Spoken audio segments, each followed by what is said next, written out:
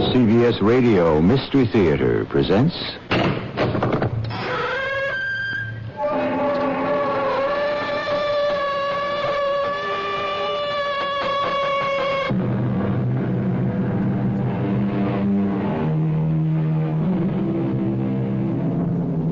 Come in. Welcome. I'm E.G. Marshall. Between the lines of longitude 117 to 127, from the 9th parallel to the 19th, the 7,000-plus islands of the Philippines sprawl over 1,000 miles long. They comprise one of the great emerging modern powers in the Orient. And yet, within the last year, a lost tribe has been found on them, living under conditions of the Stone Age. It is only 20 years since the last of the Igorots, the headhunters, gave way before the march of communications and progress. Old traditions run deep, and superstition dies hard. I'm afraid for Marua, Sister Colette, and for our child. Afraid of what, Tim? Shadows from beyond the grave? This was no shadow. He stood there, and he put his blood on me. You could see there is no scratch, only the mark of blood. You're hallucinating. Hallucinating or not, sister, I am afraid. And so am I.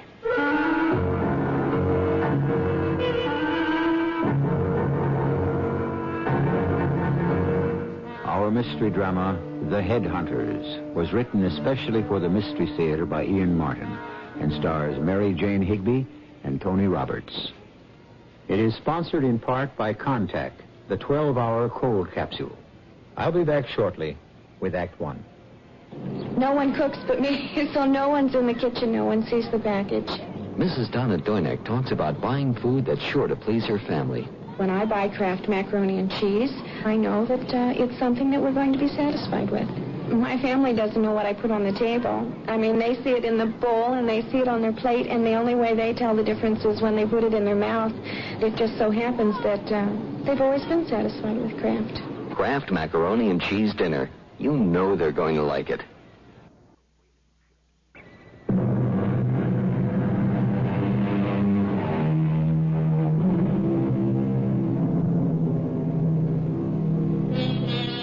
She was born in 1904 and given as a ward to the church during the First World War. She was then 13. When she graduated from convent school, she became a postulant and, in due course, a nun. By the time she came to the Philippines, she was just 25 and had never set foot out of her native city of Ghent in Belgium. She was not quite 5'1", a slender, frail-looking little thing with the heart of a Belgian lion and an indomitable spirit. Her name was, and is, Sister Colette Bergeron. I don't know what made me volunteer for missionary service. Maybe a sense of adventure. It's hard to remember all those years ago, 50 of them. If I hadn't lost my parents, would I have been a nun? I don't know. At all events, I have never regretted it.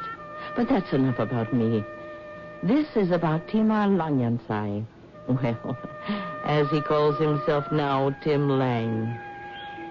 It was after almost 10 years that he came back to Bondoc. Sister Bergeron?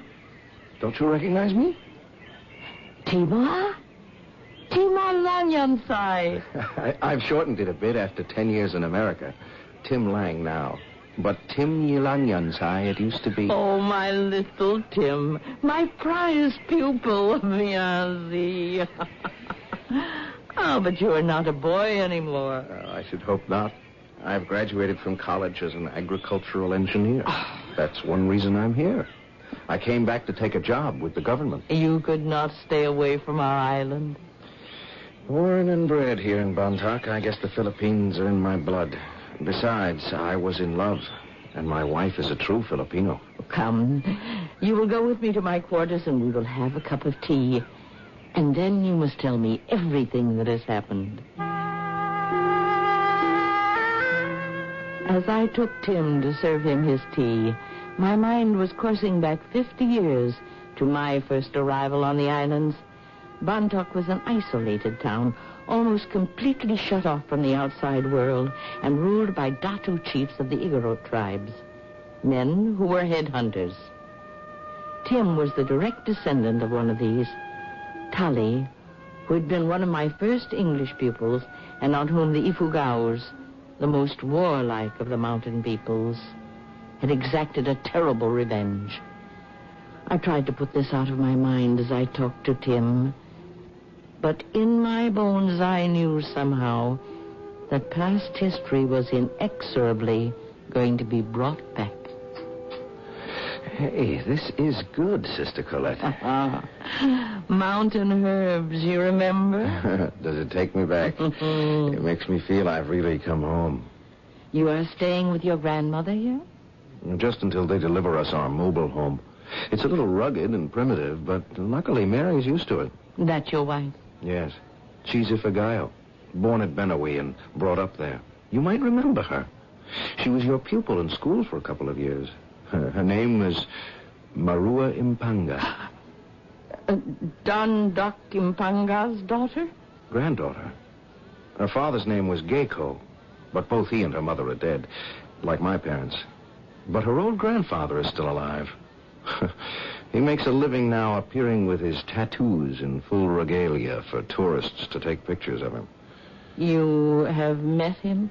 No, we tried to get him to come down for the wedding, but couldn't budge him out of the hills. Just like my grandmother. You intend to settle here? No, just as long as my survey takes. Your survey? Well, I've been asked by the government to make a feasibility study of the irrigation systems for the rice fields, to see if it could be adapted to other remote areas and the outer islands. When am I going to meet your wife again? I would have brought her today, but she was feeling a little out of sorts. She's in the family way. Oh, you wasted no time. What is a Filipino home without a child? I'm glad that is so. I want to meet your bride. When will you bring her to dinner with me? Oh, the sooner the better. Shall we say tomorrow evening, then? Little I realized how soon ancient ghosts were to rise and threaten these two once-upon-a-time children of mine. I could only sense it and try to put my premonitions out of mind. But events which you hear now, and which I was not to know until later, were happening, which would devastate them. Mary! Your wife is not here, Tima, son of my son. Where is she, Grandmother? I do not know. Only that I have sent her from my sight. What? Have you quarreled? I would not stoop to quarrel with an Alipin. Marua is not an Alipin, not a slave, Grandmother. She's a daughter of chieftains. It is you who are descended from Datus, my grandson. You are Bontoc, and your line is ancient and pure, or should be. If it had not been for these cursed Impangas from Benawi, these black crows that swarm from the mountains bringing death, we would still be head of our own barangay, and I would live like the wife of a Datu instead of in this miserable hut. When our new house on wheels comes, you can live with us there, and when my work is done, I will take you back to Manila. I can never leave this place. I am bound here by the spirit of your grandfather. My grandfather? Why? Well, may you ask, my grandson. For the gods have brought you back, so that you may avenge him. Don't listen to her, Tim. Mary, honey, where were you? I had to get away, to walk. Oh, this house is stifled with shadows of the past. What shadows? Hasn't your grandmother told you yet?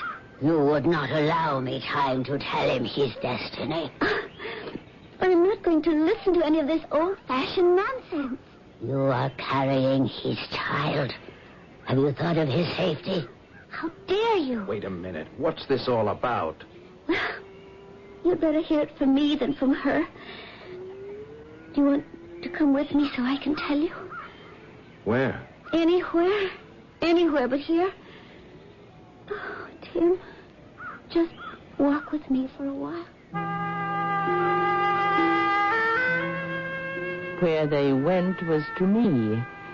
I don't understand your grandmother. I thought she had thrown aside all the old beliefs. Well, it's my fault. I should have been back here for the funeral, but I had no money then. Oh, please don't blame yourself, Tim. I feel guilty enough for both of us. You? Why? It was my ancestor who cut off your grandfather's head. He probably deserved it. Oh, no. No one can say that about Tali, your grandfather. He was a remarkable and very wonderful man, with a great deal of vision. He knew it was time for all Igorots to turn their backs on the old gods and reach for the new. I think it's the main reason he died. Why? Oh, there were many tribes, your grandfathers among the Marua, who did not want to see change. The taking of Tali's head was more than just a feat of arms. It was a battle cry that the Igorots would never knuckle under to foreign domination, that they would remain forever free. You approve of what he did? Oh, how could I, from any viewpoint, religious, moral, social? No, I don't approve. I only understand a little that not everyone lives by the same set of laws or beliefs. But that's beside the point. What is it you have come to me for? Well, with my grandmother acting as she is, I can't let... The CBS Radio Mystery Theater presents...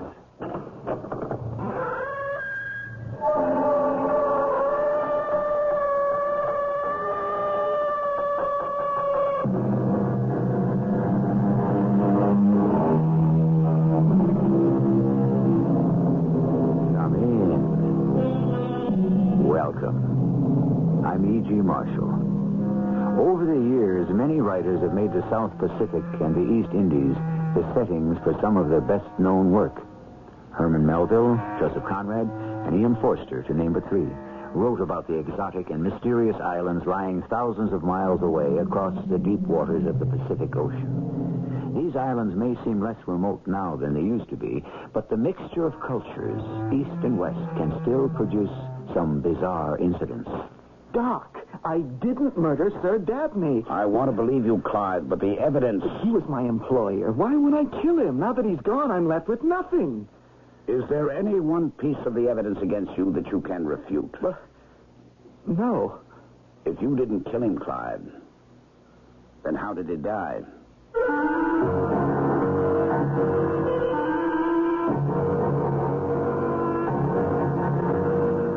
Our mystery drama, A 1,000-Year-Old Story, was written especially for the Mystery Theater by Percy Granger. It stars Ralph Bell and Gordon Heath. Is sponsored in part by ARM, Allergy Relief Medicine, and True Value Hardware Stores. I'll be back shortly with Act One.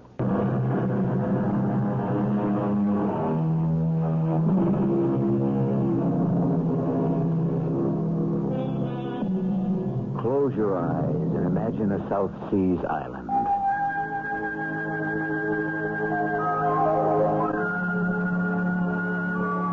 Tropical breezes wafting gently through towering palm trees. Beaches with sand the color of alabaster stretching unbroken for miles. Clear blue skies, coral reefs, breathtaking sunsets. A paradise indeed where nothing could possibly go wrong. That's an illusion, of course. Things can go wrong any place. And the trouble with paradise is when things go amiss there, you're a long way from home. We're on a small island in the Marianas, a U.S. trust territory at the house of Dr. Charles Duggan. Yeah. Oh, good morning, Jim. Hello, Doc. What are you doing here at this hour? This isn't our golf day, is it? No. Actually, I'm here on official business. As the island magistrate? What's wrong? Aren't my papers in order? Doc, as a Canadian citizen, you're the only person on the whole island who might have what I'm looking for. Oh, yes? What's that? A copy of a British Who's Who. Who's who? It's rather urgent. Do you have one? Why, yes, I believe so. It would be in the library. Leave that cigar of yours in the ashtray there and come on in, eh? Is there someone in particular that you're interested in? A fellow named Sir Dabney Chen-Si. Dabney Chen-Si. That's an unusual name. He's Anglo-Chinese. Well, here's the book. Let us see. Dabney Chen-Si. Yes, here he is. Born in Shanghai in 1910, educated in Oxford. Became a British citizen in 1936, knighted in 1966. Anything else? Yeah. Married. Oh, my. 4 times. Most recently, 2 years ago, to a Miss Ryokan Getsu from Hong Kong. He's in finance and has quite a list of decorations here from both China and England. Want me to read them all? No, go on. His hobby is yachting, and he has residencies in London and Singapore. That's the man. Why do you need information on this distinguished gentleman at 7 o'clock in the morning? Because his yacht dropped anchor in the harbor last night. And you wanted to check his pedigree before allowing him to come ashore. No. Last night, his steward discovered him in the ship's library. Dead. Oh. I see. Natural causes? Don't know yet. The man was 68. True. Anything's possible at that age, At any age. 4 marriages? Precisely. Mm-hmm. Coffee? No, thanks, Doc. I've got to go out to the yacht and begin an investigation. So you do suspect foul play, hmm? Sergeant Johnston was out there this morning. He found this. It's a letter Sir Dabney was writing at the time he died to his solicitor in London. Apparently, he just discovered that someone was cashing checks in his name without his knowledge, and he wanted his solicitor to investigate. And you suspect the embezzler, realizing Sir Dabney was onto him, killed him for his silence? That's the obvious. Beware the obvious. True. How did Sir Dabney die? Not sure yet. Thought you might give us a hand, Doc. Oh, now, today is my day to go coral hunting. You want an autopsy performed? Eventually, but at the moment, could you analyze this liquid? It's the remains of a whiskey soda Sir Dabney was drinking when he died. You suspect poison, then? There were no marks on the body. How long will it take you? Well, it depends on how many reagents I have to try. Follow me out to the yacht when you have an answer, will you? It's in the harbor, on the way to your coral beds. Okay. Foul play, eh? You know, there is just one problem here. What's that?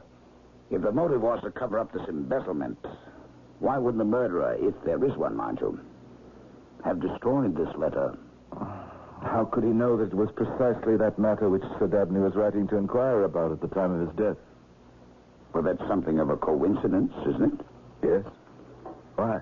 What's wrong with that? Maybe nothing. But I just wouldn't think you'd get too many coincidences in your line of work, if you know what I mean.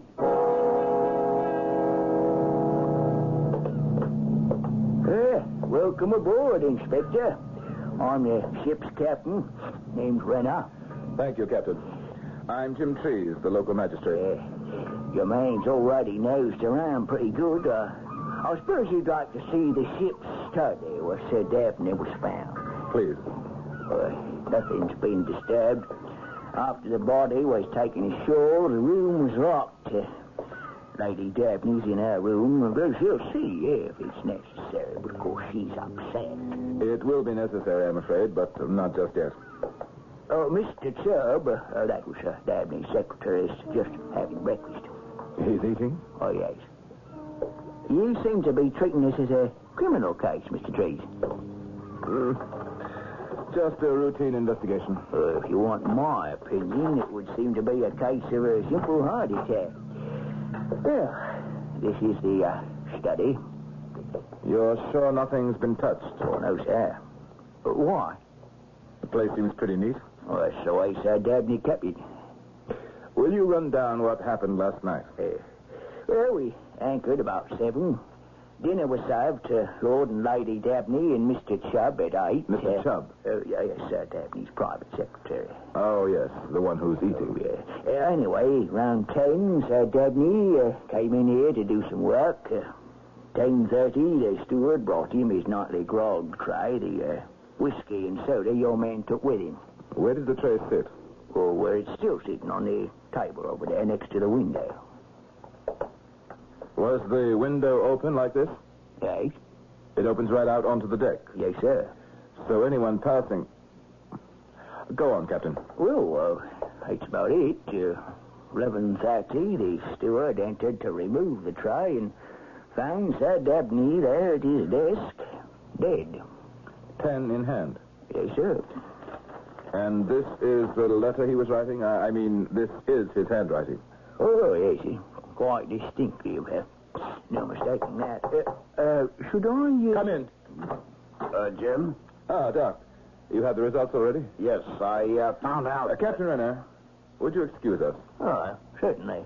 If Mr. Chubb has had enough to eat, perhaps you'd tell him I'd like a word with him? I'll send him right up. That didn't take you long, Doc. What did your analysis show? There was something in Sir Dabney's drink, all right, besides whiskey and soda. Poison? Yes. What kind? That I'm not sure of. None of my reagents gave me its exact nature. So the drink was tampered with? Oh, no doubt. Any good suspects so far? No.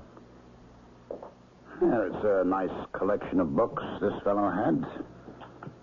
Oh, that's too bad. What? It's dust. Some folks aren't big readers. Well, it's a shame, though. People who use books for expensive wallpaper. There's an empty space.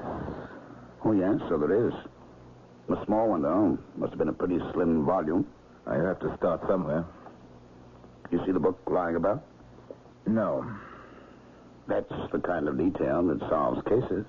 Thank you. Don't mention it. And now, if you'll excuse me, I'm off to hunt coral. It must be Sir Dabney's secretary. The very soul of composure, from what I gather. His master's demise hasn't stopped him from packing away a solid breakfast. Come in. You, wanted to see me? Yes. Doc, you'll do the autopsy tonight? Yep. Now, your name is... Clive Chubb. Clive Chubb. I don't believe it. Charlie? Yes. You two know each other? Oh, know each other. Clive here was the best wing forward the Darlow rugby team ever saw. You are Sir Dabney's personal secretary? Yes, I've been with him for 5 years. Excuse me, Doc. Mr. Chubb, I need to ask you a few questions. Well, certainly. We suspect that your employer was murdered. What? Poisoned. Good Lord. By whom? We don't know yet. The only clue we have is a letter Sir Dabney was writing. Well, what sort of letter? Can you tell me who would know the whereabouts of Sir Dabney's financial records and bank books? Well, that would be me. He kept them in the bottom drawer of his desk there. Did he have any large sums of money on board? Several £100, I believe. Why? Do you suspect robbery was the motive? Where was this money kept? Do you know that as well? Or in the wall safe behind the drapes over there. And the keys? It's a combination lock. Oh. Who would know the combination? Well, Sir Dabney, of course, and myself. Would you write it down for me, please? Well, yes.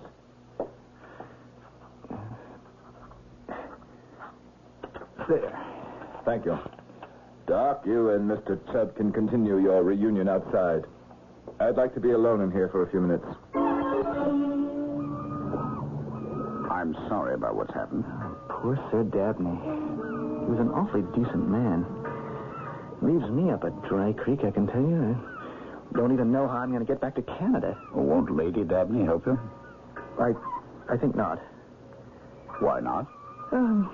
It's an involved situation, Charlie. I'd prefer not to go into it. Mr. Chubb, can I speak with you a moment inside?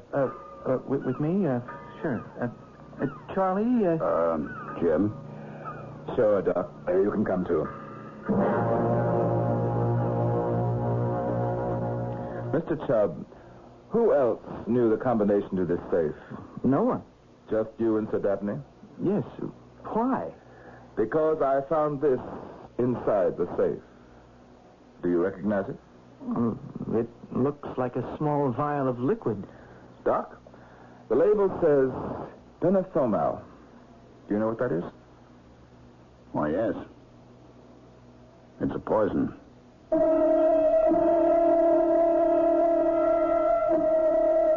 I'm very fond of boats myself, says a character in a well-known British play. I like the way they're contained. A comforting feeling for some, perhaps. But if you are the unlucky object of official suspicion, even a wealthy man's yacht can suddenly begin to seem very claustrophobic. And what might have been a pleasant reunion between two old schoolmates is threatening to become something much more serious. I shall return shortly with Act Two.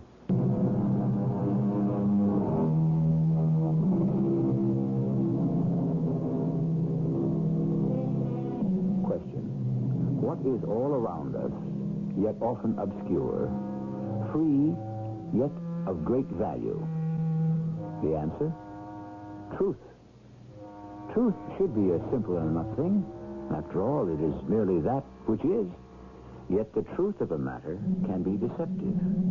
For correct interpretation can rest on any number of facts, no one of which is so insignificant that it can be overlooked.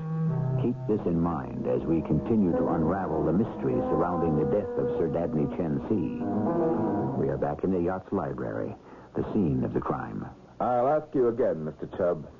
Do you recognize this vial? Well, no, I've never seen it. You say you found it in the safe? Which, by your own statement, had a combination known only to you and Sir Dabney. Well, yes, we had the combination changed just before we left London.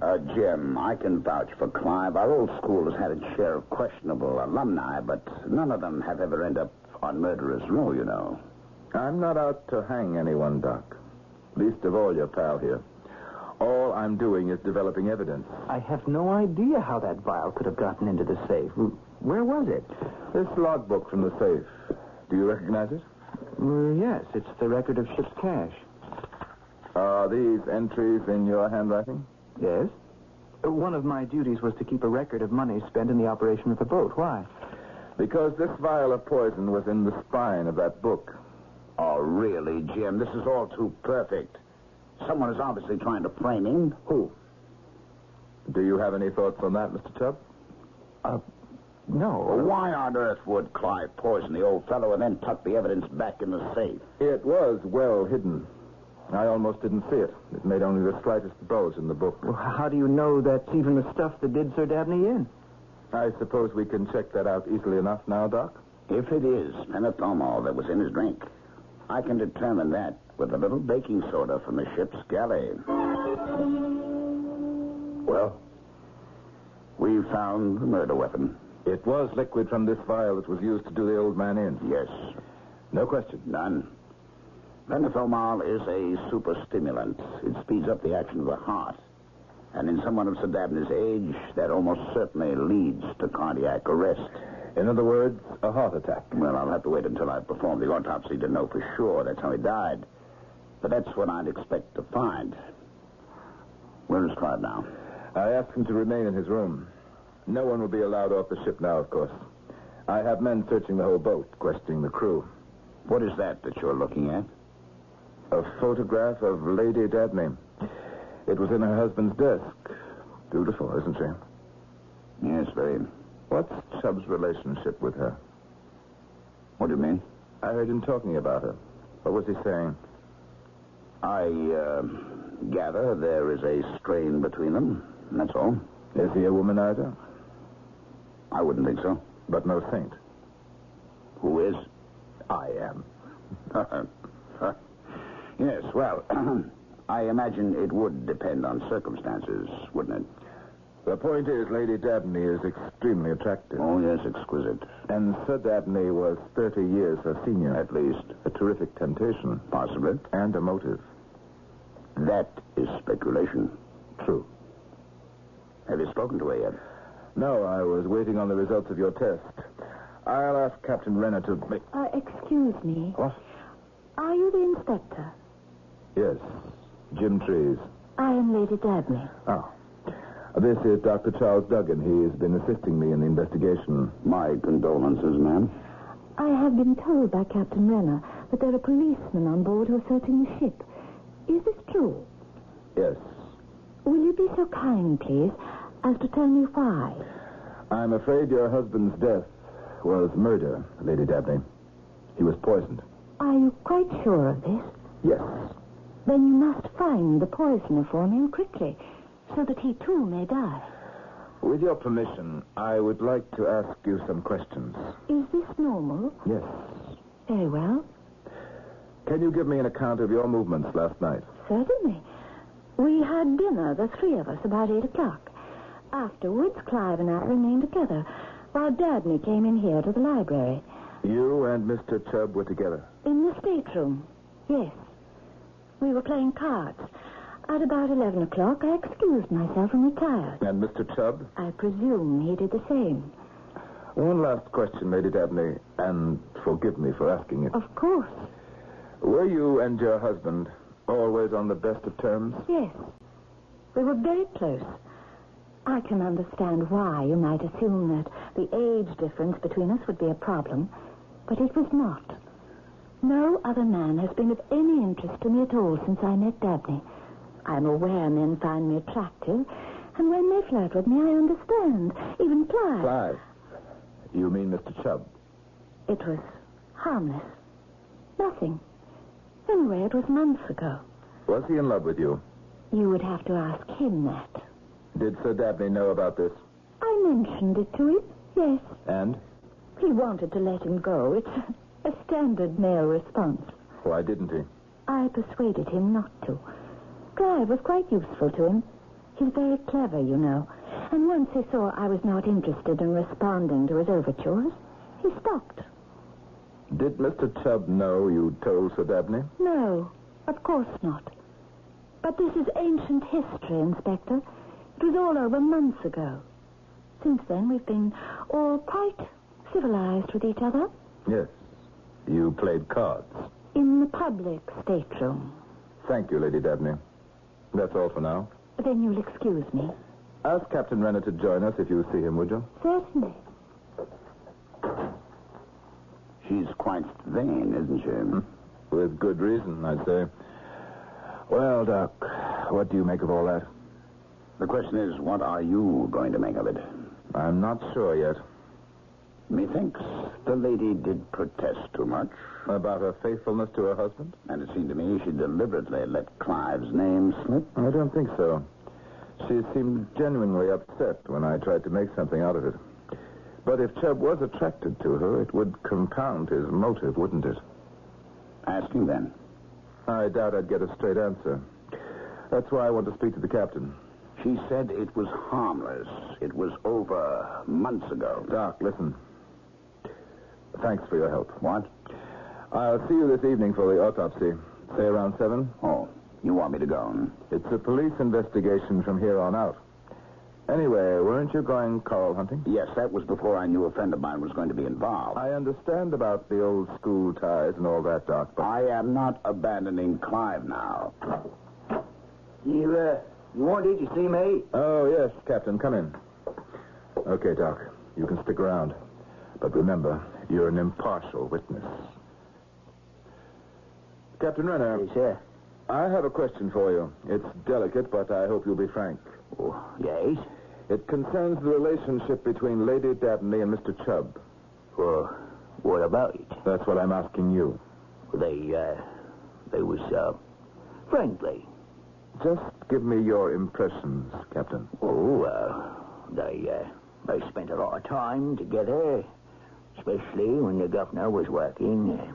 Lady Dabney's pretty fond of Mr. Chubb, but I don't see the harm in that, not so long as he knows to keep his distance. She was fond of him? Yes.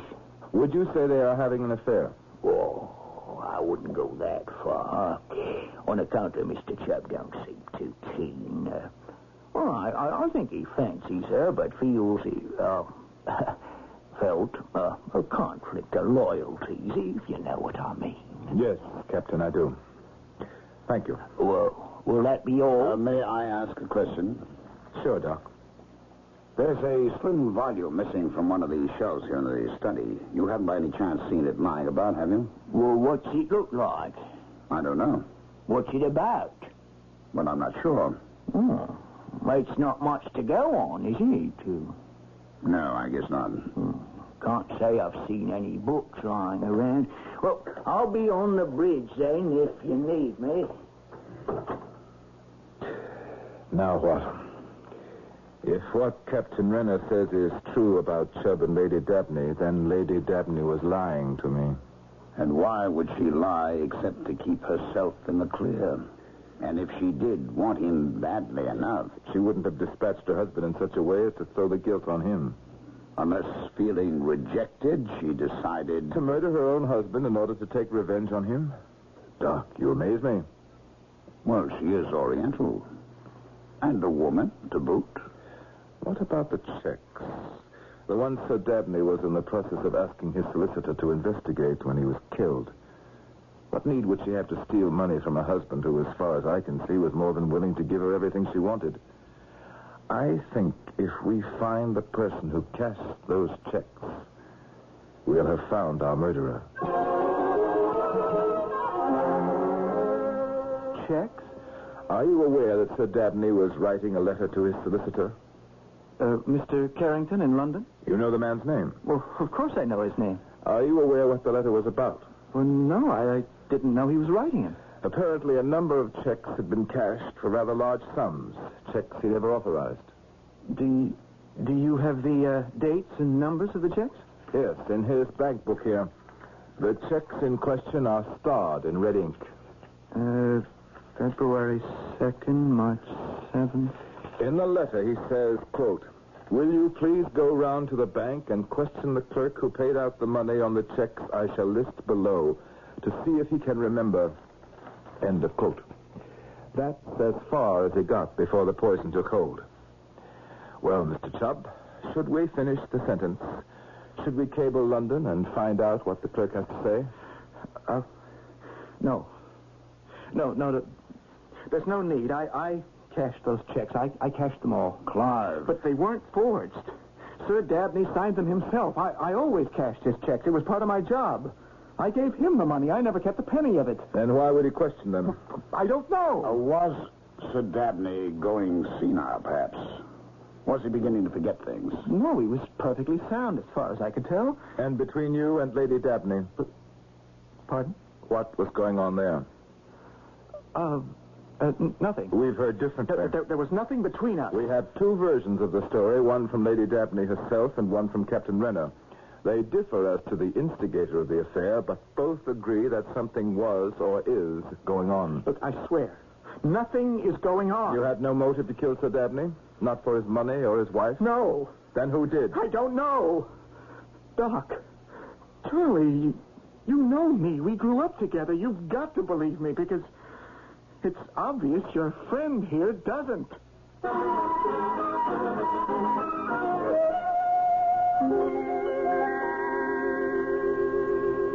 The islands of the South Pacific have always been a source of confusion to me. Are they as far west as one can go before getting to the far east, or vice versa?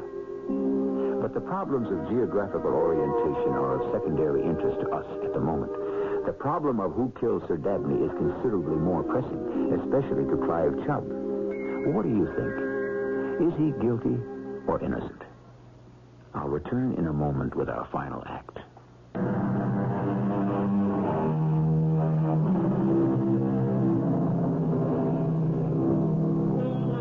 Is Clive Chubb guilty or innocent?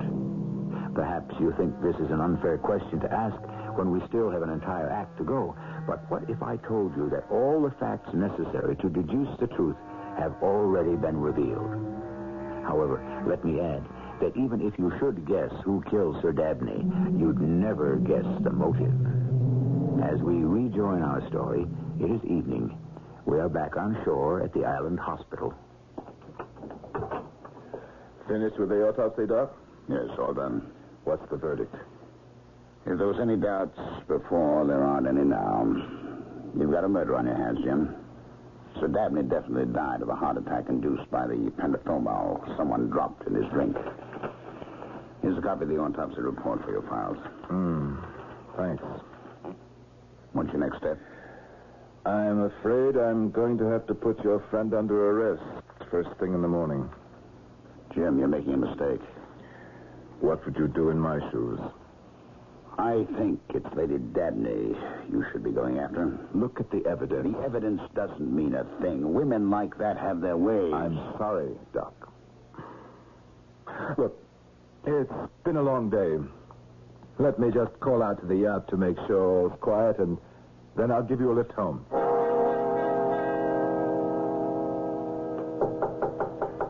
Who's there? Who is it? Lady Dabney. May I come in? I must speak to you. I don't think it would be wise. Quickly. One of the police guards is by the bulkhead at the top of the stairs. Well, what do you want? Clive, did you do it for me? Do what? Kill Sir Dabney. You think I killed him? You did it for us, didn't you? So we could be together. No. We must be very careful now how we proceed. You weren't very clever, you know. All the evidence points to you. I didn't kill Sir Dabney. They're going to arrest you tomorrow morning.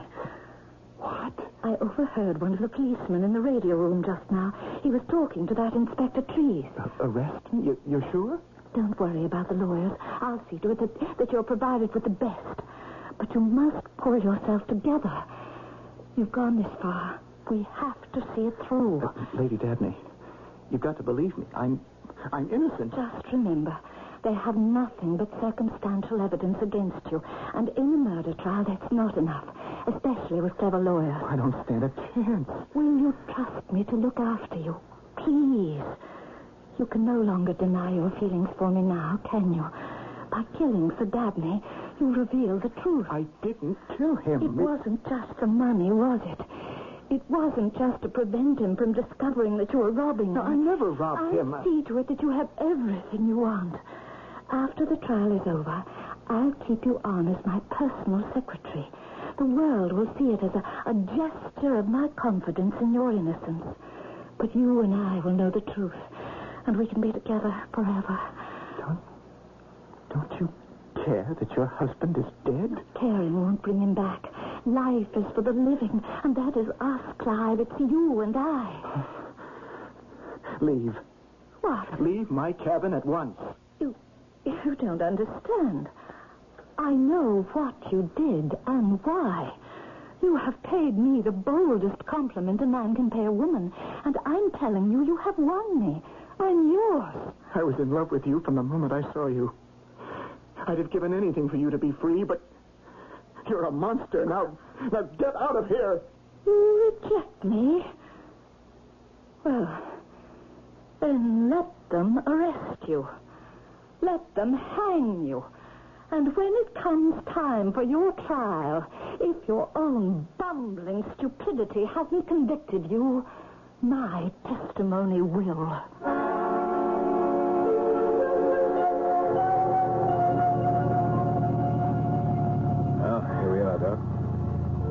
You've been awfully quiet. You're not mad at me, are you? You know, Jim, I've been going over the evidence against Clive, and something is very wrong. You told me the steward set the drink tray down by the open window. Anyone could have walked by and dropped the poison in. But not anyone could have put that vial back in the safe. Unless the safe were already open. Now, how likely is that? I've been reconstructing what must have happened. The steward brings in a tray with an ice bucket, whiskey, soda bottles, and an empty glass turned upside down, so the poison couldn't already be in the drink. Now, to satisfy myself at that point, I tested the whiskey and soda bottles and the melted ice water in the bucket. No traces of poison in any of them. The poison had to be added after the drink was mixed. So Sir Dabney mixes his drink, sets it down. Someone passing by the window drops in the pentothal. Sir Dabney drinks it and dies moments later. And then Clive enters the room and puts the vial in the safe. And doesn't take an incriminating letter from the dead man's hands. It It looks like Clive was trying to implicate himself. Come on, now, something very bizarre is going on. If that's true, Doc, then let's hope it comes out at the trial.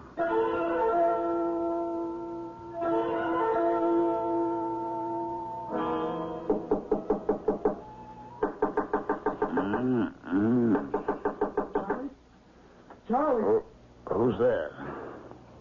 Hey, Clive. How did you get ashore? I swam. Let me in, will you? I'm freezing. Give me a hand. All right. Here. Put on my robe and dry your hair. You'll catch pneumonia. Thanks. I knew I could count on a fellow Darlow alumnus. Oh, what are you doing here? I found out that friend of yours intends to arrest me in the morning, so I thought I'd better stay one step ahead of the ceremony. Oh, Clive, this is an island, and not a very big one at that. How do you plan to escape? Your motorboat. A boat that size could get me to Saipan. From there, I'll make it my own way somehow. You can't do that. You'll be a fugitive. I don't have any choice. They'll think you're guilty for sure, then. What do they think right now? Now, Clive, it's not an airtight case. If you're innocent, it'll come out in court. Oh? Will it? Unless there's something we don't know. Is there, Clive? Yes. There's one thing you don't know, Charlie, and that's who the real murderer is. Do you know? No, but it isn't me. All right, I believe you. Well, then help me. I can't, Clive, not without becoming an accessory. The warrant hasn't been issued yet. But we both know it's going to be. I'm sorry, Clive. Charlie, I don't stand a chance. Lady Dabney will do whatever she has to get me convicted. How do you know that? She told me so. Why? Why would she want to convict you? Well, it doesn't matter. Is she in love with you? Nothing ever happened between us. But you rejected her, then? Yes. You think she killed him? I don't know. Is she trying to frame you? No, I don't want to talk about it. Are you in love with her? I was. Clive, if she is trying to frame you... Look, it's her word against mine, and all the evidence points to me. Okay, pal.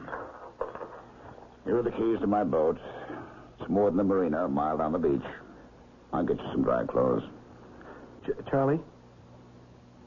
Thanks. Forget it. What'll you tell the inspector? I'll think of something. You're helping an innocent man. You know that, don't you?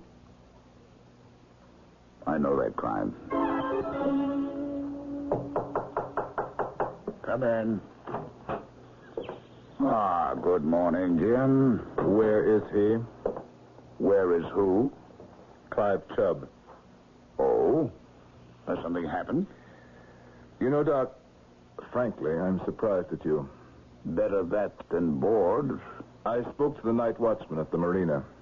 He says a man fitting Clive's description showed up there at 3 this morning, jangling the keys to your boat.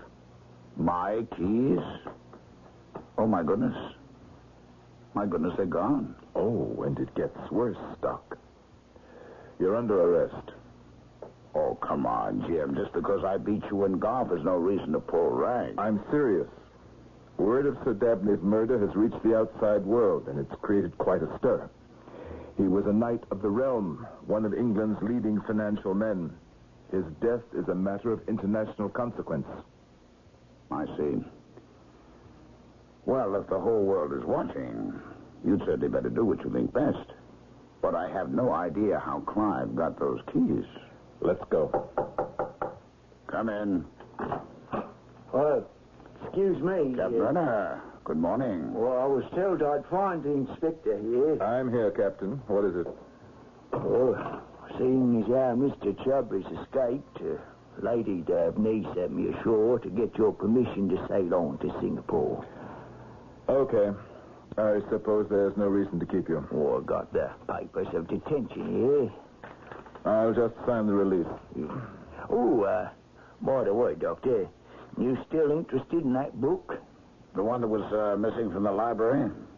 Did you find it? Oh, I can't say whether it's the same book, but the cook found this in the garbage this morning when he was weighting it down to toss it overboard.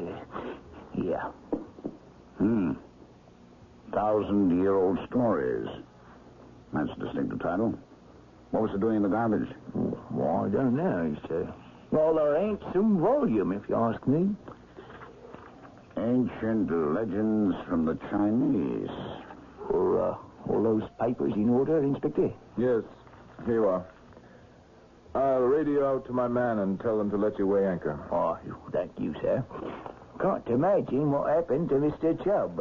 I think I have some idea about that. Have a safe voyage, Captain. Aye. Doc, you ready to go? Doc. Oh, yes. Just let me get my golf clubs. Golf clubs? You're under arrest. Oh, I won't be after I've read you the first story in this book. What do you mean? I had a feeling all along the empty space on that library shelf had something to do with this.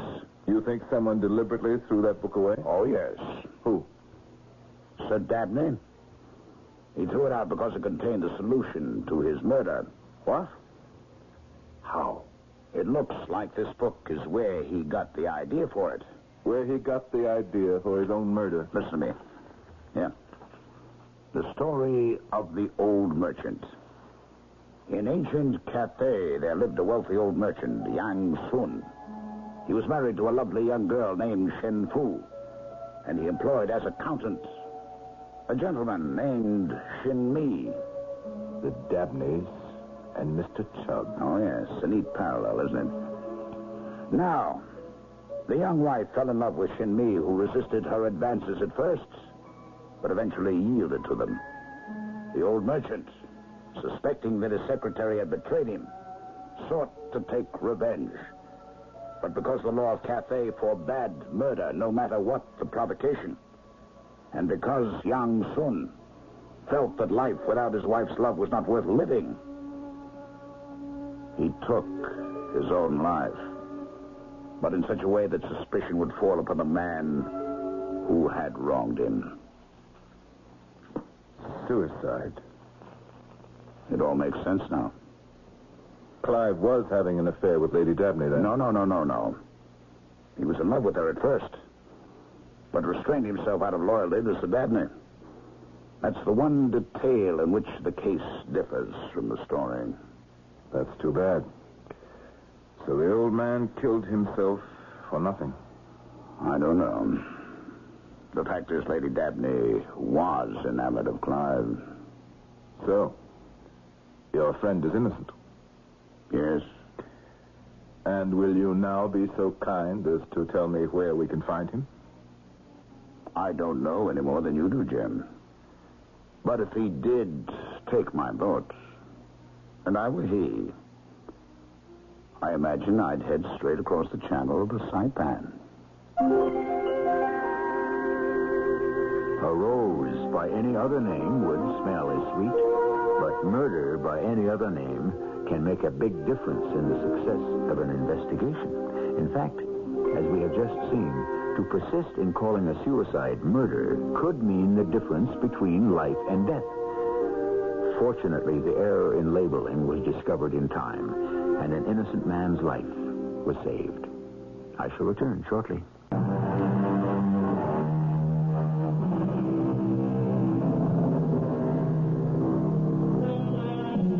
A curious feature of our story is that although Clive Chubb was innocent, he sought to save himself by a delusion. Time and desire had blotted from his mind the fact that he had never graduated from the Darlow Academy. Yet he swore his innocence to a man who felt compelled to help him because of the old school tie. Would that all our delusions were as harmless as that one. Our cast included Ralph Bell, Russell Horton, Gordon Heath, and Carol Teitel. The entire production was under the direction of Hyman Brown. This is E.G. Marshall inviting you to return to our Mystery Theater for another adventure in the macabre. Until next time, pleasant dreams.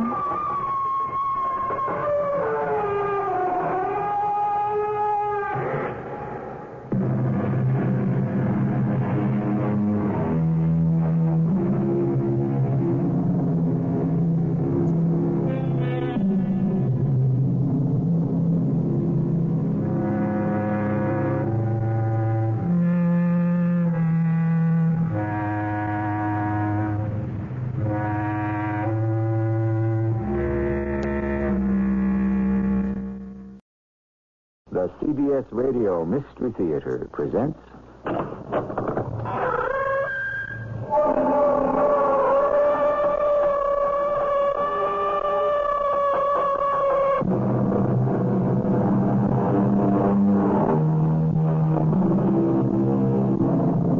Come in. Welcome. I'm E.G. Marshall. What beckoning ghost along the moonlight shade invites my steps and points to yonder glade? Evidently, Mr. Alexander Pope sees his ghosts at night in a garden. However, each of us has his own private ghost, and every now and then it beckons us. To what unknown place shall your ghost summon you? Bobby? Bobby, is that you? Yes. My name could be Bobby. It sounds familiar. It is. Your name is Bobby. Who are you? I'm Joe. Joe. That sounds familiar, too. Now, look, Bobby. Where are we? Where are we? We're here. Yeah, but where is here? I don't know. Are we dead? I don't know how to answer that.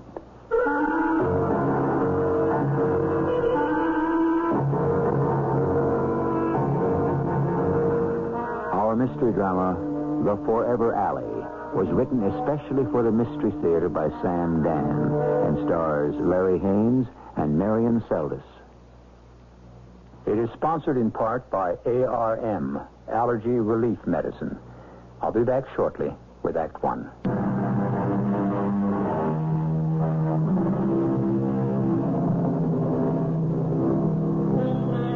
It is not as chic as tennis, nor yet as stylish as golf, but they say it has more adherents than both those games combined. I refer here, of course, to the ancient sport of skittles, which has evolved into the modern sport of bowling. Who can fail to be fascinated by the heavy ball as it careens swiftly down the glassy, smooth, and gleaming wooden lane and smashes into the head pin, just a trifle off-center, and in the blink of an eye, none are standing. All 10 are lying on their sides, some still spinning from the violence at impact. Well, bowling, as you know, is a sport. And like all such pastimes, there are those who can take it and those who can leave it alone. Then there are those to whom it's a religion. Please sit down, Lieutenant Mulvaney. Okay. Now then. Hold it, Doc. Now, before we go into now then, can we go over the ground rules? The ground rules? Well, you're the official psychiatrist. You're working for the police department. I'm paid by the department. I'm working for you. For me. Well, now just suppose after we go round and round a little bit with this thing, you should come to the conclusion that I'm nuts. Do you report that? That's a very complicated question. All I want is a simple answer. I understand your problem, but I'm a doctor. I have an obligation to my patient. But as a public official, I have an equally important duty. Perhaps it might be best if you consulted a private psychiatrist. I did. Oh? But I can't afford it anymore. I've already been there 10 times. We still haven't got past what happened to me when I was 5 years old. But sometimes it's vital. Now, look, Doc, what's early... bothering me right now has nothing to do with what happened when I was 5. Can you be sure of that? Yes, Doc, I'm sure. What's your departmental assignment? Missing persons. Is the problem, as far as you know, job-related? Oh, yes. Yes, but it's also personal. You see, I'm trying to find a man who's reported missing. He's also my brother-in-law, my sister's husband. Yes? And he's been gone a month. Well, have you been able to make any progress at all? Now, this is where it gets difficult. Why? Well, you see, the fact is, I know where he is. You know where he is? Yeah. Then he isn't missing. Oh, no, he's missing, all right. He's just as missing as he ever was. You'll have to explain. Henrietta, my sister, she marries a fellow named Bobby Clover. He's got a job, sells stocks and bonds. They live good, no kids, so they got plenty to spend on themselves. He's okay with money, so she's got no complaints in that department. However, Yes? he's got a sickness. What is it? Bowling. Bowling. Do you call bowling a sickness? Well, in his case. Bowling? What other game calls for such coordination, such timing? I'm only repeating what my sister tells me. It is a game of consummate skill, completely devoid of all pretension. Excuse me, Doctor. I didn't know you were a fan. Yes, I'm a fan. In the literally derived sense of the word, fan, a shortening for fanatic. Let me understand. You say your brother-in-law is missing. Then you say you know where he is. Is that correct? Yeah. Then you add that despite the fact that you know where he is, he's still missing. You were about to expand on that. Yeah. Now, I know things weren't all that smooth between Bobby and Henrietta, but I had no idea how bad it was until one night somebody rings my bell. And who's standing there but my sister, Henrietta. I have to talk to you, Joe. All right? Can I get you something? No, Joe, you've got to do something. About what? About Bobby. Now, Bobby's your problem, Henrietta. I never see him. Never? All day long, he's out working. Well, you can't hate him for that. But he isn't home at night either. Oh? Is there, someone else? Not someone, something.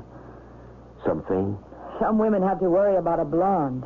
My rival is a bowling ball and 10 sticks of wood. Now, look, you knew he liked bowling before you married him. To like it is one thing. To worship it is something else. Hey, that's a pretty strong word. I never see him. You still love him? Yes. Well, there's only one sure way you'll keep him. Become involved. Go bowling with him. I tried that. It doesn't work.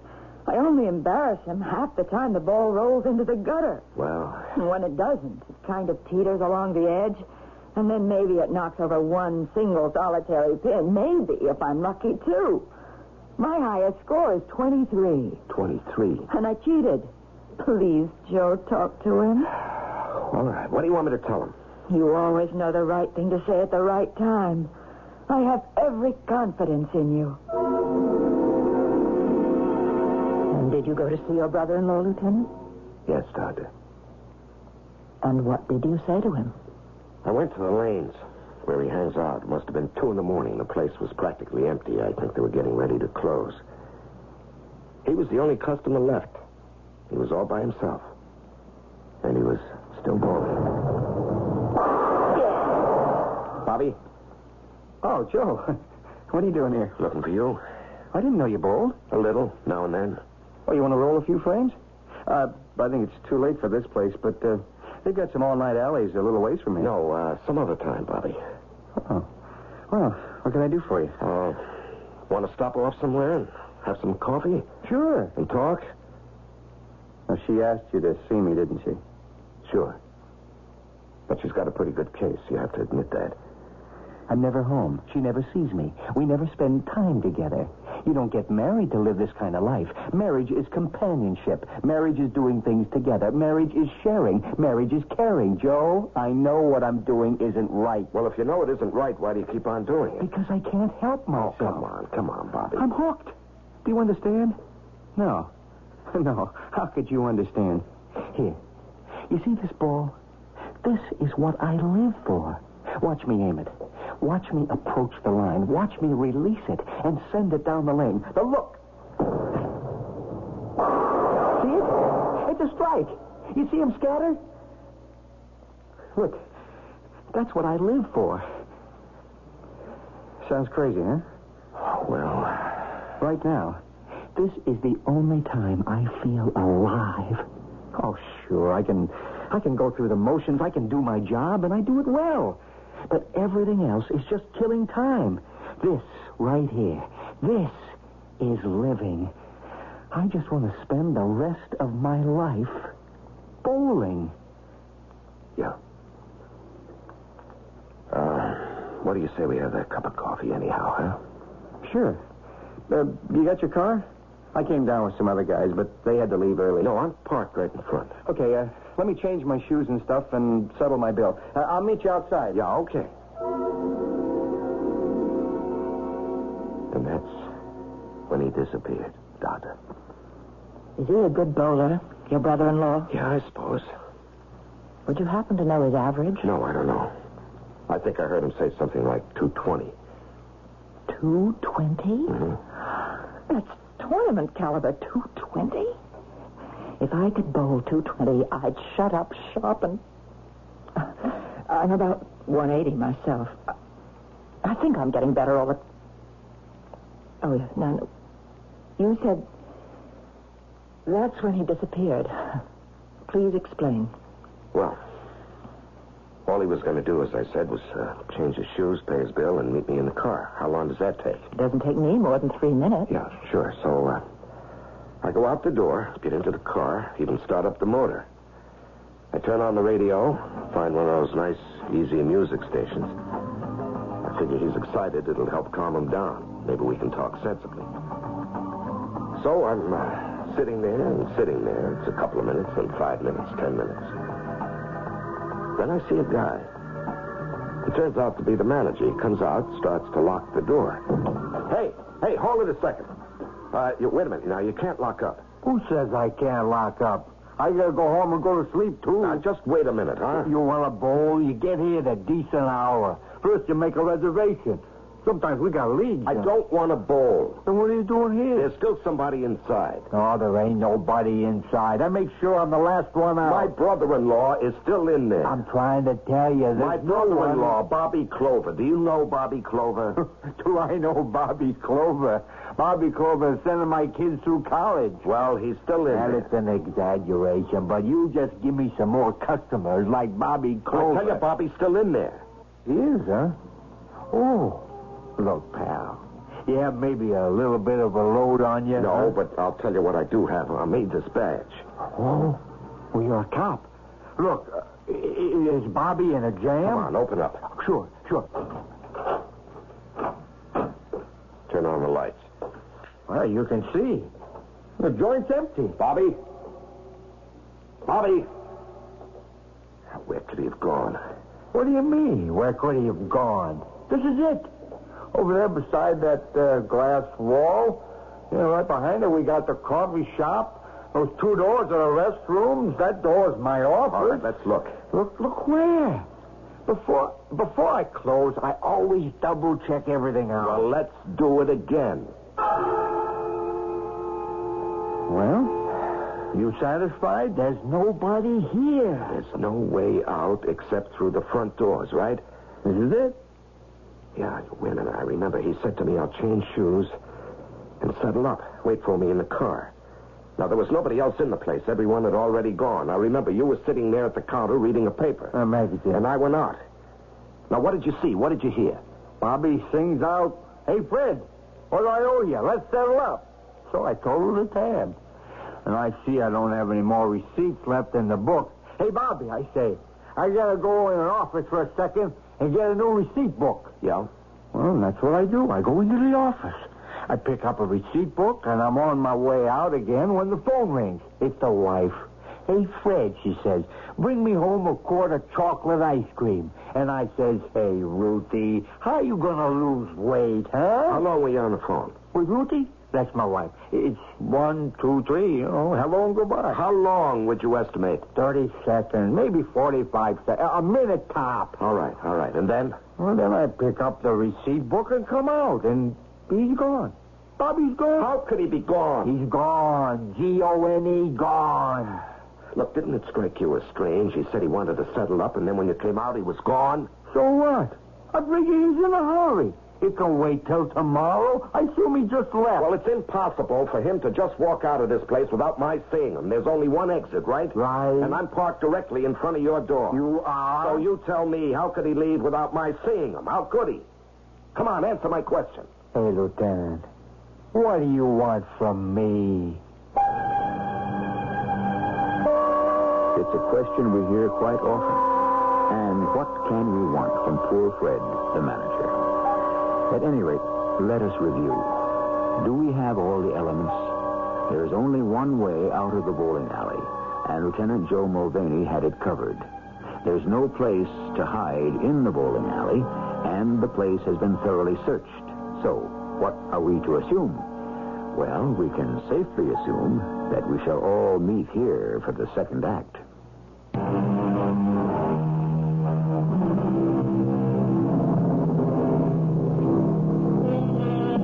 Raise the stone, and ye shall find me. Cleave the wood, and there I am. Yes, if only it were that simple. Bobby Clover was sitting in a large, bright bowling alley, and suddenly, mysteriously, unaccountably, he just disappeared. There is absolutely no place to hide. And even if there were, there's no way he could get there without being seen. What's to be done? Right now, all we can do is support that arm of our local police department that's concerned with it. Lieutenant Mulvaney, a man cannot simply vanish into thin air. Oh, come on, Doctor. You have to do better than that. A man obviously did. I'm not a police detective, but... Yeah. It would seem to me that somehow the man, this brother-in-law of yours, was able to make his way out of the building undetected. Now, Doctor, I explained to you there was only one exit, and I was watching it. A rear window? All the windows were locked from the inside. The cellar? There is no cellar, no basement. The place rests on a concrete slab. The room for utilities, the heat, the air conditioning? All that is in a metal shed attached to the outside of the building.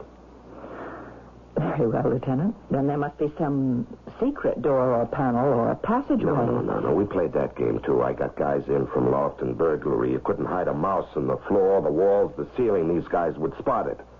No, they checked out every square, or I ought to say every cubic inch of the premises.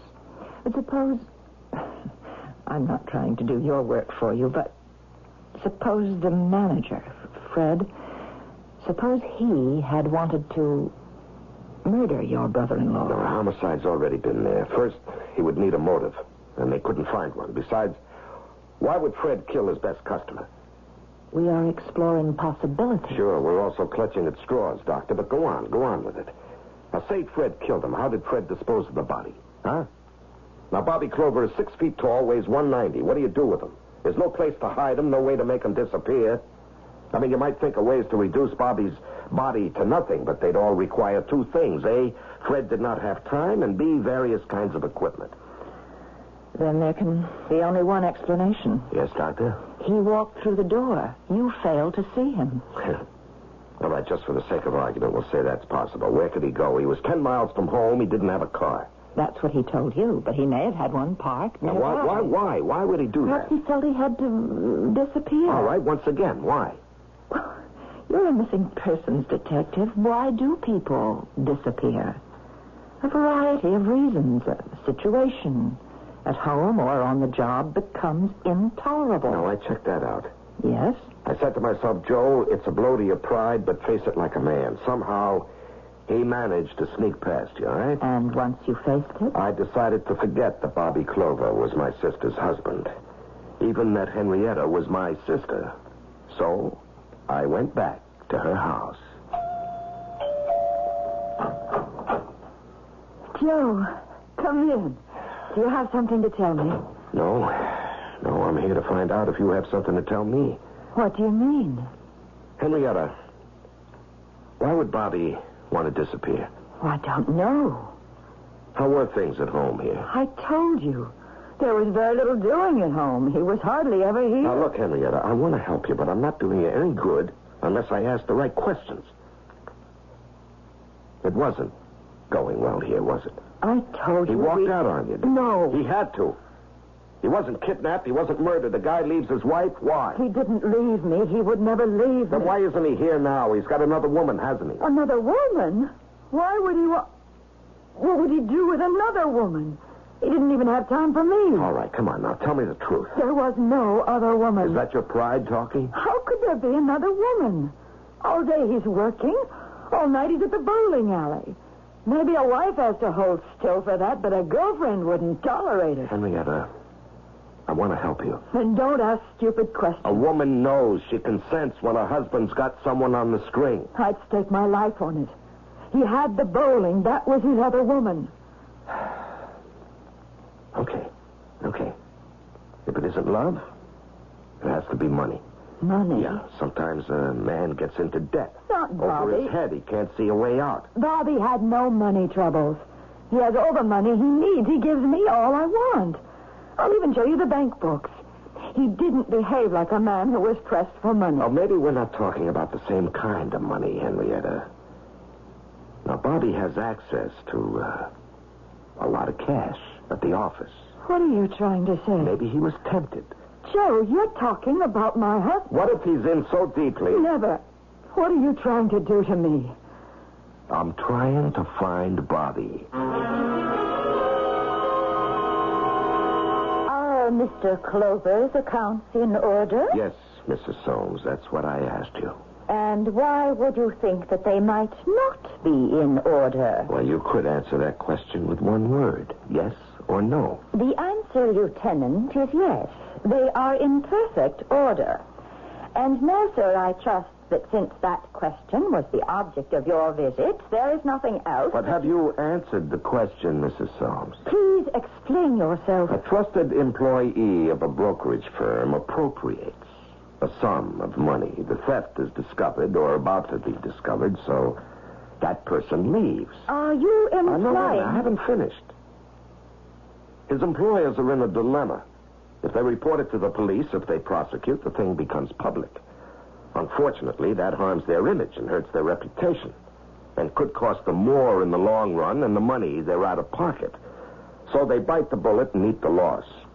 Is that what happened here? Mr. Clover's accounts were in perfect order. Well, Mrs. Soames, I'm not saying Bobby Clover ran away from here because of money, but if he did, and if you're letting him get away with it, what you're doing is telling all your other employees that the cash box is open. Mr. Clover's accounts were in perfect order, and we have no idea why he should have disappeared. And now, sir, if you will be kind enough to excuse me. Do you believe her? Yes, I believe her. Very well, then we may assume there was no irregularity at the office. Did you believe his wife when she claimed there was no other woman? Yes. Then at this point, you're a city detective on a routine investigation. You're having problems, and that's to be expected. Why do you think you need a psychiatrist? Do you remember I told you I know where Bobby is? Yes. And I'm waiting for you to get to it. It's crazy. Where is he? I started at the beginning. I asked myself, what really happened? I got to the bowling alley just as they were closing. That's what I told you, right? Yes. And there were 3 of us in the place. Me, Bobby, and the manager, Fred. I remember. And Bobby says, go out and start the car. All I have to do is change my shoes and pay the bill, okay? Very well. So I go out and sit in the car and wait. And finally, the manager, Fred, he comes out and starts to lock the place up. Well, so far, this is it. You agree? So far? So, we go back in. No Bobby anywhere inside. And no way for him to get out without my seeing him. And most important, no reason for him to even want to sneak out.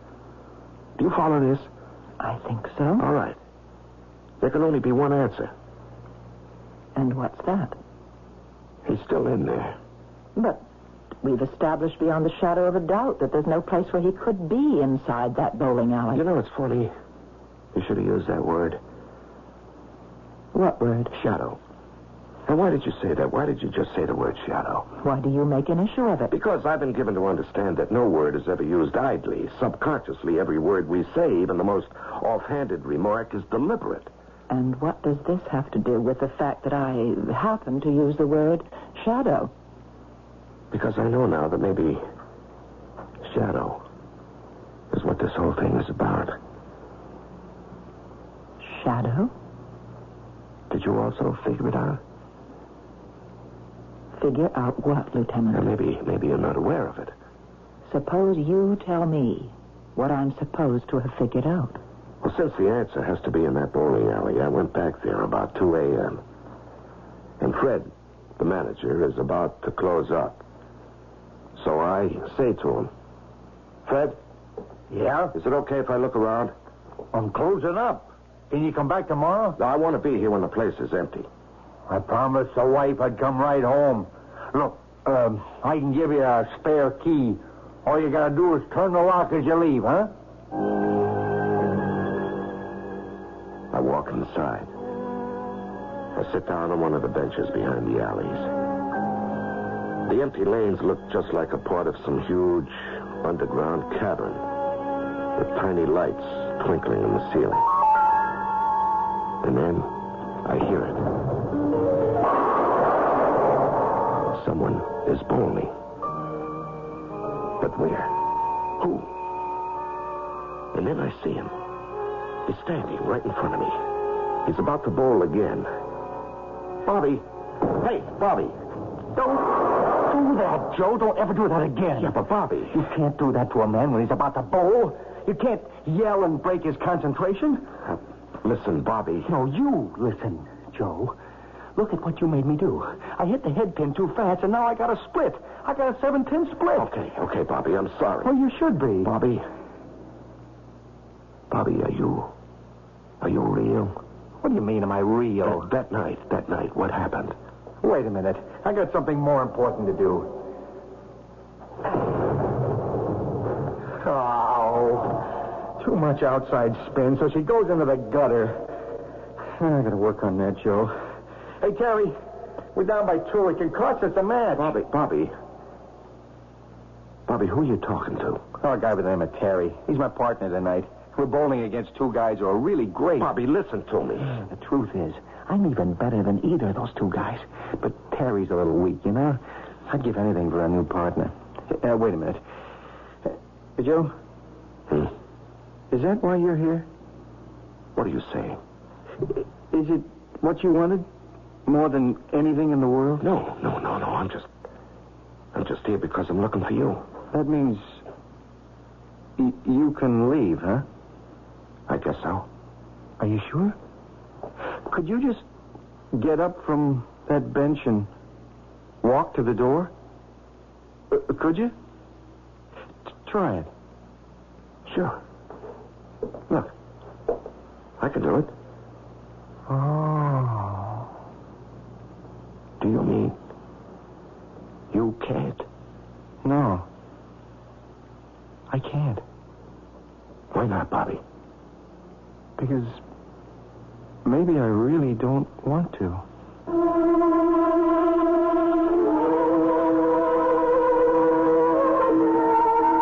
We seem to have a rather strange bowling alley here.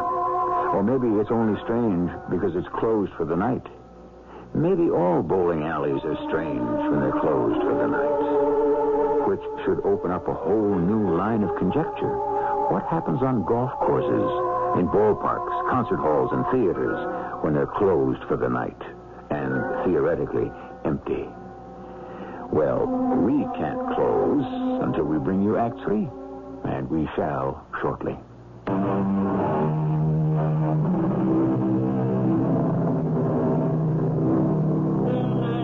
Where lies the land to which our ship must go? Far ahead, far ahead. That's all we ever know. Whither are we drifting? Where are we bound? There is a place of heart's desire. Call it paradise, call it heaven, and perhaps some of us will make it there. Evidently, a gentleman named Bobby Clover has already arrived. Bobby, what happened? Wait, I have to roll. That should put us back in the lead. You know, that partner of mine's a lot of dead wood they carry around. Bobby, wait a minute now. You say you have a partner? Yeah, he's bowling in number 7, right next to us. Well, I don't see him. I don't hear him. You don't? Well, I see you. I hear you. I hear your ball when it rolls down the alley, but that's all. That's all? This place is so crowded, so noisy, I can hardly hear myself think. Now, Bobby, what's going on? What's going on? With what? With everything. Now, I remember the last time I saw you, just before the guy closed up for the night. You know, Fred? Fred? Fred, the manager. I don't know any Fred. I guess I lost him. You lost him? Well, you start losing people from the other place. What other place, Bobby? The other place, where you used to be. They start dropping out of your mind. I guess the more unimportant people fall away first. Now, you do remember me, though. Oh, you?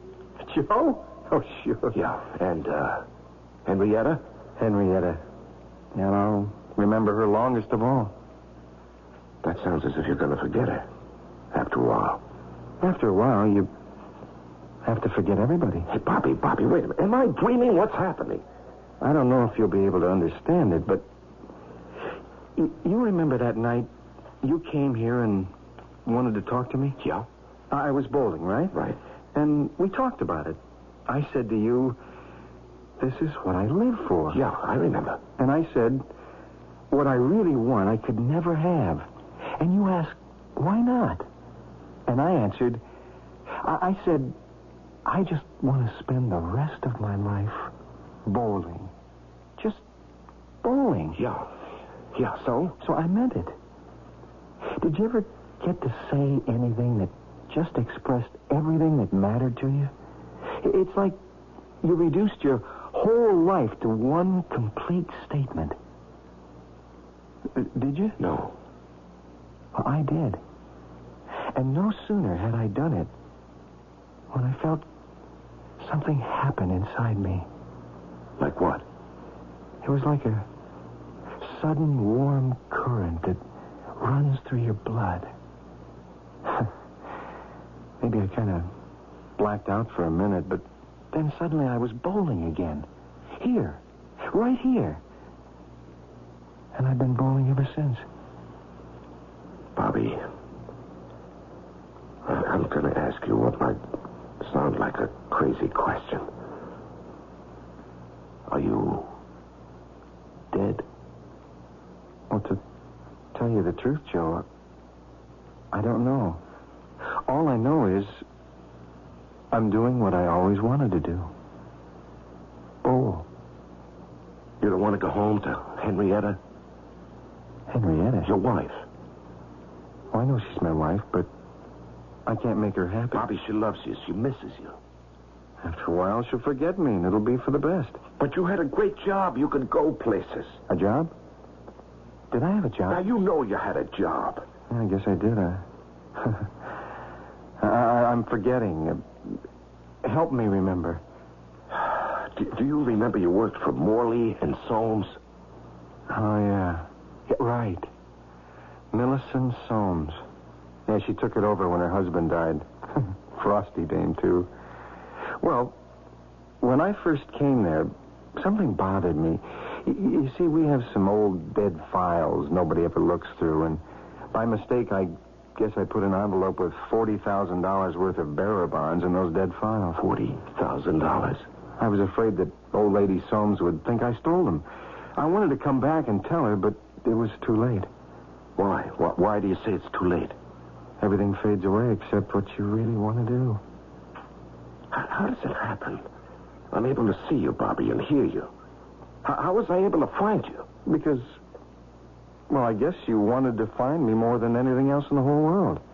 After all, you love your sister and you want her to be happy, but the only way you can make her happy is to tell her to forget me. Now, listen, Bobby. And you forget me, too. Goodbye, Joe. Now, Bobby. Bobby? Bobby, where are you? Where did you go?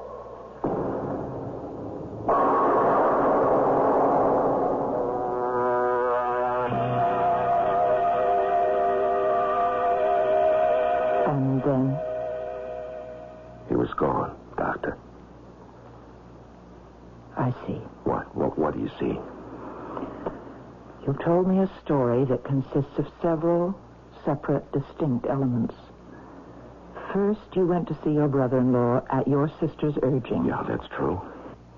Second, you met him late at night at a bowling alley. Talked to him.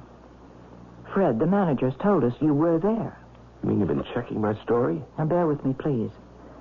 From here on, every element rests on your own say-so. You say you'd arranged to wait outside in your car for your brother-in-law. Yes, that's true. You say you waited, and he never came out of the bowling alley. He never did. Perhaps. Perhaps. Let me tell you what could have happened. He was going to pay Fred, but Fred had to go into the office. Instead of waiting for Fred to return, Bobby decided to leave. He walked out and got into your car. Now, wait a minute. You haven't been listening. He never came out of that place. That is what you say. Suppose he did. Suppose he did get into your car, and suppose you killed him. Okay. Why? Why would I want to kill him? Because you love your sister more than anyone or anything else in the world. And that's why I would kill the man she's crazy about? Yes, because he was not going to be good enough for her. He didn't love her, or at least not as much as she loved him. After a while, he would have broken her heart, destroyed her. Well? Therefore, I killed Bobby. And when Fred, the manager, began to lock up, you pretended that Bobby hadn't come out yet. Thus, you set in motion the entire charade that has been going on for almost a month. And this is what you infer from what I've been telling you? Yes. Well, it isn't so. I've stated the truth. I'm sure that by now you believe it is the truth. Have you reported any of this to my superior officers? No. Do you intend to? I have a clear-cut duty. You intend to accuse me of murder? I think you have told me a story which points very strongly in that direction. Well, suppose you're wrong. What happens to my reputation? Now, Doctor, I've been watching you while I was talking about how Bobby Clover was bowling. And you have the same look in your eyes he has in his. I think you're just as hooked as he is. What does this have to do with... You think I'm crazy? That is an extremely dangerous and misleading word. I think you're not quite sane. Oh, yeah? Why? Consider your basic premise. Bobby Clover expresses a desire to spend the rest of his life bowling.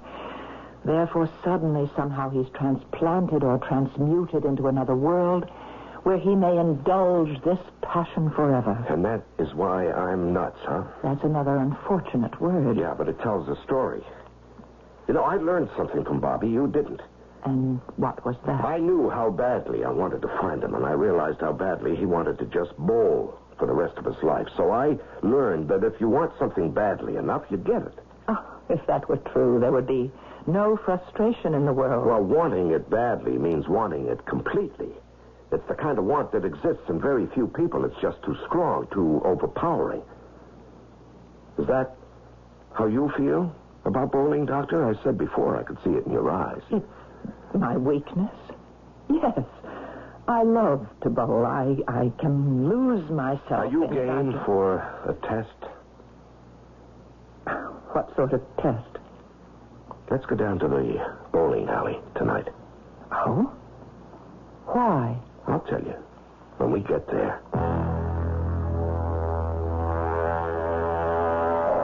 Hey there, Lieutenant. Hello, Fred. I'd like to introduce you to Dr. Underhill, Dr. Fred, the manager. How do you do? Hey, Doc.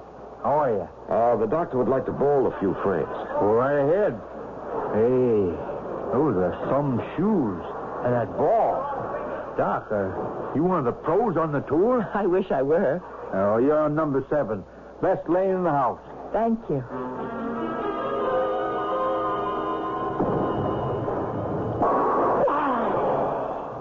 Hey, that was beautiful, Doctor. Thank you. You know something? You're beautiful, too. Probably. Well, that's a funny way to accept a compliment. But it's true. You know, I never noticed it before. You are beautiful. Yes, when I bowl. You know, I looked at you before this as a kind of quiet, pale... nondescript middle-aged lady. No. I wouldn't say middle-aged exactly, but now, here, your eyes are sparkling, your cheeks are bright, you kind of vibrate with excitement. Now I'm living. When I'm doing this, I don't know what this game does to me, but it's the only time I'm completely alive. Don't say any more. I go through the motions of a job and a career. No, stop. I do what I do to get paid. I even do it well. No, stop right now. Stop unless you want to do it forever. But this is all I want. No, it isn't. It isn't, believe me. I live to do this, to aim the ball, approach the line, swing and release, and down the lane.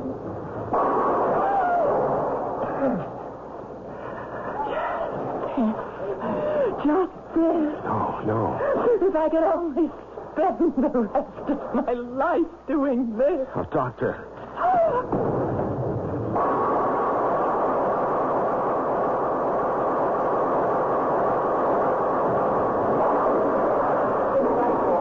Hey, Lieutenant. How's it going? Hey. Where's the doctor? The doctor? Yeah. What happened to the doctor? Oh, I guess she left. Well, didn't she come in here with you? Yeah, but that doesn't mean she was going to leave here with me. Oh, I get it. Well, you know how dames are. You win some, you lose some. Yeah, that's right. Right, Fred. Yeah. Good night, Lieutenant.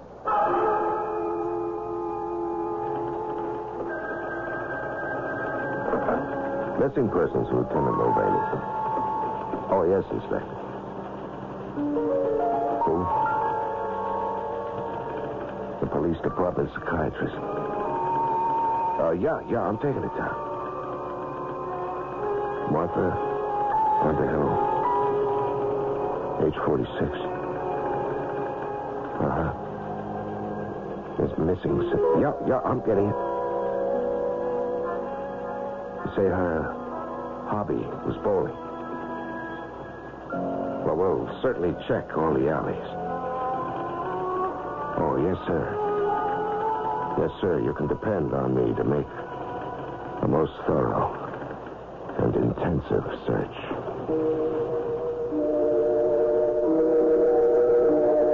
And because he's a most conscientious detective, we know he did. But where she had gone, there was no following her. Only a comparatively few dedicated people could arrive at the place, and then they couldn't get back. Well, we hope she teamed up with Bobby Clover, who certainly needed a new partner. I'll be back shortly.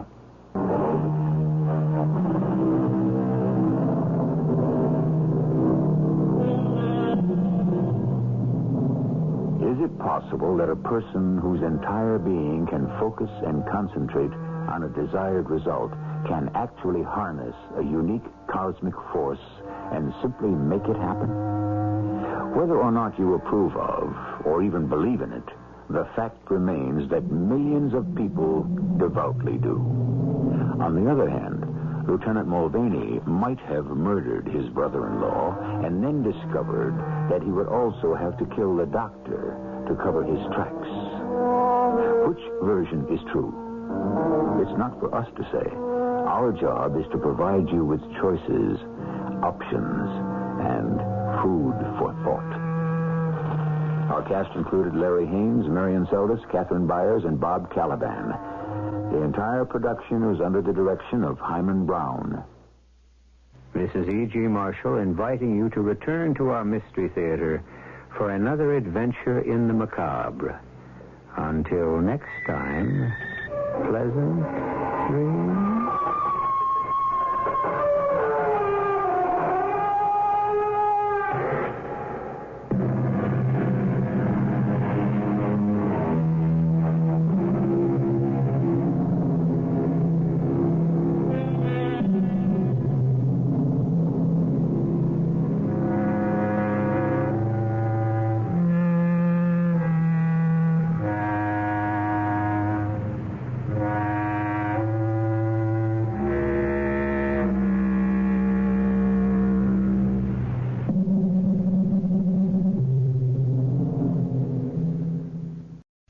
The CBS Radio Mystery Theater presents...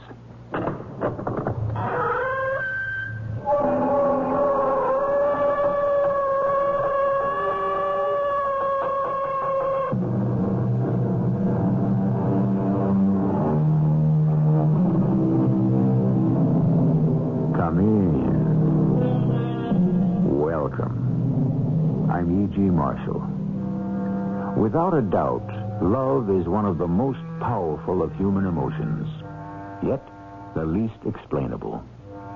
So much has been claimed for love, that it makes the world go round, that it conquers all, that it is blind, so forth.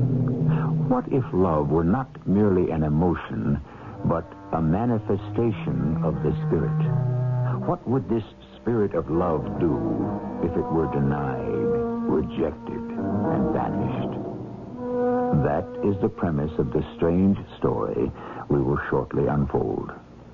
I believe your problem, Professor, is that you want no one to get close to you. You're right. I can't stand intimacy. Those who don't want things often get them. Then I ought to have affection poured all over me, because I hate it. Who knows? Perhaps you will. I hope not. I'd rather die first.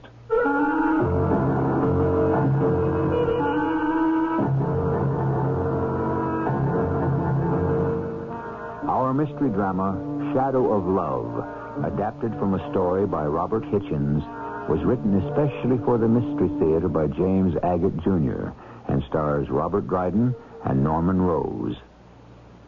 It is sponsored in part by Contact, the 12-hour cold capsule.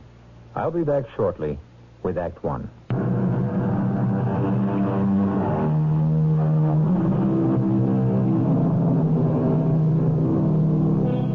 Is love just a feeling, or could it be a real being? That is what is behind this unbelievable story of the friendship of a scientist and a priest. People who knew them both often wondered what these two had in common. One was all skeptic, and the other all faith. Let us hear from the latter, Father Xavier Murchison. Professor Gildea was not one of my parishioners. My parish is way downtown. The people are poor. On weekdays, the basement of St. Saviour's is a recreation hall welcoming the kids of the Lower East Side. The professor lived on the Upper East Side. But what a lonely fellow he was. His own doing, of course. A brilliant scientist lecturing everywhere, but who avoided human, personal contact of any intimate nature. Gildea was the only man I've ever met who disliked love or any form of affection. It repelled him. At any rate, how we met, it was at one of his lectures. Professor Gildea? Yes? Oh, I see you're a priest. I should have said yes, Father, since you were kind enough to call me Professor without knowing what I profess. I had to come backstage to tell you how very much I enjoyed what you said tonight. Really? I shouldn't have thought we scientific doubting Thomases had much in common with a man who has blind faith. Oh, not blind, Professor. We have faith because our eyes have been opened, just as St. Thomas were. You intrigue me, Father. Would you like to have dinner with me one day next week at my place? I'm flattered that I would interest the scientific mind. But don't be. It's not personal, Father. I've spent a lifetime investigating. How can I overlook religion? How about dinner, say, next Sunday? I'm preaching the evening service at our church downtown. Well, come afterwards. I'll write down the address on Fifth Avenue. I'm right opposite Central Park. I never got your name, Father. Xavier Murchison. We became friends. Certainly an unholy alliance. I think I pitied Gildea, this hard-working, eminently successful man of the big brain who never wanted anyone to help him. Friends? Oh, they're few and far between. Well, that's because you don't like people. Very few. In fact, none. I realize that straight off. You want no one to get close to you. You're right, Father. I cannot stand intimacy. It's interesting that you want so very little out of life. It's my bed. I made it and I lie on it. Those who don't want things often get them, while those who spend a lifetime searching for something generally don't. Then I ought to have affection poured all over me, because I hate it. Perhaps someday you will. I hope not. I'd rather die first. A prophetic statement. But at the time, how did I know? How could I? And then it began. The events that changed Gildea's life completely. One Sunday, I arrived for our weekly dinner early. Pitting, the professor's assistant and houseman, let me in. Oh, good evening, Father Murchison. Evening, Pitting. Professor home? No, not yet, Father. He's been out all day, and a late appointment with his publishers. His first 2 books sold so well, they're asking for another. Well, I'd say that was good news. Hello there, Pitting. Did Father Murchison arrive? Ah, there you are. I'm sorry I was detained. Pitting, dinner in half an hour and drinks right now in the library. Very good, sir. Oh, and Pitting, how is Napoleon today? Oh, very well, sir, I believe. I removed the cover from his cage. I believe you forgot, sir, when you left early this morning. I did not forget. When I want that parrot uncovered, I shall do so myself. There is a reason for what I do. I would thank you kindly not to undo what I have done without asking me first. This extraordinary outburst about the uncovering of a parrot was the first sign of many to come, which, but I don't want to get ahead of my story. Pitting brought the drinks into the study, quickly covered the parrot, and disappeared. I suppose I was a bit heavy-handed, wasn't I? I apologize for the brouhaha about Napoleon, but I had my reasons for wanting him kept covered.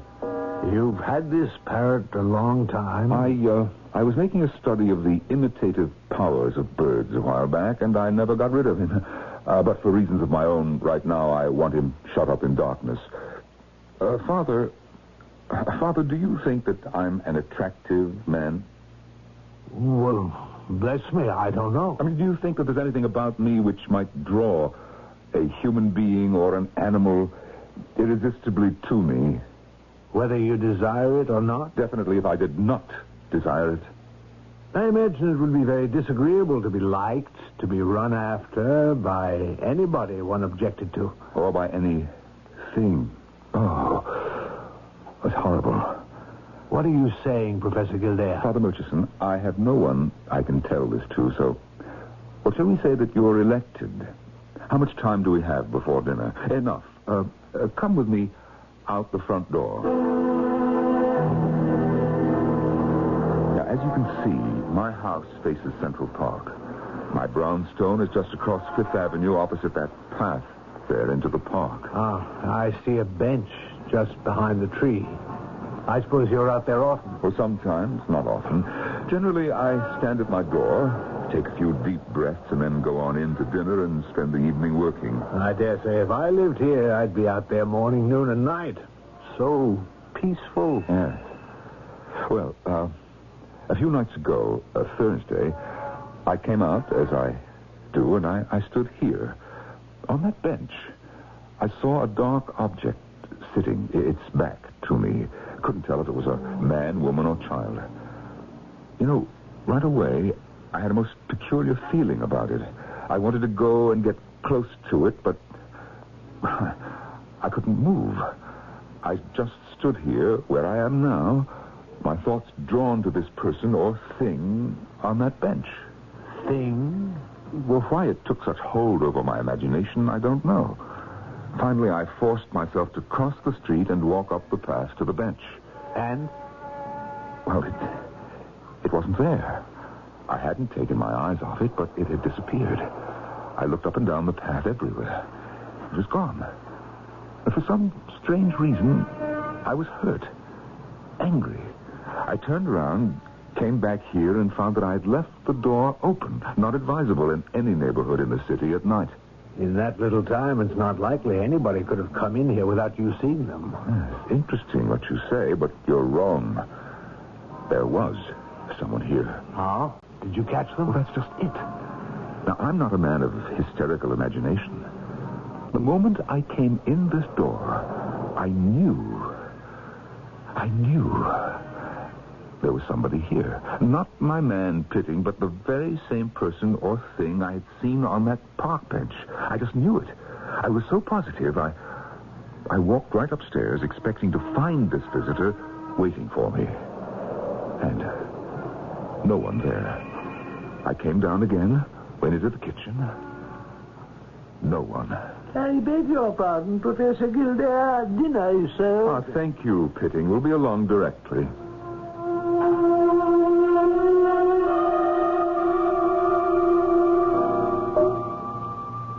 A delicious meal, Professor. Thank you. Now, I'm anxious to hear more. Yes, well, that night I went to bed, slept well, but when I arose the next morning, I knew the presence was still in this house. You didn't see it, but you knew it. Mental sensation. I knew it was here. I went to my study. I worked hard. I had lunch. At 2:00, I was due at a lecture. I left the house, and suddenly I was aware I was alone. The thing had not followed me into the street. That evening, when I came home, it was still here. I sensed it was very attentive to me, concerned. And by the time I got up to go to bed, I realized what the presence was up to. What was it? It was personally interested in me. You felt that? Oh, yes. Yes, it was fond or becoming fond of me. Father, I want you to see something. Now, I'm going over to the corner of the room, and I'm taking the cloth from the parrot cage. There we are. Now, Father Murchison, have a good look at the parrot. Now, tell me what you see. Oh, Napoleon seems to be asleep on his perch. Right. Sort of half asleep, half awake. Now, what is it doing now? Ruffling its feathers, I should say. Now it's doing a little dance, a little jig. Oh, that's strange. All right. Back to sleep, Napoleon. I'll cover you up again. Yes, Father. A little dance. A jig, you called it. Father, if you were to ask me, it was the mincing steps of a woman. Napoleon has never done that before. These are absurdly imitated birds. You see, I think that it is imitating that presence. Are you saying that the presence is female? Yes, I certainly am. Oh, dear me. The parrot has sensed it or seen it and has copied it. You can't believe your parrot was just now seeing the apparition in this room and imitating it. Oh, yes, absolutely. And it is still here. Professor Gilder, let me speak to you as a friend.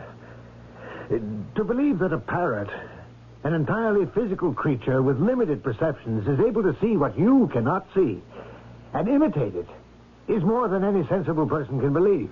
More than I can believe, and more than you should believe. Are you quite finished? I can tell you more. Father, it's at me here now. Oh, God, there's a cloying closeness about it. I feel it here. Right here. Oh, it horrifies me. It horrifies me. As I said when we began, what if an emotion had entity? Taking it a step further than the emotion of love, take hate with a hand raised in anger. Take revenge, despair, fear. What if all those could appear to you and me as actual beings, haunting us and making themselves unwelcome visitors? All fancy, you say? Wait with me and see if the fanciful takes on substance when I return with more of the mystery in Act 2.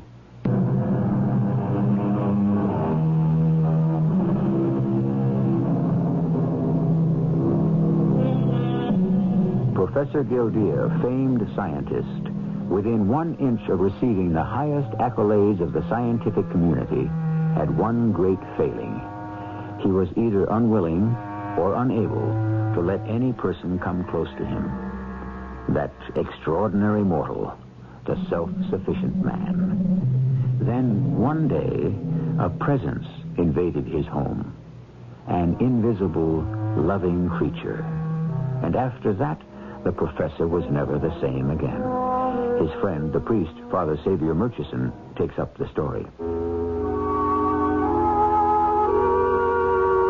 Although his doctor gave Professor Gildea a clean bill of health, I persuaded him to take a week off, cancel whatever speaking engagements he might have, and put the laboratory and his own home out of his thoughts. He went up the coast. After a week, I got a card from him posted from the Cape, telling me what train was bringing him home. Ah, Father Murchison. I didn't expect to see you here at the station. What a nice surprise. Well, I didn't expect it myself, but as it happened, I had to visit a sick person right in the neighborhood this afternoon, so I thought I'd chance it. Yes, to see if I was still a sick person, huh? Are you? No, I don't think so. A week on the Cape, the sea air, you looked just fine. Did you have good weather? Yes, perfect, glorious. You were quite alone up there? Do you mean was I pursued by my ghost? No. No, I wasn't, thank heavens. Quite alone. The beach, the seagulls, the sea, my only companions. Ah, I've never seen you look better. I never felt better. Not a care in the world. Father, what am I kidding myself for? I'm terribly anxious to find out if that thing is still in my house. Oh, you've seen the last of it, I'm sure. I have had it, and now we'll see. A taxi.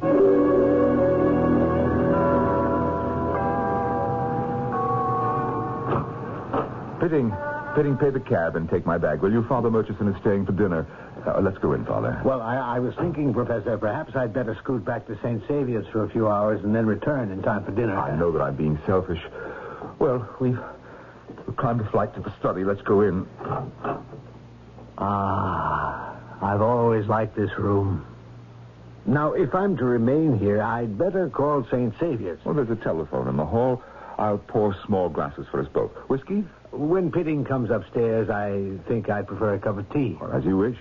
Turn on the light. The telephone is right there. All right. Now that you've had your tea, Father, and I've had 2 whiskeys, let us see what we shall see. Are you really relaxed? No feeling of apprehension? Not a scrap. But I am curious. I'm waiting for it. Whatever is that? It's Napoleon. He's telling me, you've been back home for an hour. Why don't you uncover me? I'll take its cover off.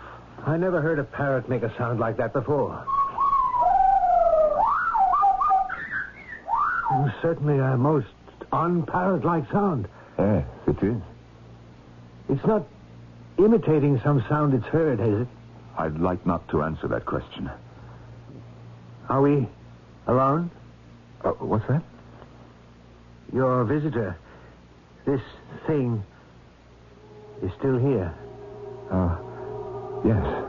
Ah, how do you know? It came into the study a few moments ago to welcome me. It came... How? Well, simply by making me feel that it is here and happy to see me.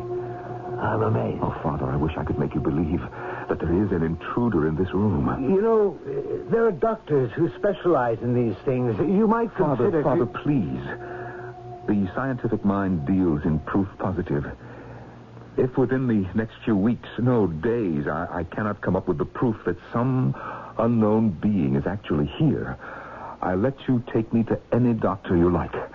You see, I cannot go on like this. So I shall just have to reconcile myself to your opinion, Father. My opinion? Yes, that I am suffering from an absurd delusion. Well, the way you talk about this presence is so convincing that I...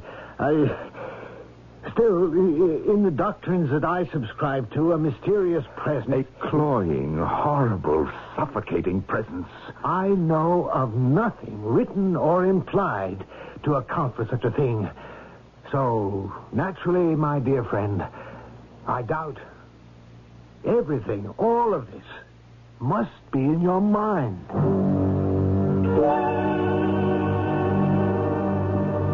2 days later, my telephone rang at St. Saviour's. Could I stop by that evening? He had to see me and to come that night, no matter what time it was. Father Murchison. Oh, Father Murchison, come in. Come in, please. Good Lord, Professor. What in heaven's name is the matter? I've never seen you looking like this. Something has come over me. I cannot take it alone anymore. Well, why didn't you call me yesterday? Yesterday? Yesterday? When was that? You see, since yesterday, I've passed a decade in a day. All right. Is it still here, the presence? Stronger than ever. What amazes me, Father, is that you do not feel it. That it hasn't made itself known to you. Father, I may need to turn to the church, after all. The church? What are you saying? To have this thing exorcised. Would you do that for me? Exorcism? Well, that's quite a step, not to be taken casually. Well, can't you imagine what it might be, Father? Now, look about this room. What do you see? What do I see? Nothing unusual. It's not right in front of me, is it? No. No conventional white-robed, cloud-like spook. Heavens, no. I hadn't taken leave of my senses that far. No. Look again. Only Napoleon. His cage is uncovered. Is that it? He's the proof? Yes. You were once quite suspicious of the parrot's abilities. You said before the parrot was aware of the intruder. Yes, and now I'm sure of it. You see, he's been watching that presence from the very first day it came in the back door. Oh, is that why you started keeping its cage covered during the day? Exactly. An act of cowardice on my part. Napoleon's behavior was beginning to get on my nerves. I think the proof I needed developed when I spent a week at the Cape. Now, let me show you the results of an experiment. Well, do I have to do something? Oh, yes.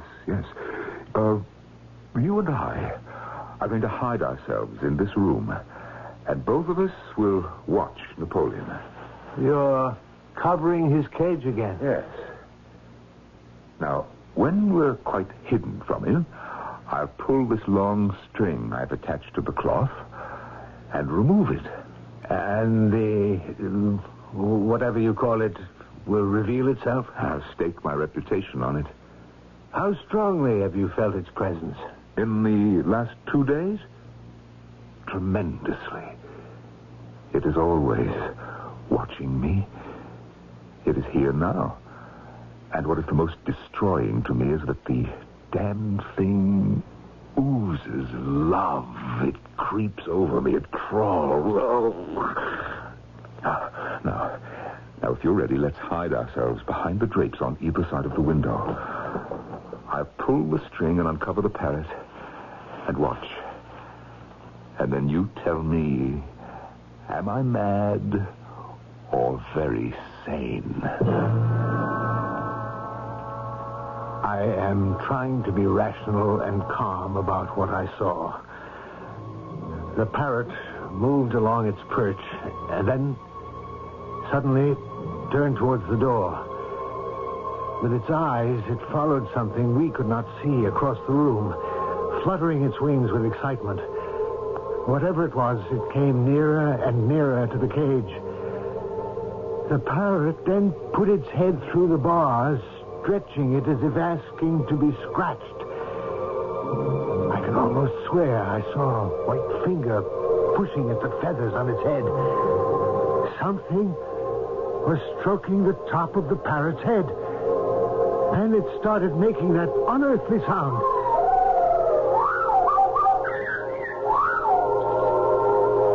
What do you think, Father? It is there. Here. Extraordinary. And that sound. Ever hear anything like that? No, never. It's more peculiar than it was before. Napoleon is imitating the sound of the thing. He hears it and repeats it. What is so exhausting to me is that this thing is not evil or frightening, just the reverse. The thing admires me, desires me, it loves me. That's what I cannot stand. Has it occurred to you that it may be the voice of someone who has been here while you were away? All right. Let us see. We'll soon find out. It's late, but I have to know. Pitting, will you come up to my study, please? Now, before I went away, I noticed Napoleon was trying to do a kind of walk. And then when I got back, you remember that cry, like the one we just heard? Oh, yes, Pitting. I'm sorry about the hour. Pitting, while I was out of town, did anyone come into this room? No, certainly not, sir. Except the cleaning lady, the maid, and myself. Yes, and the bird. Has it been here in its cage the whole time? Oh, yes, sir. Have you noticed the parrot talking lately in a, well, shall we say, rather peculiar, disagreeable voice? Yes, sir. A soft sing-song like. Yes. Well, since when? Well, since you went away, sir. He's always at it. There. You see, Father. Oh, yes, Pitting, that's all. Thank you. Father, is that proof enough for you? Believe me, there is no trick to this cloying, loving creature. It is here. Oh, no. No parrot speaks in a voice it has not heard. But we hear nothing. Nor do we see anything. But Napoleon does. You saw how it was holding its head through the bars to be scratched. Yes, it seemed to be doing that. It was doing that. I beg your pardon, sir, but as long as you were up, this message came for you, and I neglected to call it to your attention. A message? Thank you. They've got to be joking. Another lecture. 1 week from today in Washington. I seem to have made a commitment 6 months ago. Well, I can't do it. I'll have to cancel. I'll call them in the morning. I'll tell them it's impossible. I could no more lecture in the state I'm in than the man in the moon. Oh, Father, help me. What can I do? Help me.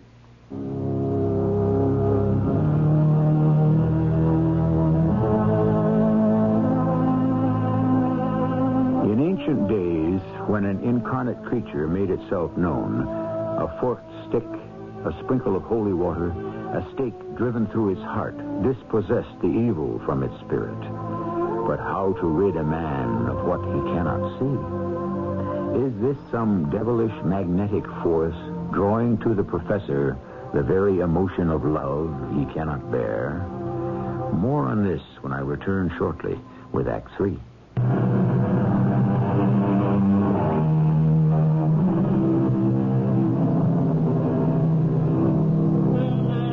Father Xavier Murchison found it indeed difficult to believe what his eyes saw and his ears heard. It was no task for this devoutly religious man to believe implicitly in the miracles recorded in the Bible, but the notion of any supernatural intrusion into his daily life was more than he could accept. Nor could I believe that the professor was being punished for his lack of humanity, his deficiency, or, let's say, inability to love or be loved, and so was obliged to endure the affection of some supernatural thing. I prayed for him. And the following day, as soon as my church duties were in order, I went round to see him. What time is it, Father? A little after 6. What has become of Pitting?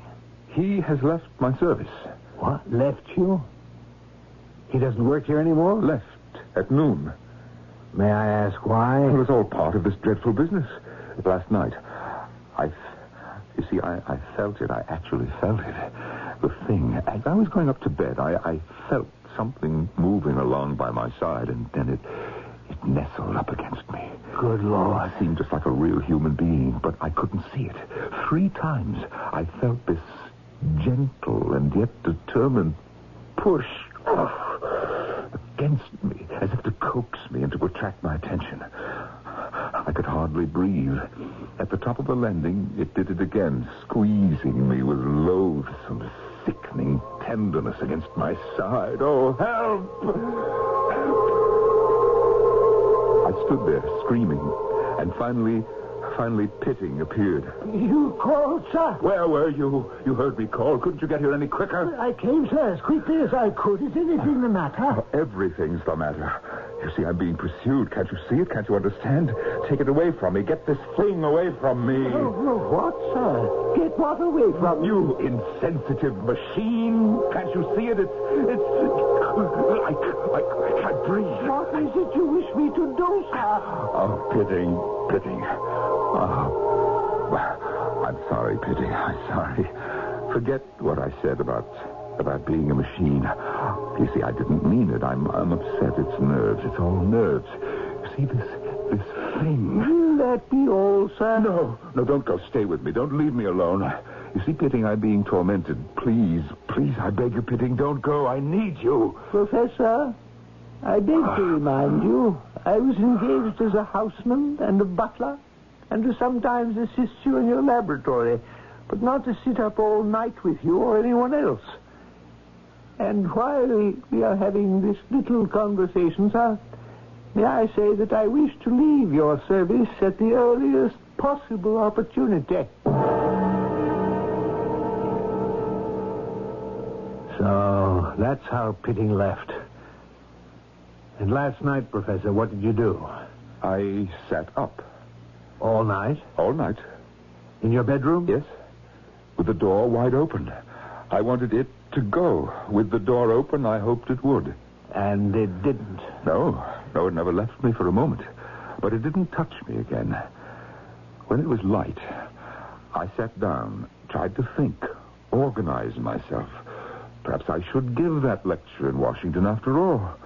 But then, you see, it happened. The parrot made that incredible sound again.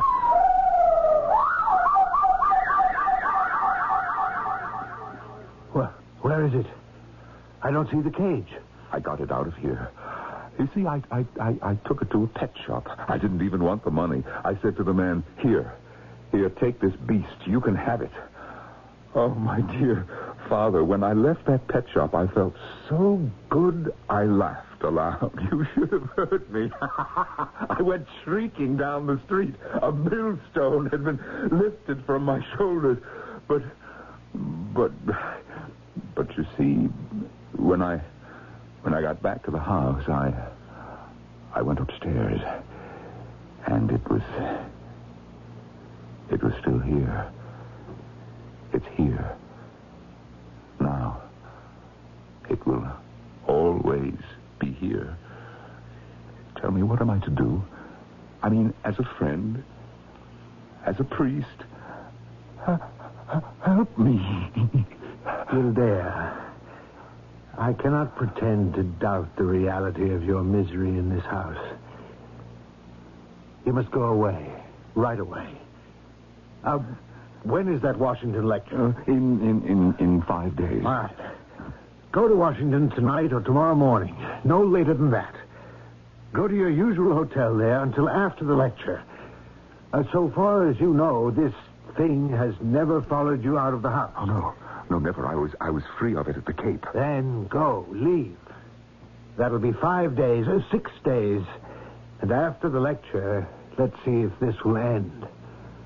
Hope, my dear friend. Hope.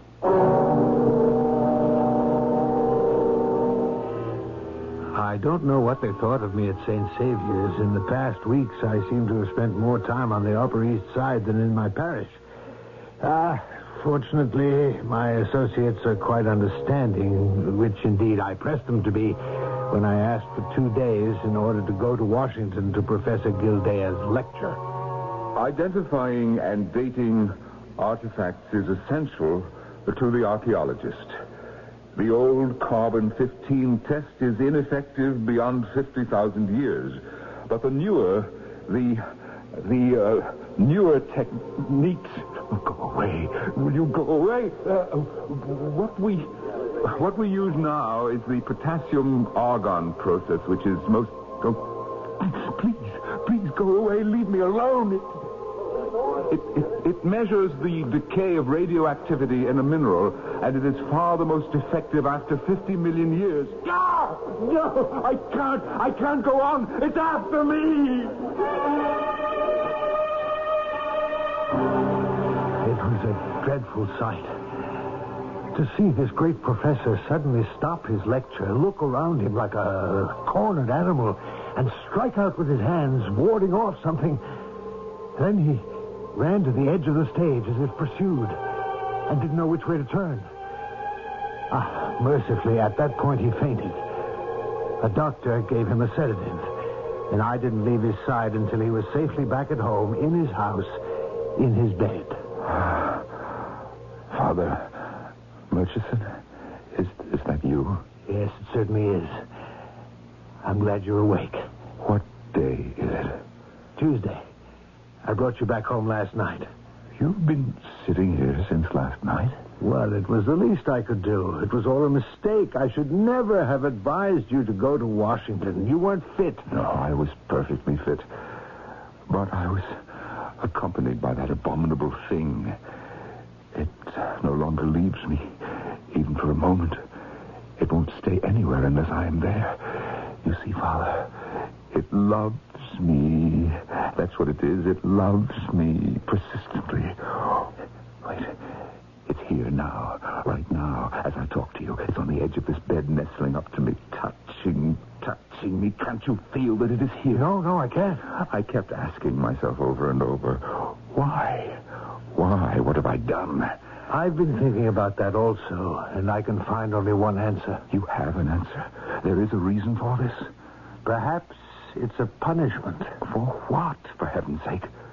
You hated affection.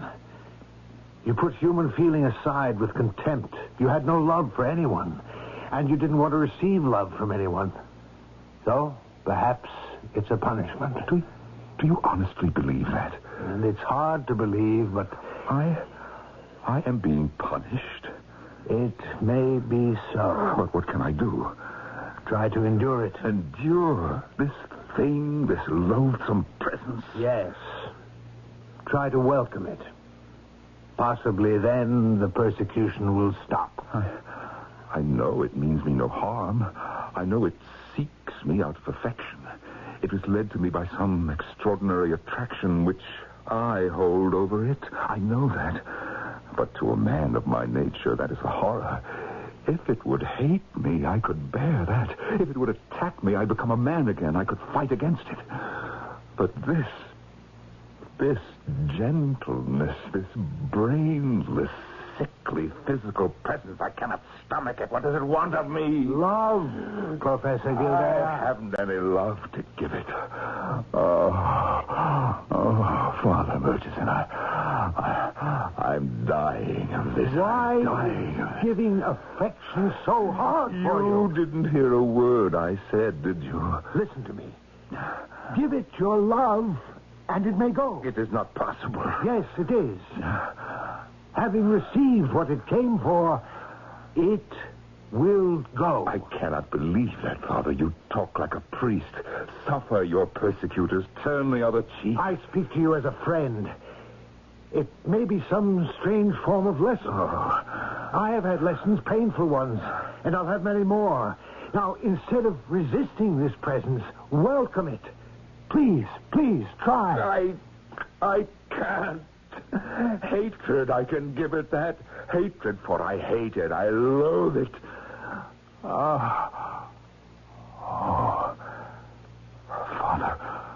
Father Murchison. What? It wants to go.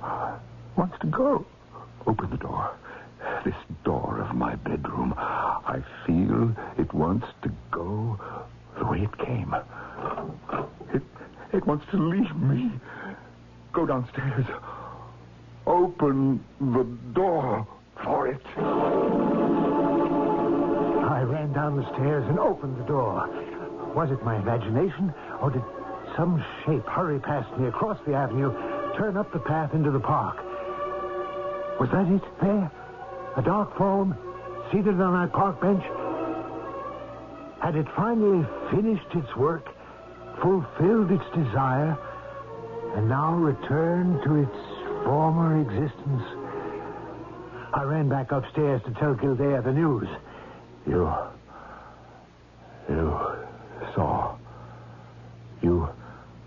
saw it yourself, sitting there. Well, I thought so.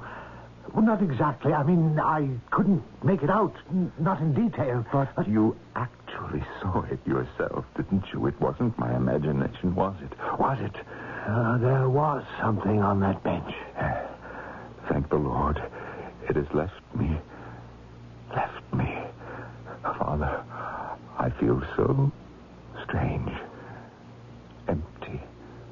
A shell floating up Where am I going? Father, where did I go wrong? Was everything wrong? All a mistake my whole life? They talked about love, people did, but it frightened me. Is that why I turned against it? I couldn't bear it. Father, I feel so light now. I think I'm not coming back. Not anymore.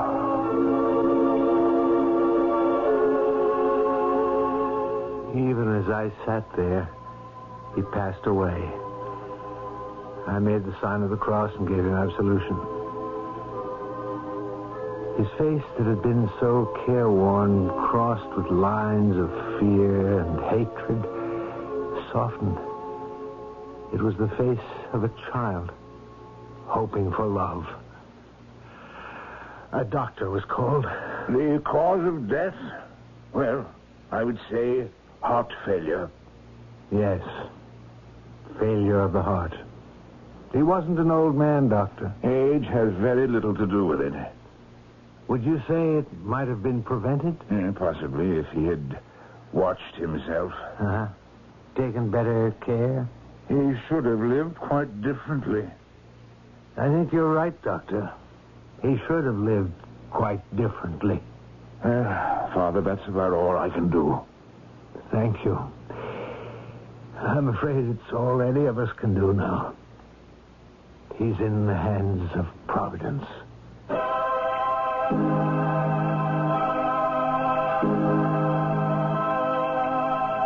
And so the curtain rings down on the tale of the skeptic who rejected love and the man of faith who fought for a man's heart and lost. I have a theory about the extraordinary tale you have just heard, which I'm dying to put to you. I'll return shortly.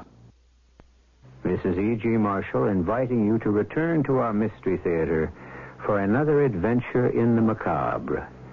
Until next time, pleasant dreams.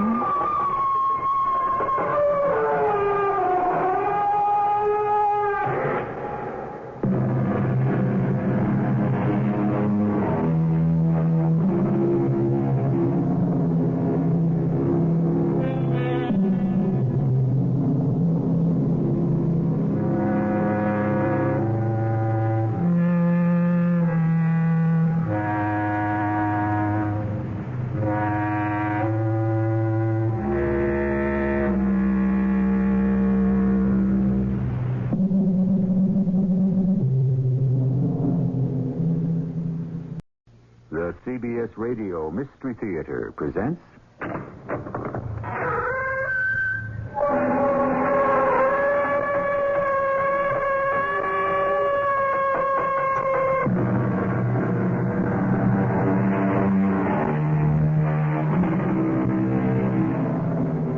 Come in. Welcome. I'm E.G. Marshall. An old Scottish prayer reads, "From ghoulies and ghosties and long-leggedy beasties and things that go bump in the night, good Lord, deliver us." 20th century man, of course, knows there are no such things as ghosts. There is one problem. He's never been able to prove it to everyone's satisfaction. It wasn't a polar bear, Doctor. It wasn't. I don't know what it was, but it wasn't a polar bear. Here, Mr. Manson, drink this. It will warm you. I'm not cold, Doctor. You were out on the ice. You're shivering. Not from the cold, Doctor. Not from the cold. Drink it, man. Then we can talk. There's nothing to talk about, Doctor. I just want to get off this cursed ship.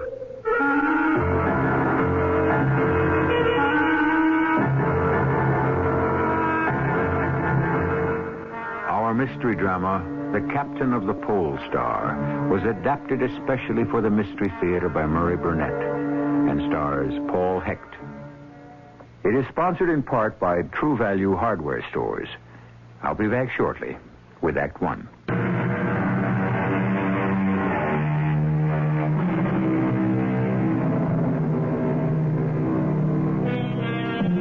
If I say Sir Arthur Conan Doyle, what leaps to your mind? Quickly.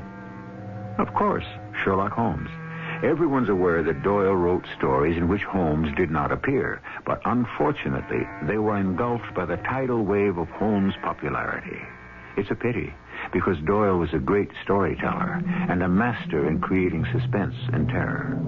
Today, we'll let you judge for yourself with this strange and tragic tale as reported in the diary of young Dr. John McAllister Ray, whom we now hear applying for a position as ship's doctor in the office of Ronald Bruce, who operates a fleet of whaling ships. Sit down, Dr. Ray. I can't abide young fellows who stand at attention. Yes, sir. Thank you, sir. Yes, that's better. Now, you've applied for the position of ship's doctor.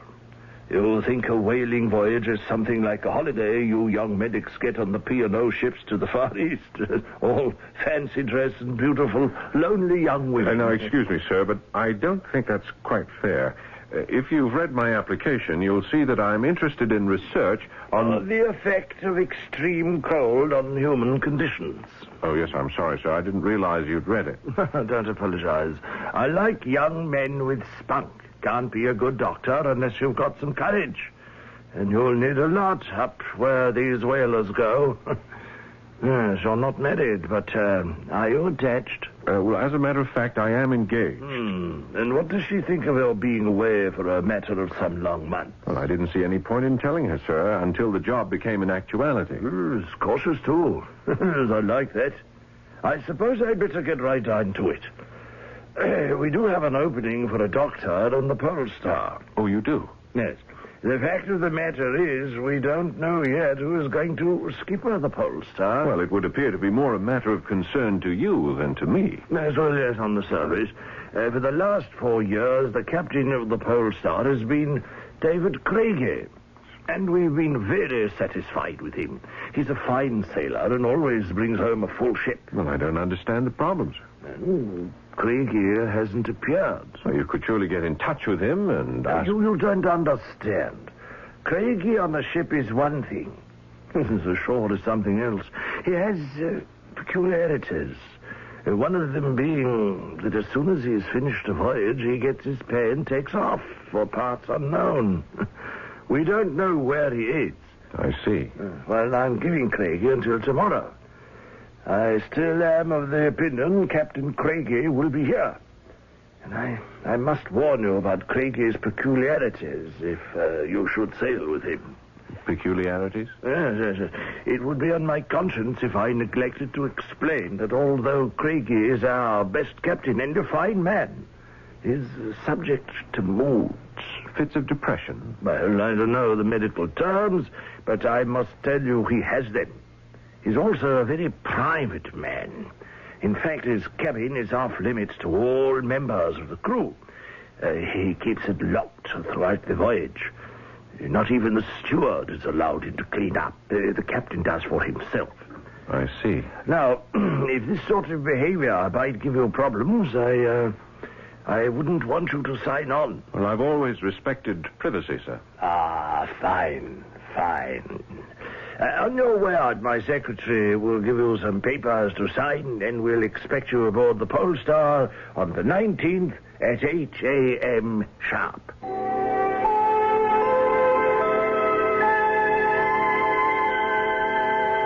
Flora, you haven't eaten a thing. Why did I have to fall in love with such an insensitive man? Now, that's an unreasonable statement. Is it?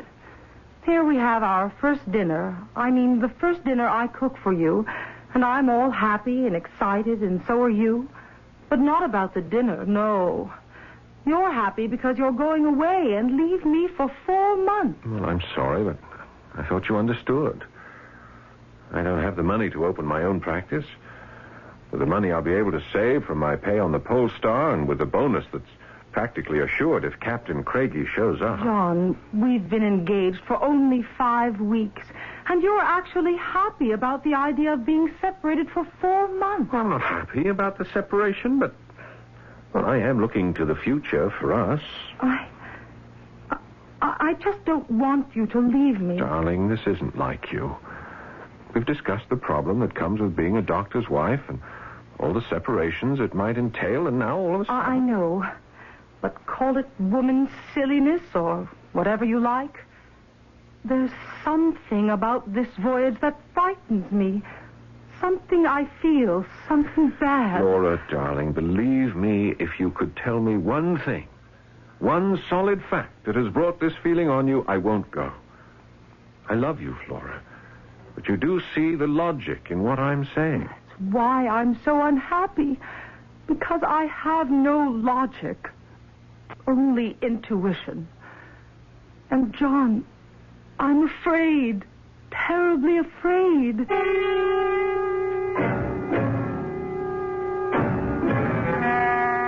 As I open my diary for yet another entry, I cannot help but remember Flora's forebodings. As I write the date, September the 11th, I realize we've been out some 3 months now. Latitude 81 degrees, 40 minutes north, 2 degrees east. There is solid, unbroken ice to the north to which we're anchored, and the same conditions prevail to the east and the west. Come in. I'm sorry to bother you, Doctor. That's all right, Mr. Walker. We're running into real problems with the crew. Oh, medical problems? No, sir. The men are all healthy. It's the captain and the ship. You see, if that pack ice in the south hardens and we're going to run out of food and fuel, the men want the captain to turn around and head for home. Well, you're the first mate. I should think that you'd be the man to pass that information along. Well, ordinarily I would, sir, but, you know the captain. He seems to have taken a liking to you, so the men decided I should ask you to convey their wishes to him. Will you do it, sir? Well, if it's their wish, but I feel that such a request coming from me, a man who's on his first voyage to the Arctic, may not exactly... Oh, you don't have to be an old hand up here, sir, to know that from now on the weather can only get worse. And that the ice to the south will freeze solid. We must get away while we can. Very well, Mr. Walker. I'll speak with the captain today.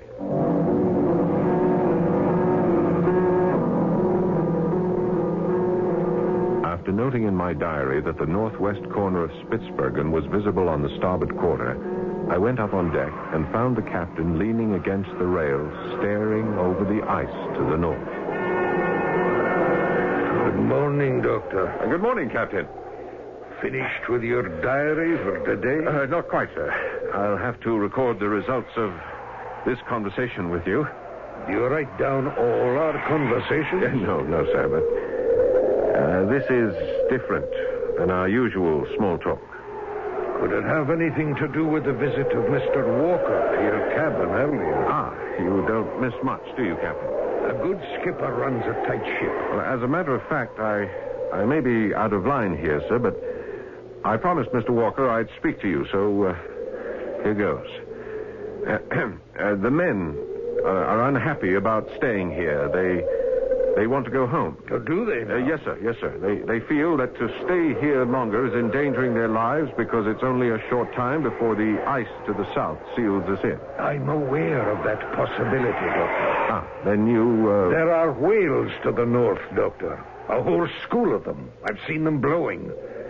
Do you realize there's only one small strip of ice to the north between us and a fortune? Well, money won't be much good to us if we're dead, Captain. I like you, lad. But nothing's going to stop me from getting them whales. From your answer, I take it that there's considerable danger in our staying, and there's justification for the men's feelings. Danger? There's danger on every trip to the Arctic. Your research should have taught you that. As for the men, they're paid to risk their lives and well paid, too, so... And your life, Captain? What about that? My life's my own, Doctor. But I'll tell you one thing. There's more to bind me to the other world than to this. Other world? Your meaning escapes me, Captain. You stick to your medicine, Doctor. I'm going below. Tell Mr. Walker to call me if there's any change in the ice to the north. Now get out of my way.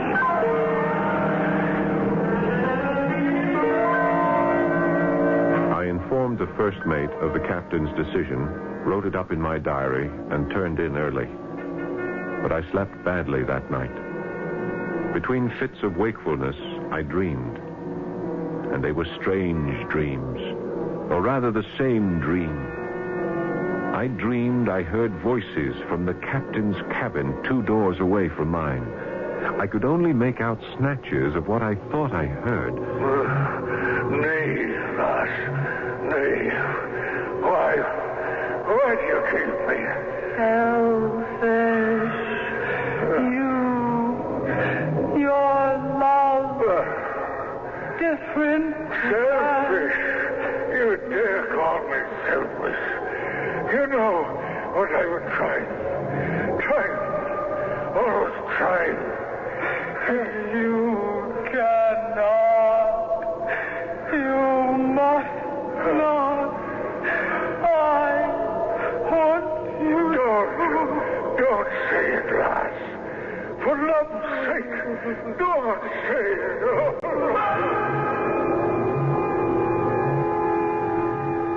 When I woke, the dream, or rather nightmare, was so vivid, I could still hear the sobs of the woman and the voice of the captain.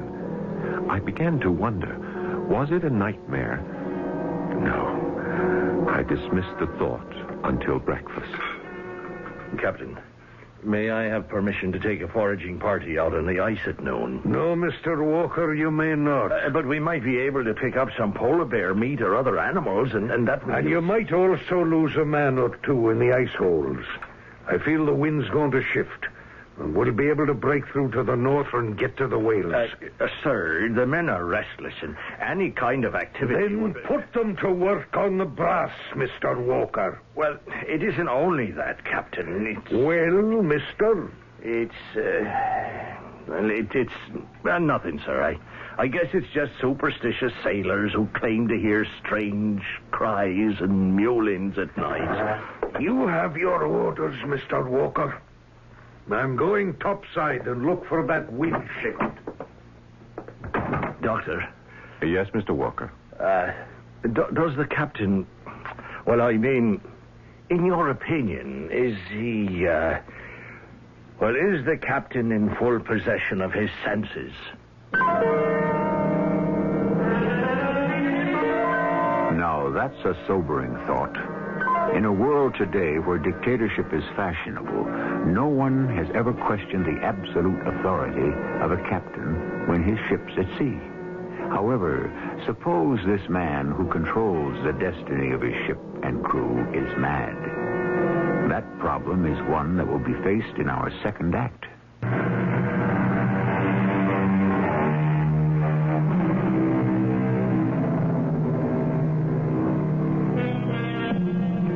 Madness takes many forms in literature as well as life.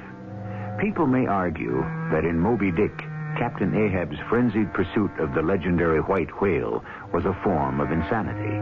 But there, at least, the crew and everyone concerned knew exactly what drove Captain Ahab. The question facing ship's Dr. John Ray on his first whaling voyage was not only is Captain Craigie sane, but what form did the dark demons that were driving him take? Because there was no question that the captain of the Pole Star was a driven man. What is your opinion of the captain's state of mind, Doctor? Well, I'm not prepared to make any professional diagnosis, Mr. Walker, but it's obvious that there's something on his mind. Well, I'm just wondering whether it's the same thing that's on a lot of the men's minds. You mean about getting trapped on the ice here? No. About the sobbing and the crying and wailing that goes on in the night. Have you not heard it, Doctor? No. Well, I have. And so have most of the men. I heard it ever since we left Dundee. Almost like it was following us. And screeching.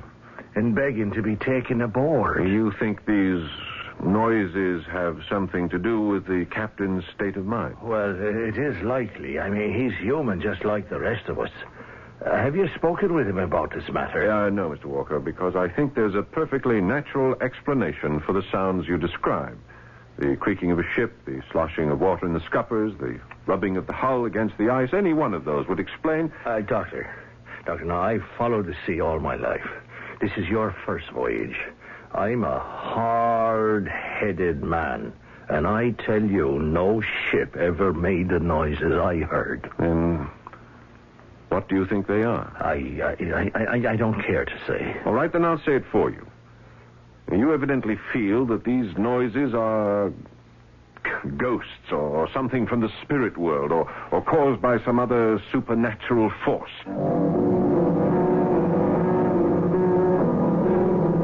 After the first mate had left and gone about his business, I recalled my nightmare. For the first time, I wondered whether I had dreamed what I had heard, or whether I indeed had heard the same sounds that Walker and other crew members were talking about. I decided there wasn't much to be gained by speculation, so I went up on deck. Doctor, come here a moment. Ah, Captain. Look, yonder. Northward, over the ice. You see it, don't you? What? Over there.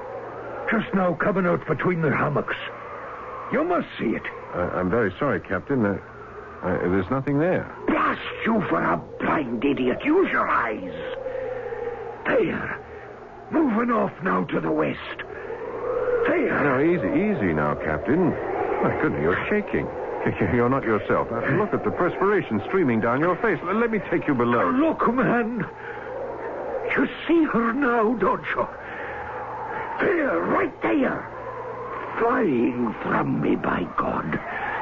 Flying from me. Gone. Easy, Captain. Let me help you below. Here, Captain. Take another swallow.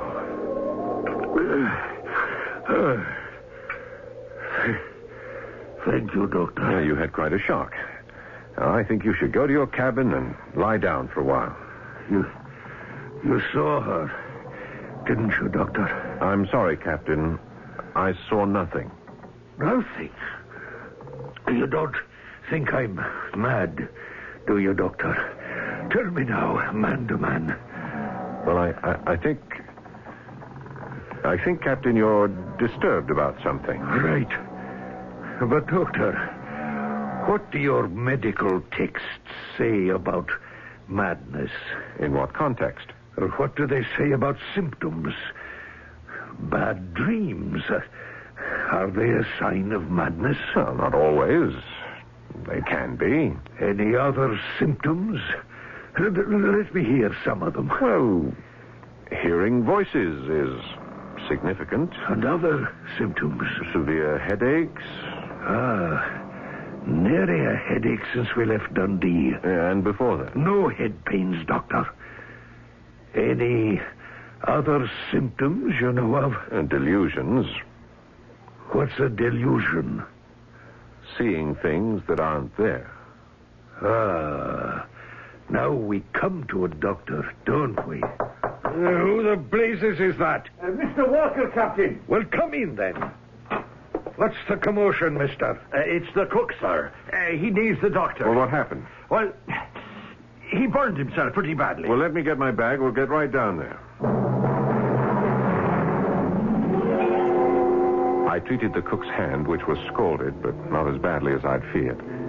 The captain, with a fine mixture of persuasion and authority, got the cook back into the galley, and we returned to my cabin to let me rid myself of my bag.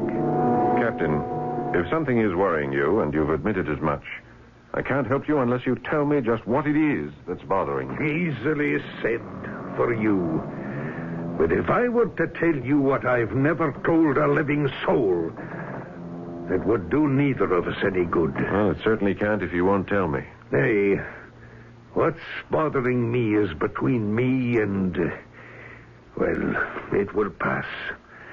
But seeing me all these weeks, and just now with Cookie, would you say a court of law would find me mad? Well, I'm not a lawyer, but in my opinion, no. Well, that's that, then. But as a physician, and from my observations, I would advise that it would be best for you to get home and settle down for a bit of a rest. Home? One word for me and two for you. You'll settle down with your pretty wee Flora, whereas The wind! She shifted. There's a crack in the ice to the north, and we might just be able to get through if you'll come topside and take a look. Shortly after the captain went up on deck, I felt the ship shudder, and start to move slowly through the ice. I had some work to do on some specimens, so I stayed in my cabin. The movement of the ship northwards was unfortunately short-lived. After no more than 10 minutes, the Pole Star came to a grinding halt. I went up on deck to find both captain and crew vastly disgruntled. But that was nothing compared to what occurred during the night. Doctor, open up. It's Mr. Walker. It's 3 o'clock in the morning. What is it, man? Come up on deck and you tell me, Doctor. Well, wait till I get some clothes on. I'll be right up. Oh, for the love of heaven, make it quick. Right. I'm afraid to stand watch alone. Well, Mr. Walker, what's this all about? What? Quiet, man. Listen, and you'll hear it. I don't hear anything. It came from the bow, a keening and a sobbing of a little child. And then it changed as I went forward to look. I swear it came aboard and went down below. I was afraid, but I followed it. Oh, Doctor, I tell you, it went right into the captain's cabin. And then it stopped. And that's when I woke you. And since then? I've been listening. Have you ever heard of self-hypnosis? I know what I heard. And whatever it was, it's down with the captain now. He's quieted it. That's it. Now, you want to come with me to the captain's cabin and ask him about it? Certainly not. The captain has enough on his mind without me barging in at this hour. Well, then I agree with you, Doctor. There's something on his mind, all right. And I tell you, it has to do with his ship. There's a curse on it. Yes, well, I'm going to get Mr. Manson. Are you coming with me? As close as I can.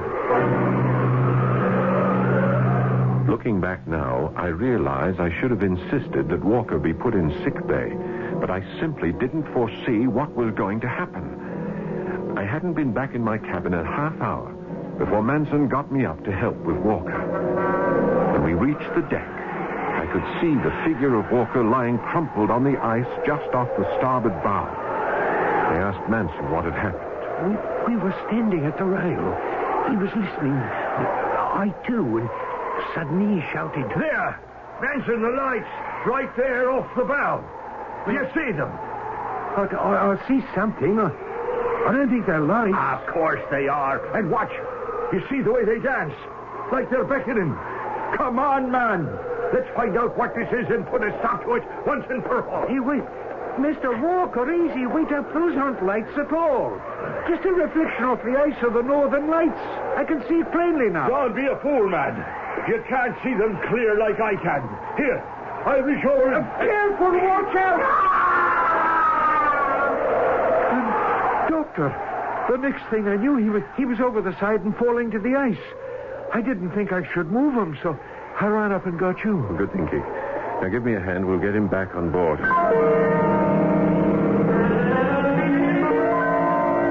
My diary entry for that date reads, First Mate Walker confined to sick bay. Weather seems to be getting bad. Ice behind us closing in fast. Crew worried, sullen, almost to the breaking point. Must speak with Captain Craigie about Manson's report on our supplies. Found the captain pacing the deck. Good morning, Doctor. How's Mr. Walker? Well, condition satisfactory, sir. He had a bad blow on the head when he struck the ice, but fortunately no concussion. Then he should be up and about and back on duty tomorrow. Well, I don't know about tomorrow, sir, but perhaps the next day. And see what you can do to speed his recovery, Doctor. We need him. He's a good man. Yes, sir. Did you see Mr. Manson's report on our supplies? Half a tank full of biscuits, 3 barrels of salt meat, a limited supply of coffee beans and sugar. Ah, then you have read it. I told you, Doctor, that I'm in complete control of my faculties. Yes, sir. But then you must surely be aware that those supplies won't last for more than 2 weeks. And the crew is up in arms. Don't worry about the crew, Doctor. I've called for a meeting with all of them. And I expect you to be there, on the main deck at 2 p.m. sharp.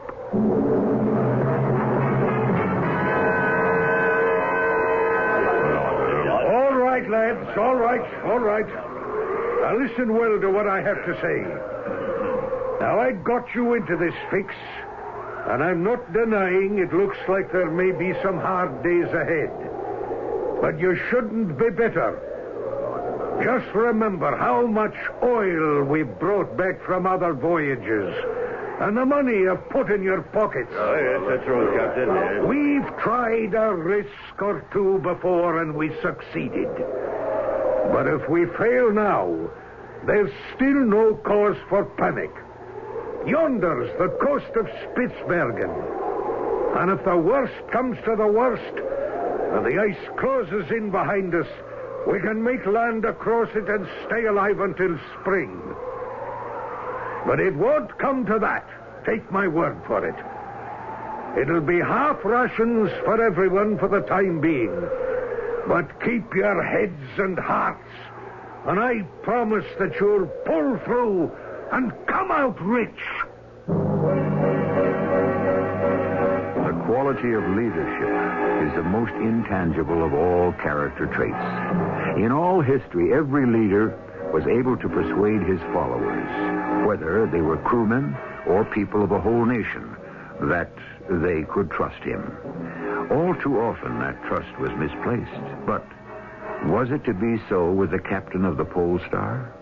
We'll find out in Act 3 shortly.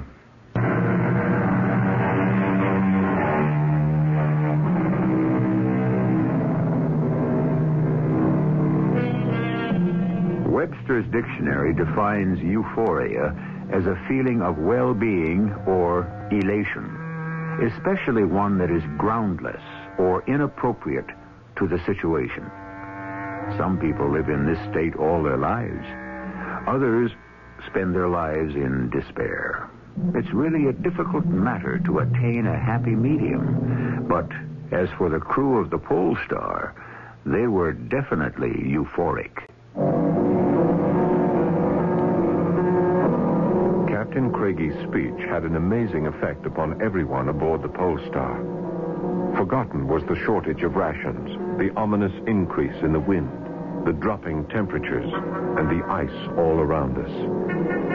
Even more startling was the fact that everyone seemed to have put aside their fears about the strange noises and eerie occurrences which had the crew believing the ship to be cursed.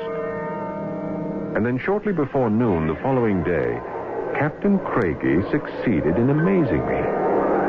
He was standing at the rail with his sextant, preparing to shoot the sun, when he called out to me, Doctor, would you mind joining me? Good morning. How are you today, Captain? In control, Doctor, in control. I wonder if you'd do me a favor. Certainly, sir, certainly. I'll be shooting the sun shortly, and I must be sure when it's exactly noon. Here's the key to my cabin. Would you be so kind as to run down and check your watch with my chronometer and come back and let me know exactly when it'll be high noon? Well, Doctor? Yes, of course. I'll be right back, Captain. I was dumbfounded. No one had ever seen the inside of his cabin, and here I was with the key. I went down, and I must admit, as I opened the door, my heart beat faster. The cabin was a model of neatness. But there was one thing that dominated the entire area. A startlingly lifelike portrait of a wondrously beautiful woman. I checked the chronometer, watched always by the brilliant eyes of the woman in the portrait, returned to the deck, and waited till the captain had completed his calculations. Well, Doctor? Your key, sir. Thank you. Did you see her? You mean the portrait? What else, man? I saw it. Well, what did you think of it? She's a wondrously beautiful woman. Doctor, do you believe that long before something happens to us, we prepare for it, even unconsciously? I'm not sure I understand, Captain. No matter. You'll find what I said to be true someday. Well, we still have the whales, Doctor. They're still there waiting for us, whatever else may be in store. With all due respect to your superior knowledge of the Arctic Ocean, Captain, I submit we're never going to get through to the whales. And you don't like the prospect of wintering on the coast of Spitzbergen and living off the land. Do you? Oh, it doesn't matter to me, Doctor. But I shall ask another favor from you. Yes, sir? I'd like you to witness my will. In fact, I'd like you to be there when I draw it up. Let's say tomorrow afternoon. In all honesty, I must say here that my diary shows I was deeply disturbed by the captain's attitude. Certainly my latest conversation with him raised serious doubts as to his sanity. If he were truly mad, then it would be my duty as ship's doctor to have him relieved of his command. While I was wrestling with this dilemma, night fell, bringing with it a numbing terror that drove all else from my mind. I was pacing the deck. The night was at its darkest, when I suddenly heard Manson call... Doctor! What? It's back. Can you not hear it?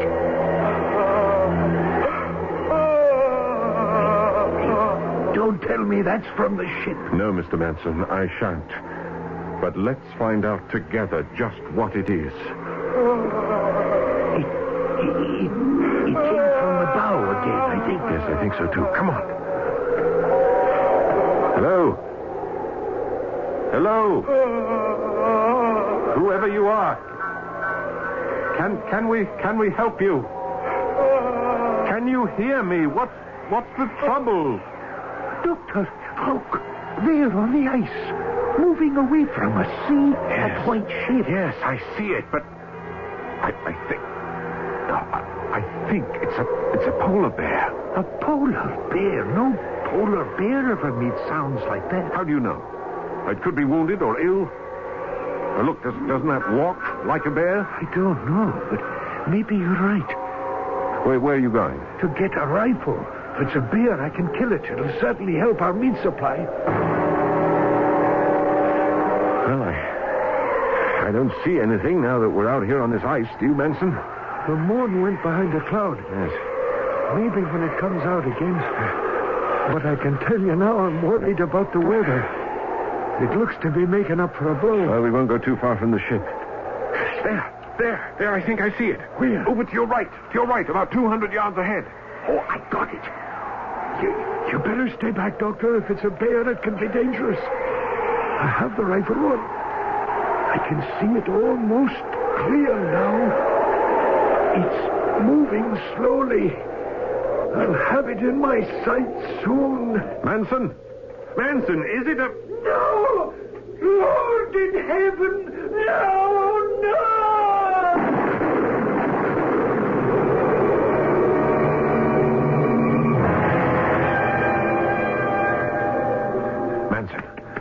Manson, come on. Come on, you're all right now. How did I get back to the ship? I got help. We carried you back. Now, you've had a severe shock. Just let me inject you, and the sedative will give you... It wasn't a bear, Doctor. It wasn't a bear. I saw it clear for just a minute. It wasn't from this world. I swear it was shaped like a woman. But it was smoke or a cloud. Yes, all right. You'll be getting sleepy now. Just a minute. And we'll talk about it in the morning. It wasn't a bear. I saw it.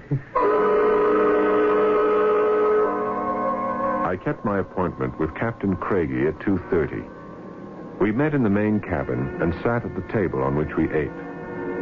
The captain had pen and paper, but I wanted to talk with him about things other than his will.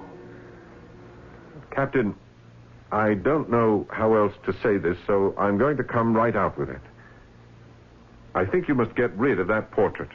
We're here to have you witness my last will and testament, Doctor. As I somehow think the subjects are connected. You'll oblige me, Doctor, by keeping your thoughts to yourself. Captain, I was with Manson last night out on the ice. And you're not suffering from shock? I didn't get as close to, well, whatever it was that almost drove Manson mad. Are you telling me that there was a presence out on the ice? Well, there was something. I saw it. You too, Doctor. Are you sure you're not suffering from delusions? I'm sure. Well, then it must follow that when you suspected me of having delusions, I wasn't. How did you come by that portrait, Captain? Did you have it commissioned? Was it given to you? I stole it. Oh, you don't mean that. I do. She was mine. Mine. She was married to a dissolute drunk. She loathed him. But she wouldn't leave him. Oh, perhaps she didn't love you. Don't ever say that. She loved me and I loved her to distraction. Why do you think she died? It was my fault. I tore her apart, or rather our love did. The last days all we did was quarrel. But she wouldn't leave her husband. She could not break her marriage vows. And the portrait? I arranged to have it stolen from him. He didn't care one way or the other, but I couldn't sleep thinking of her beautiful face in his house. Since the day it came to me, it's never left me. Nor has she. She's always in my mind, if that's what you mean. That's exactly what I mean, Captain. It's an unhealthy situation. Your thoughts about her have... Well, they've brought some strange happenings on this ship, and the portrait must go. Ridiculous. Not at all. It's the portrait that nourishes your thoughts night and day, Captain. There'll be no more talk about it. Now, let's get to my will. Very well. But then I ask a favor in return. Which is? That you witness my will. You? You're all right, lad. You have a long life in front of you. But why do you say that? We're shipmates. Your fate and mine. Don't talk nonsense, Doctor. I'm making my will because of you. I'm leaving everything I own to you. But why? We are hardly... Because you've seen her. At last, you've seen her. The captain made his will. And at the last moment, since he had made me his heir, decided to have Walker witness it. That night, sleep would not come. I tossed and turned, but finally gave up and went on deck. At first, I thought I was alone. But then I heard a soft sobbing coming from the other side of the deck. I walked over slowly. Captain? Captain, are you all right? Go away, lad. There's no place for you here. Captain, you need my help. Now let me... I tell you, go away. Unless you dare to look. Well, if you tell me where to look. Out on the ice, lad. Anywhere on the ice. Just keep looking and trying and trying. Captain, please, I beg you to come below. I see her. There she is. Goodbye, lad, and God bless you. And with that, before I could even move, he was over the side and running off on the ice. I followed him as fast as I could. And as he ran, I could hear him, but always getting fainter and fainter. Coming, my love. Coming, lass. I've waited too long for you. My love. My wonderful girl. Captain. At last. Captain. Together. Captain Craigie, come back. Captain, come back.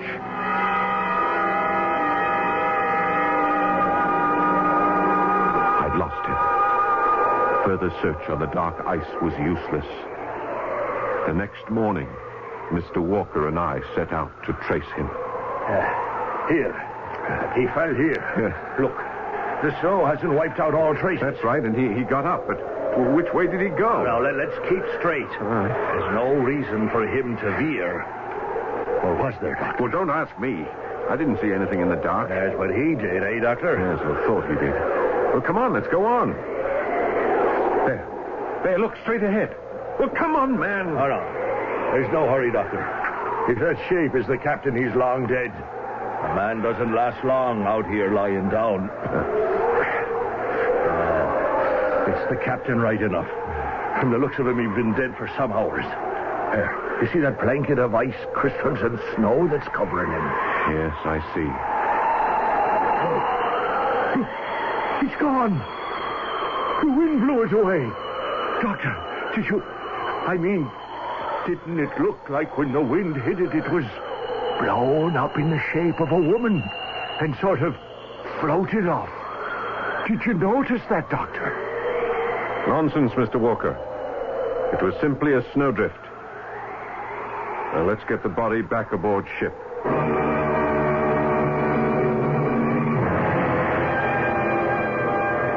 Perhaps it was a trick of the eye or mind, but it did appear to have the form of a woman drifting away on the wind. We brought the captain aboard, buried him, and steamed back home with no more disturbances aboard the ship. The portrait? I insisted it be buried with the captain, as it was a provision in his will. May he, or they, rest in peace.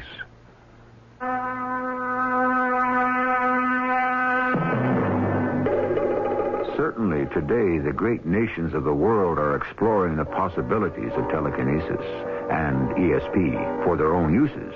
I, for one, don't think it beyond the realm of possibility that the mind can conjure up images that seem to take on some shadowy form of reality.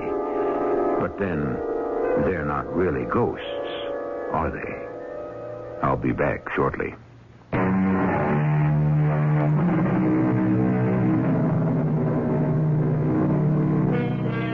If coming events are said to cast their shadows before, then the story you've just heard, The Captain of the Pole Star, which was written by Doyle at a very early age, certainly foreshadows Doyle's interest in ghosts and the spirit world. It does even more than that. It shows a deep belief which Sir Arthur held to the end of his life.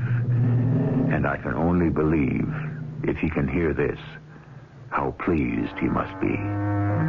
Our cast included Paul Hecht, Court Benson, Earl Hammond, and Jane Ives. The entire production was under the direction of Hyman Brown. This is E.G. Marshall inviting you to return to our Mystery Theater for another adventure in the macabre. Until next time, pleasant dreams.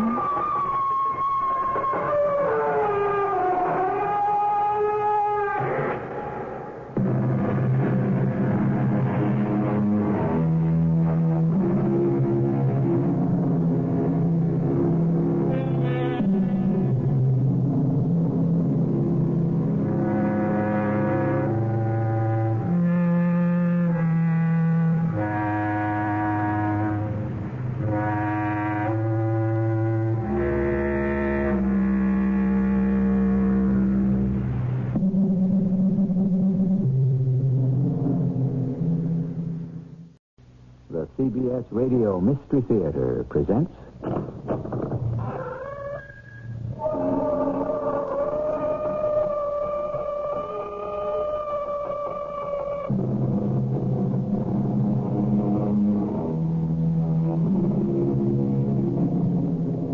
Come in.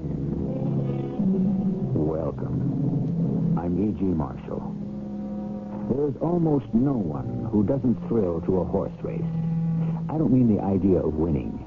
I mean the beauty of these immaculate animals, groomed, bred, and destined for a fleeting 2 minutes or so in the poetry of combat that allows only one winner. To watch is one experience. To bet is another. But the greatest and most absorbing of all is the search for that special horse. And having found it, to devote your life and your love to bringing him to the peak of his inherited powers.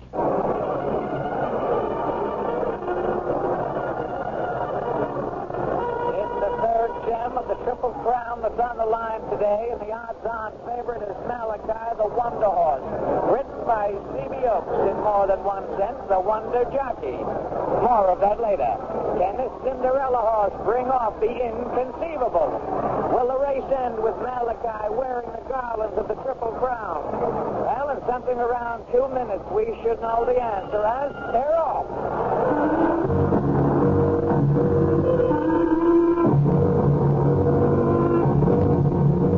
Our mystery drama, The Triple Crown, was written especially for the Mystery Theater by Ian Martin and stars Jack Grimes.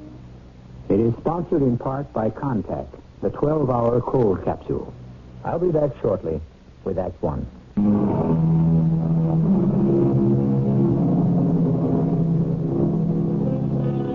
The Sport of Kings is aptly named. Once it was a sport that only royalty could afford. But every so often, the magic barrier is broken, and the outsider is in the inside ring. The long shot, the maverick, the Seattle Slew. This is the story of a horse named Malachi, a giant among his fellow equines, and of the two men who loved and gentled and handled him.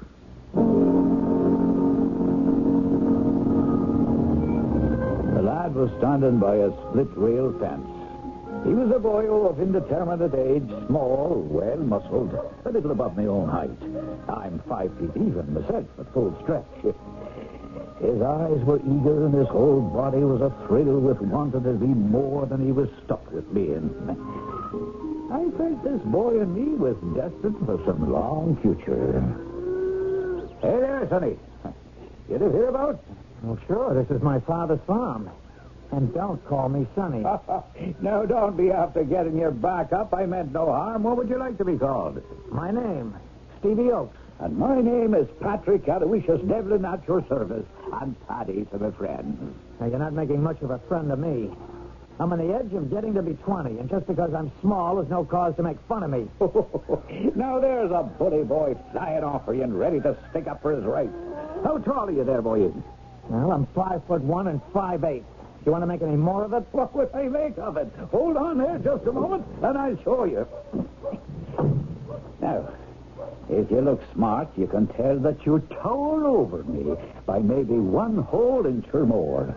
Would I be anyone to be making fun of you? I'm sorry. It's just that I get a lot of it. Ah, don't I know I've had it all my life, and I'm into the 50s already.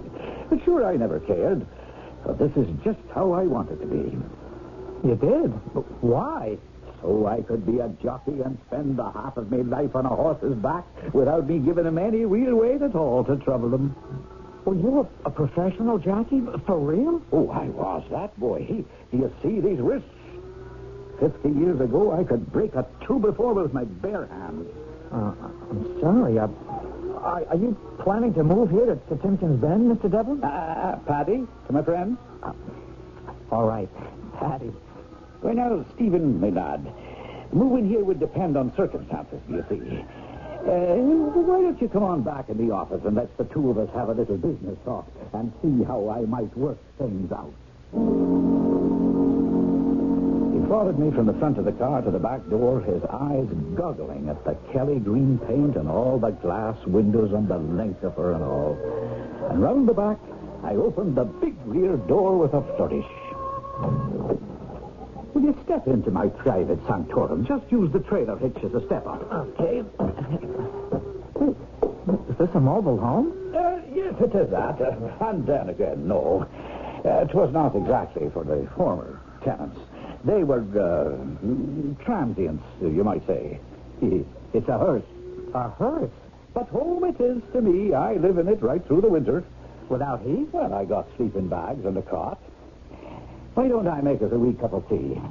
You have a stove? Oh, all the comforts of home. Sure, this is my home. What's in the van behind? Mention his eminence and he speaks right up. It's a horse. Oh, my dear boy, be careful there with the loose tongue. Not a horse. Sure, it is the horse. The horse for all seasons. Always except in the winter. And that, you see, is the whole problem. And the discussion from man to man that we have waiting on the agenda to be settled. Discussion?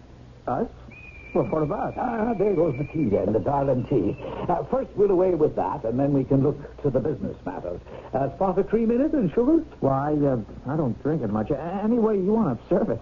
Well, We'll put it in the pot and stew it up good and black, and then you'll be after taking a sip and making up your mind just the way it's going to suit your taste. Well, whatever you say, it's very kind of you. Well, sure, I have an ulterior purpose after all. You say this is your father's farm. Is he a horseman? No. No, we grow grain, corn, and we have enough cows and pigs and chickens to feed us. I noticed coming around by the road a big fine barn. Would that be yours? Well, yes, sir.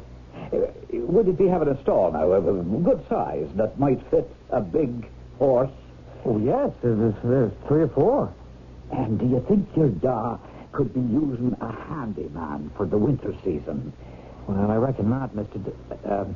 Paddy. See, he's got me, and I come free. But so would I. Well, just the board for me and the room and the board for Malachi. Who's Malachi? The horse. Next year's Triple Crown winner. You mean that's a racehorse you have in the trailer? Oh, that's what he is. A real honest-to-gosh racing horse? Biggest colt you'll ever see, Stevie, and the fastest thing on 4 legs in this or any country. A real thoroughbred. And you own him? With all the favors to prove it. Well, has he ever won in races? Well, now, he's only been to the post twice. The first one, he got a bad ride. A green kid broke him bad and bumped another horse, so they set him back out of the money. And the second time out, he won a maiden race near Philadelphia and made us $5,400. Just enough to pay off all our debts. Those are the only races he's had, huh? Well, to tell you the truth, I've been having a hard row to hoe just to keep owning Malachi. You see, he eats a powerful lot.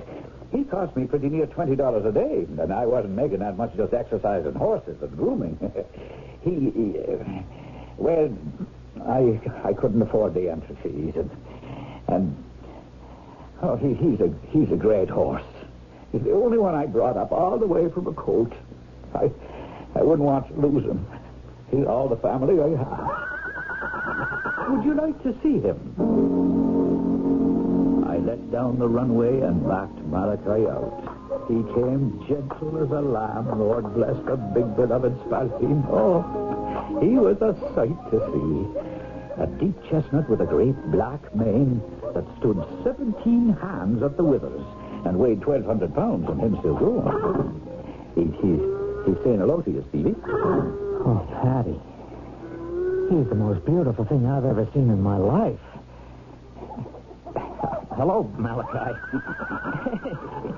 He's the biggest horse I've ever seen.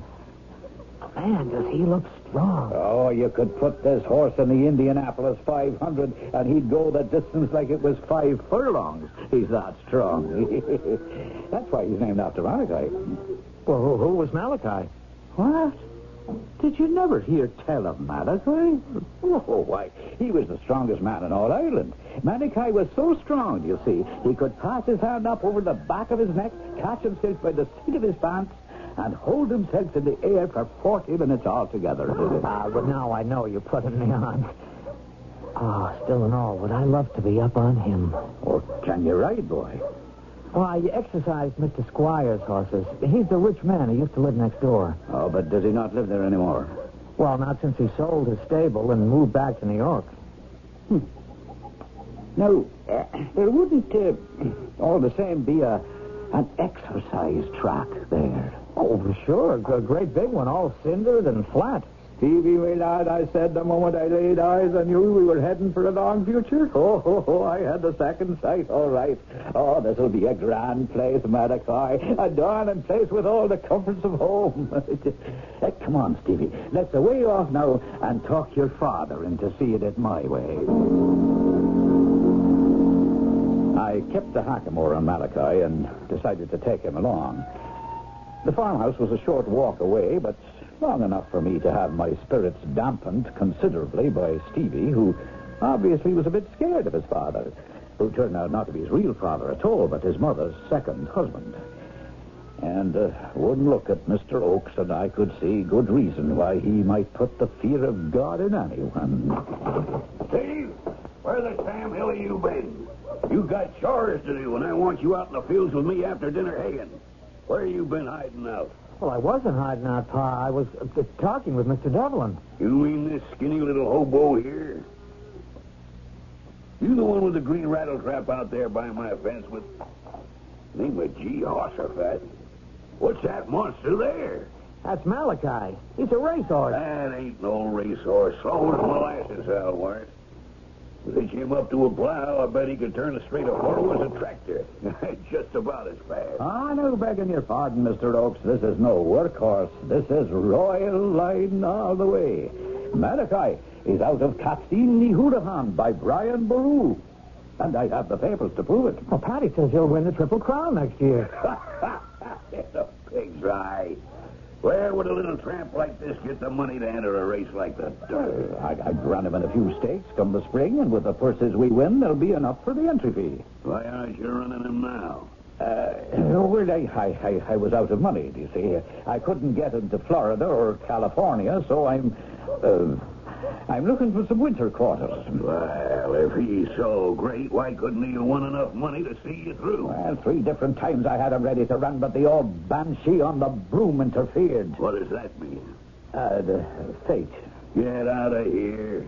Any minute now, I suppose you'll want to sell me the Washington Monument. No, not quite. But I do have a little business to discuss. Well, Mr. Devlin wanted to exchange his work around the farm and, sharing chores for his board and one of the horse stalls for Malachi and some food and fodder. That monster? He'd eat us out of house and home. Well, that's supposing I offered you a small share in Malachi's winning. Yeah, but he'll never win anything, that big overgrown plug. Now, I'll swallow all your insults and your sneering, Mr. Oakes, if you direct them at me.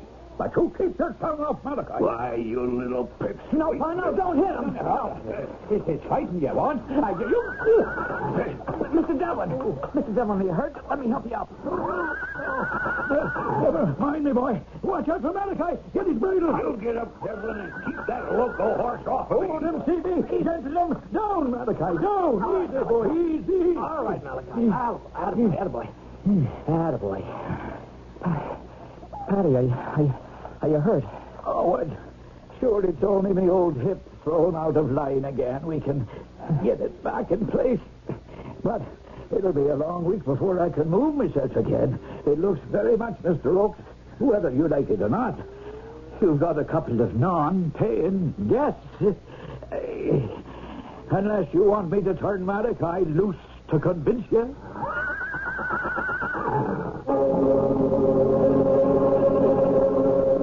Shaken Mr. Oakes looks from the small man, writhing in pain, to the huge horse, his ears flat against his skull, his eyes rolling wildly at the farmer.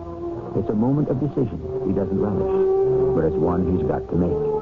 Take a chance on being trampled, or accept, at least temporarily, however unwillingly, 2 more mouths to feed. I shall return shortly with Act 2.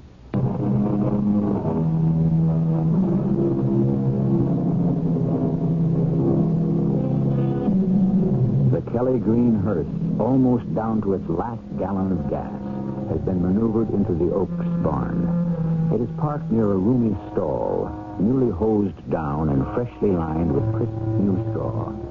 Occupying the stall is a contented Malachi. Inside the hearse, Paddy Devlin is lying on his cot of pain. Or rather, that's where he's supposed to be.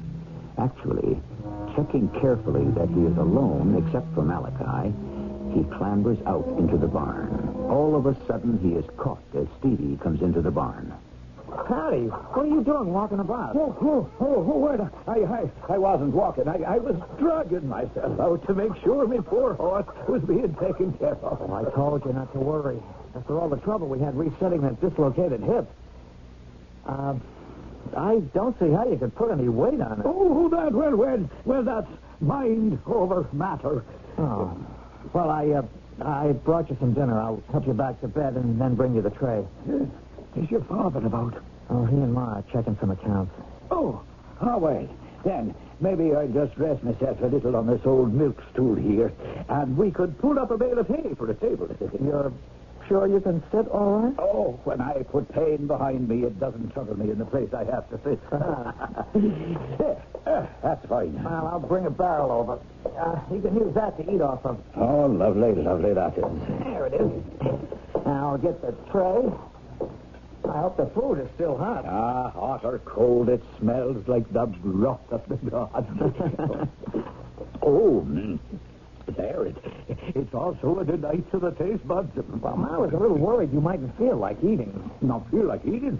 Me stomach is so parched for food, me middle vertebra are shining through me belly button. How's your father feeling now? Well, he wasn't the one who got hurt. Well, I didn't mean that at all. I meant about me and Malachi wintering here.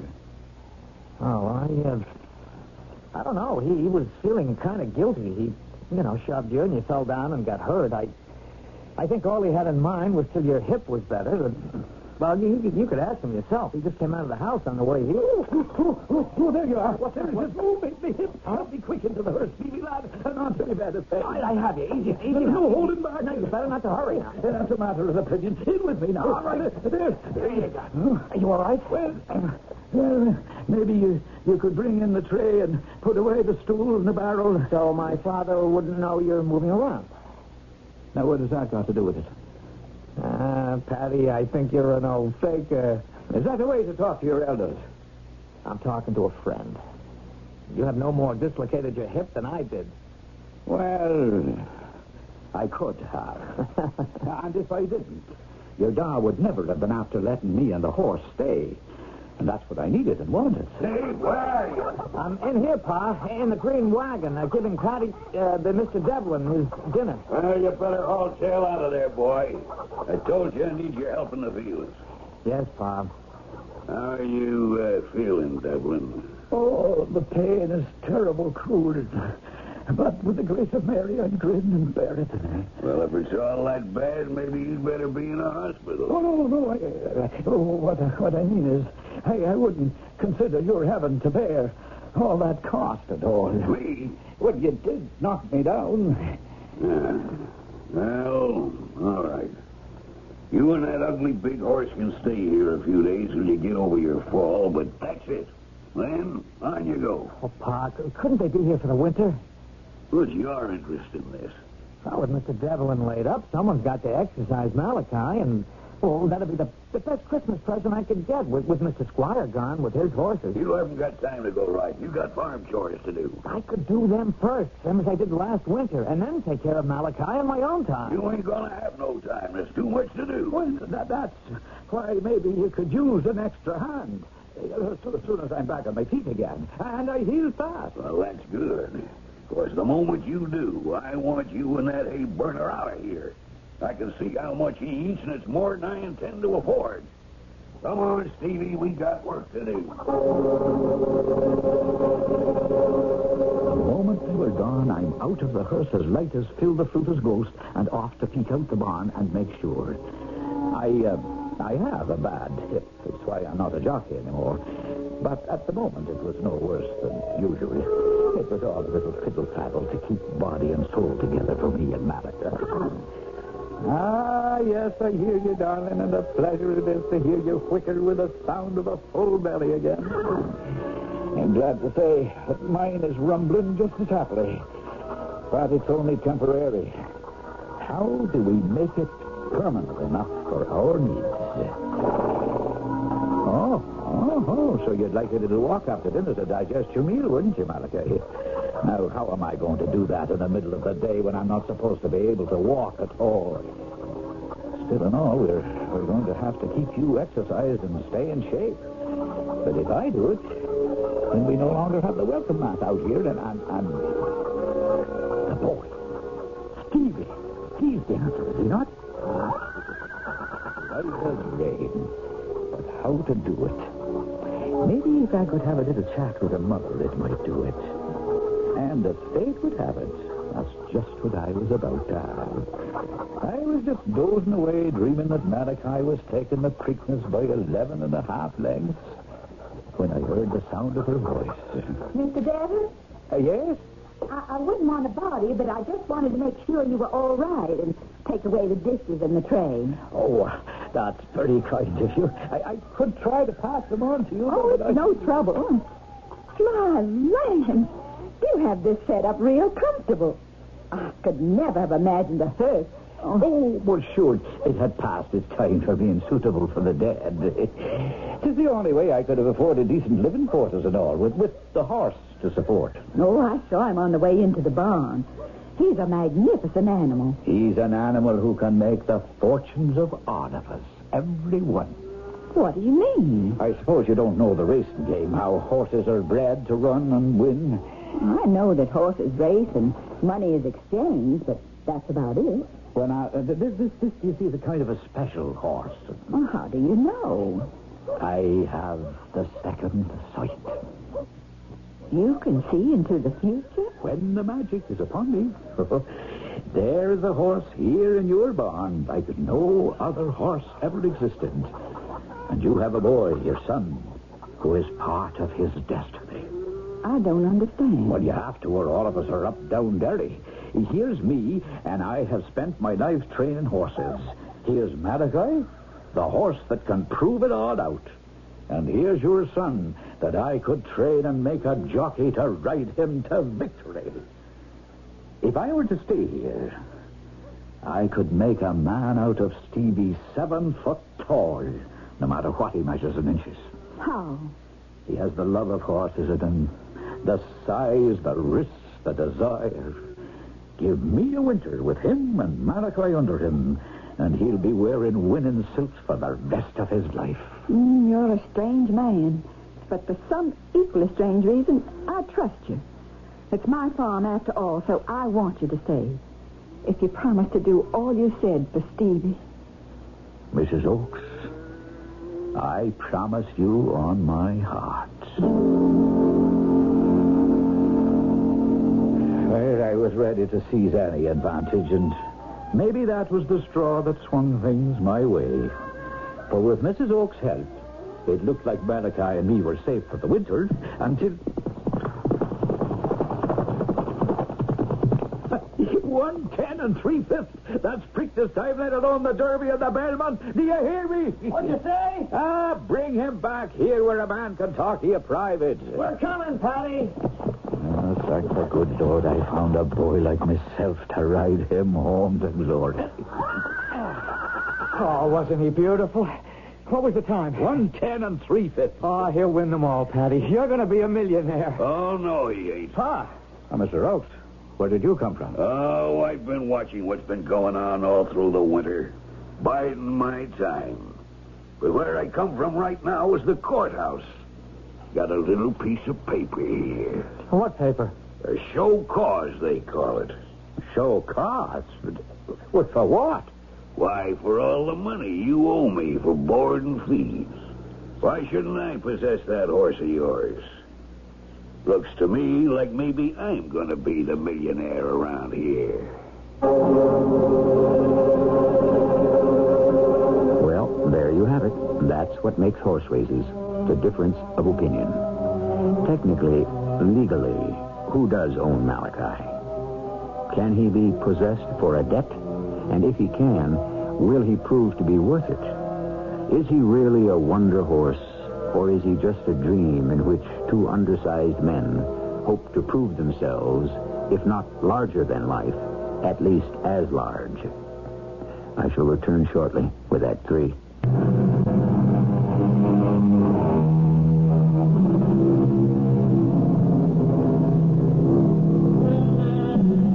It was the Scottish poet Robert Burns who said, "The best laid schemes of mice and men gang aft agley." The quote could better be applied to horses instead of mice.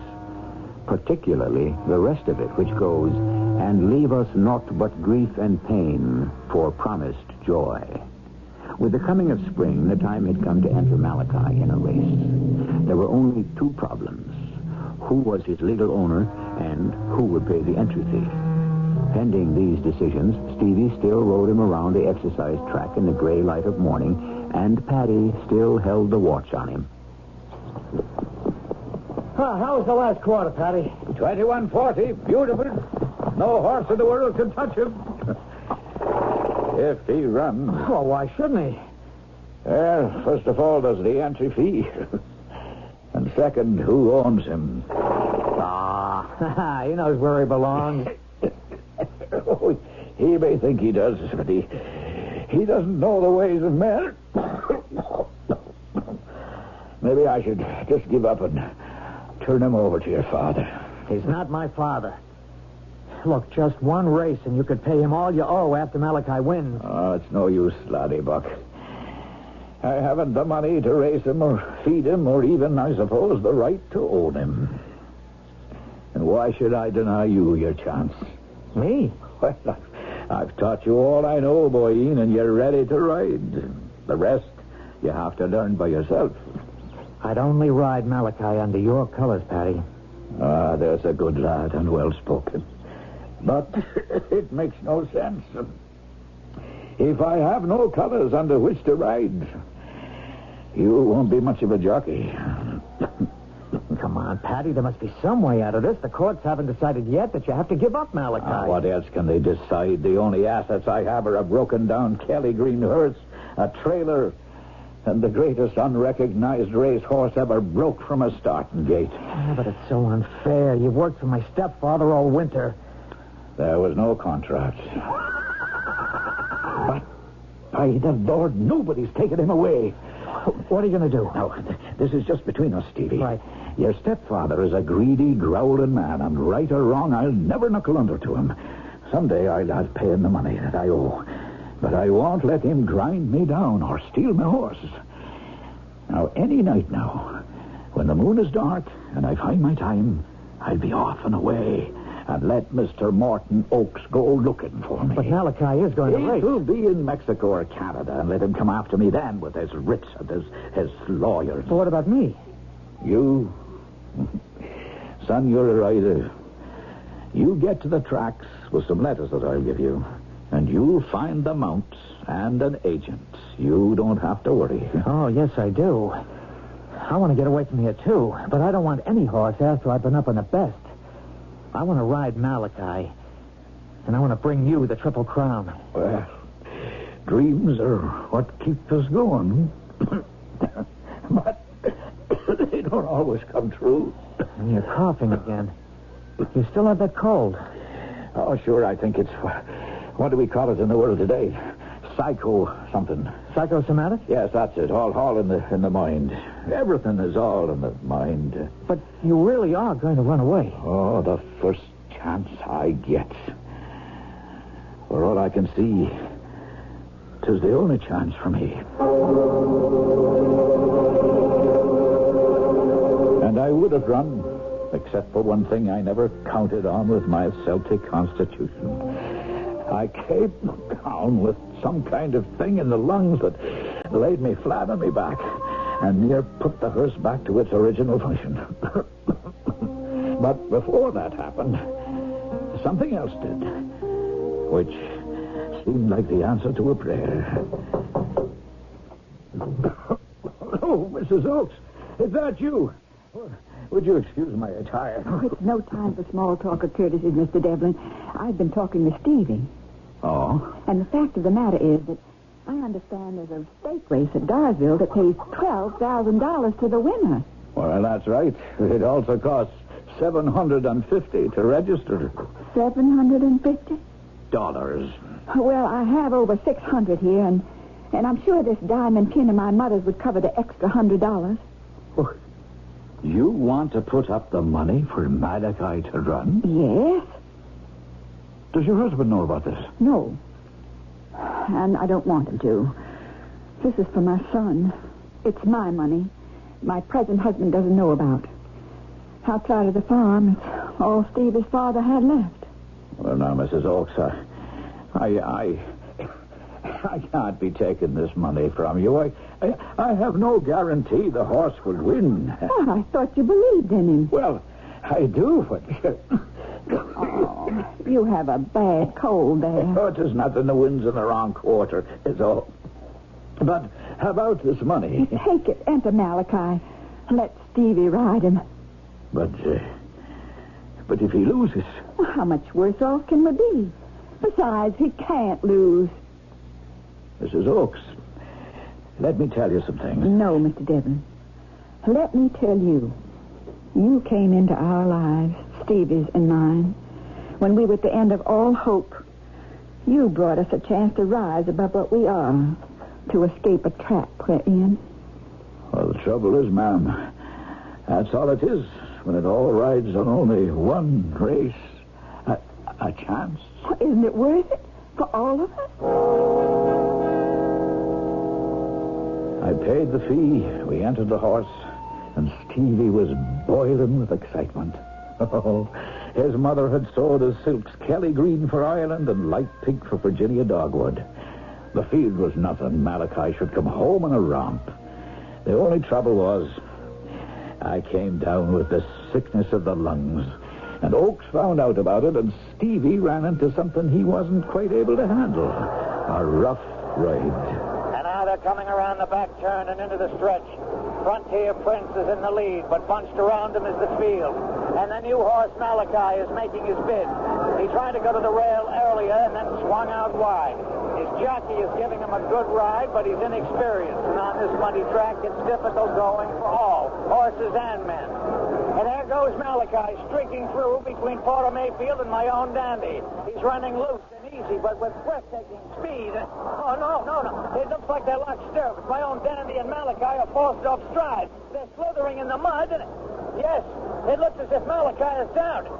No, he recovers himself miraculously. But his jockey has been thrown and is scrambling now to avoid being penned under the thundering hooves of the field as they round into the stretch.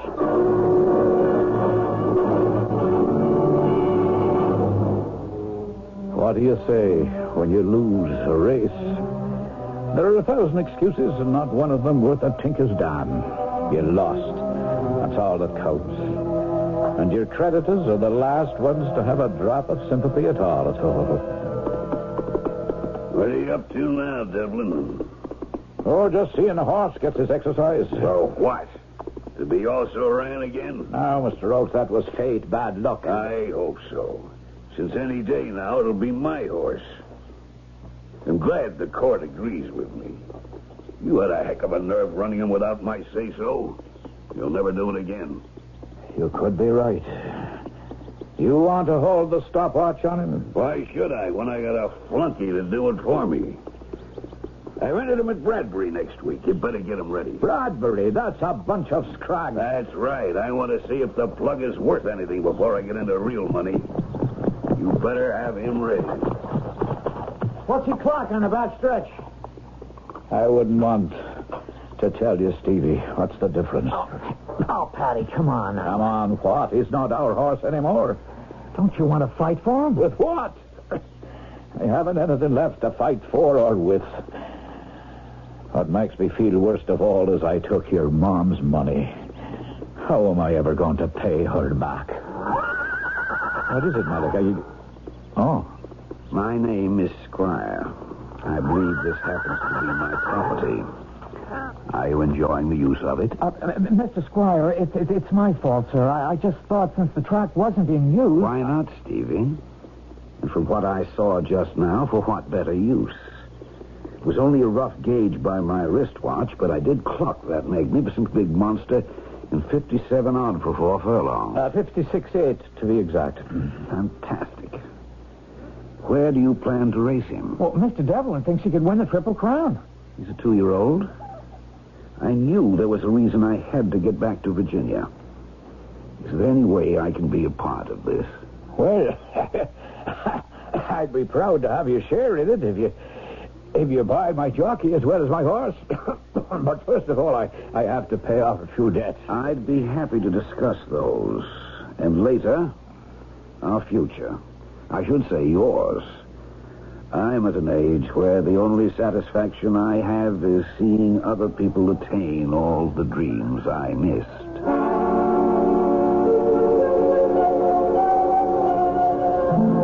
It's strange that after all the beginning, there isn't that much left to tell.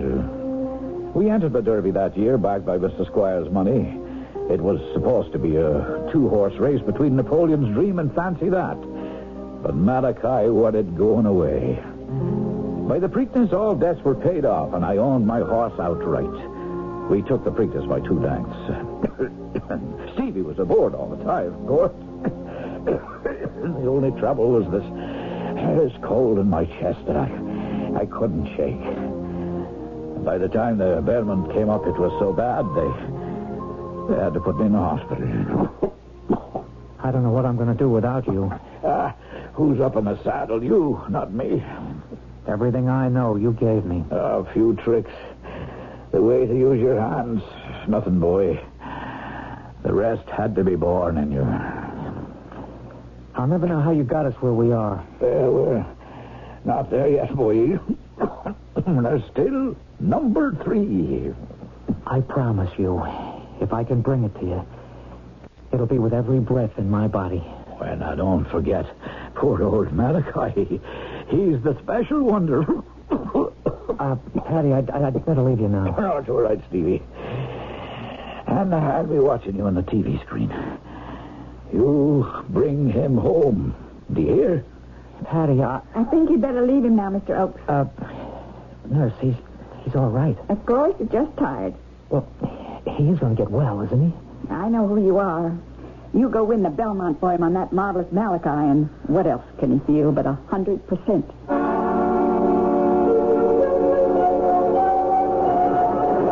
Coming into the backstretch, the field is well strung out with only Captain Courage and Dipsy Doodle well in the lead. The rest of the field trailing far behind. Malachi, the favorite, has dropped off the pace, and it looks as if we will not have the Triple Crown winner this year. I lay in the hospital bed, listening to what seemed like disaster. I watched the TV, and I tried to tell Stevie and Malachi to boot it home. But, of course, there aren't any words. It's all beyond us to shape or change events, isn't it? You mind if I join you? Oh, Mr. Squire. I made a pretty good investment in that horse of yours, didn't I?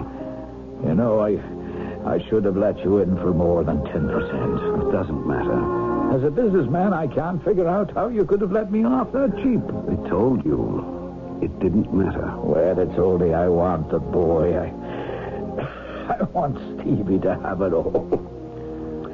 Because I trust him to take care of the horse. I know. And he will. What's the matter with the TV? I don't hear it now. Did we win? Did we take it all?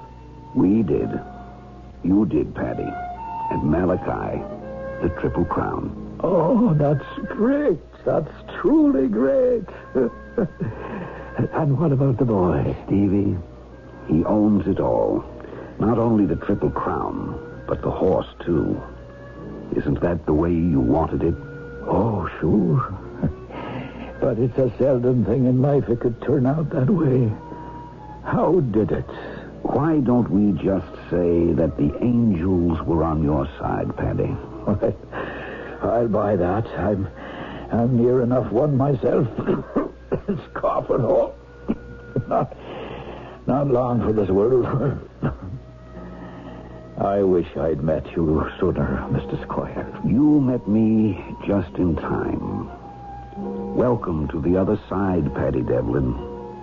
I died long enough before you to welcome you in, even if I had to come back across the divide long enough to coax you to join us. You mean that I'm dead? It's not as bad as you think. But there are no. I mean, it's not for me. This is one place that the ponies don't run. Why not? And just imagine the fields: Man o' War, Northern Dancer, Canyonero, Majestic Prince, Foolish Pleasure, Bold Forbes, Seattle Slough, Aladar, Affirmed.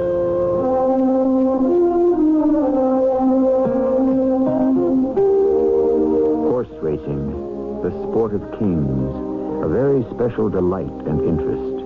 If the ponies run in your blood, if the sound of that trumpet thrills you and rivets you to your seat, it is a special world of disaster and triumph. It is a world that never quite ends within this world of ours. And if you have ever had the fever, perhaps extends to the one that exists beyond. I'll be back shortly.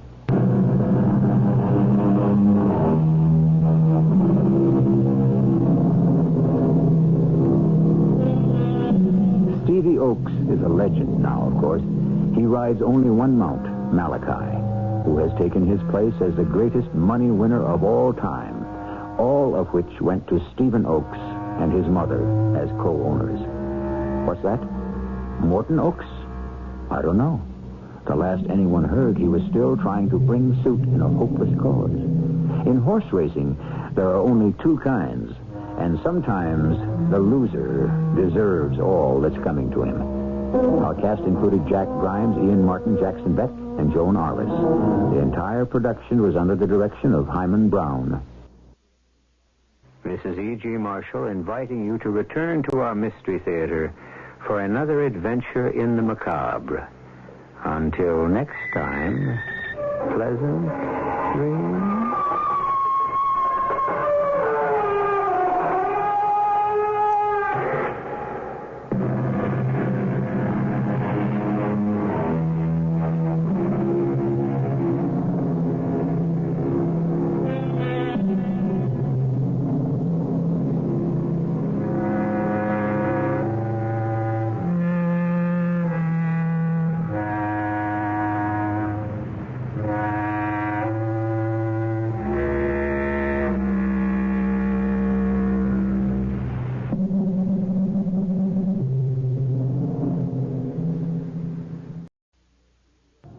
The CBS Radio Mystery Theater presents...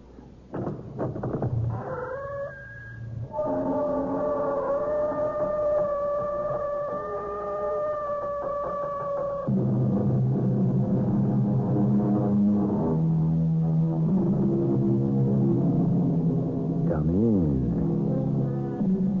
Welcome. I'm E.G. Marshall. There are those skeptics who behold our atomic-powered culture and declare that the human race has grown soft and tame. They maintain that, removed from the protective trappings of modern civilization, we're ill-prepared for survival. We, however, would venture to disagree. After all, don't we face a myriad of dangers every day? But our hazards are camouflaged in jungles of steel and glass, where beasts of prey, every bit as deadly and vicious as those in any wild habitat, run rampant. And survival is not so much an acquired skill as it is an instinct. What is it now? I want you to do me a favor. A favor? I want you to save my life. Miss Howard, I don't have the time. I'm begging you to save my life. And how am I supposed to do that? I want you to arrest me.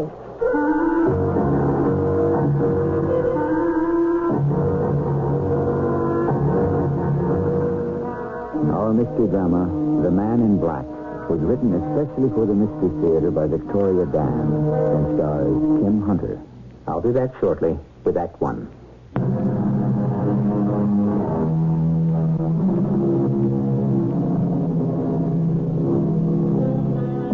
A great deal has been written about power, the power of money, the power of love. But what of the greatest power in the universe? That of time and space. Professor Albert Einstein attempted to fathom its mystery in his theory of relativity. We still know little of the laws of science as they apply to time and space, for how could any physicist explain the formula for being in the right place at the right time? Or, for that matter, being in the right place at the wrong time? Most people are content with a far simpler explanation. It's called luck. Good night. I had a really nice time. Oh, no, don't bother. I'm parked just up the street. I'm lucky. Friday night in Georgetown, a parking space so close. I'll see you Monday.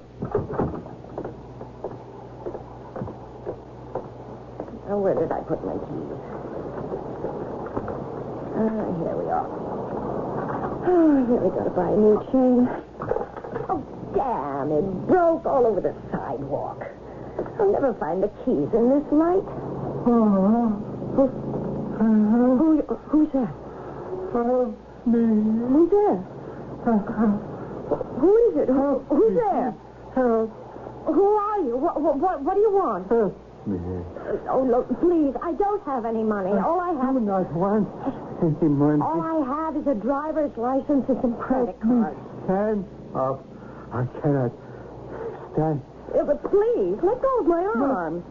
hand up. You're drunk. Let go of me. No, I am not drunk. Look, whatever you say, mister, just take your hands off me. Please, you must listen. Do not let me die this way in the street. I told you to let me... Good Lord, your shirt. That's blood. If you could just let me lean against your car for a moment. Blood all over your shirt. How could I have been such a fool not to have seen the gun? You mean someone shot you? Who cares? No. Help me. Stay standing.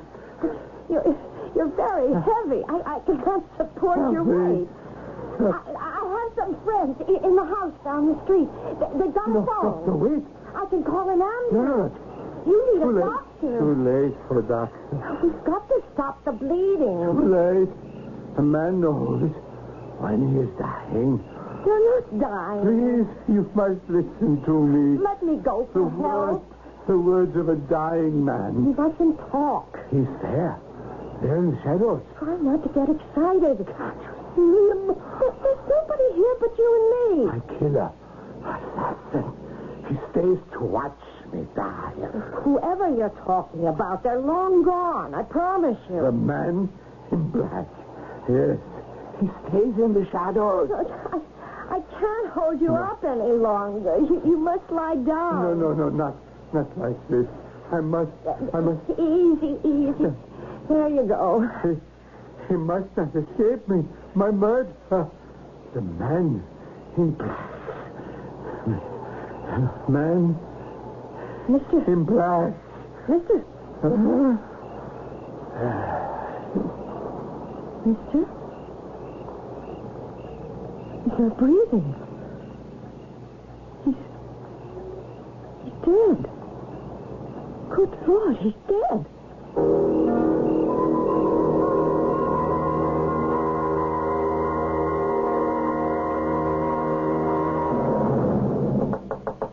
Is that you, Dale? Please, Jackie, let me in. What did you use the keys? Dale, you look awful. Jackie, what am I going to do? You're white as a sheet. He's dead. Dead? Who are you talking about? Oh, it's so good to be home. Who's dead?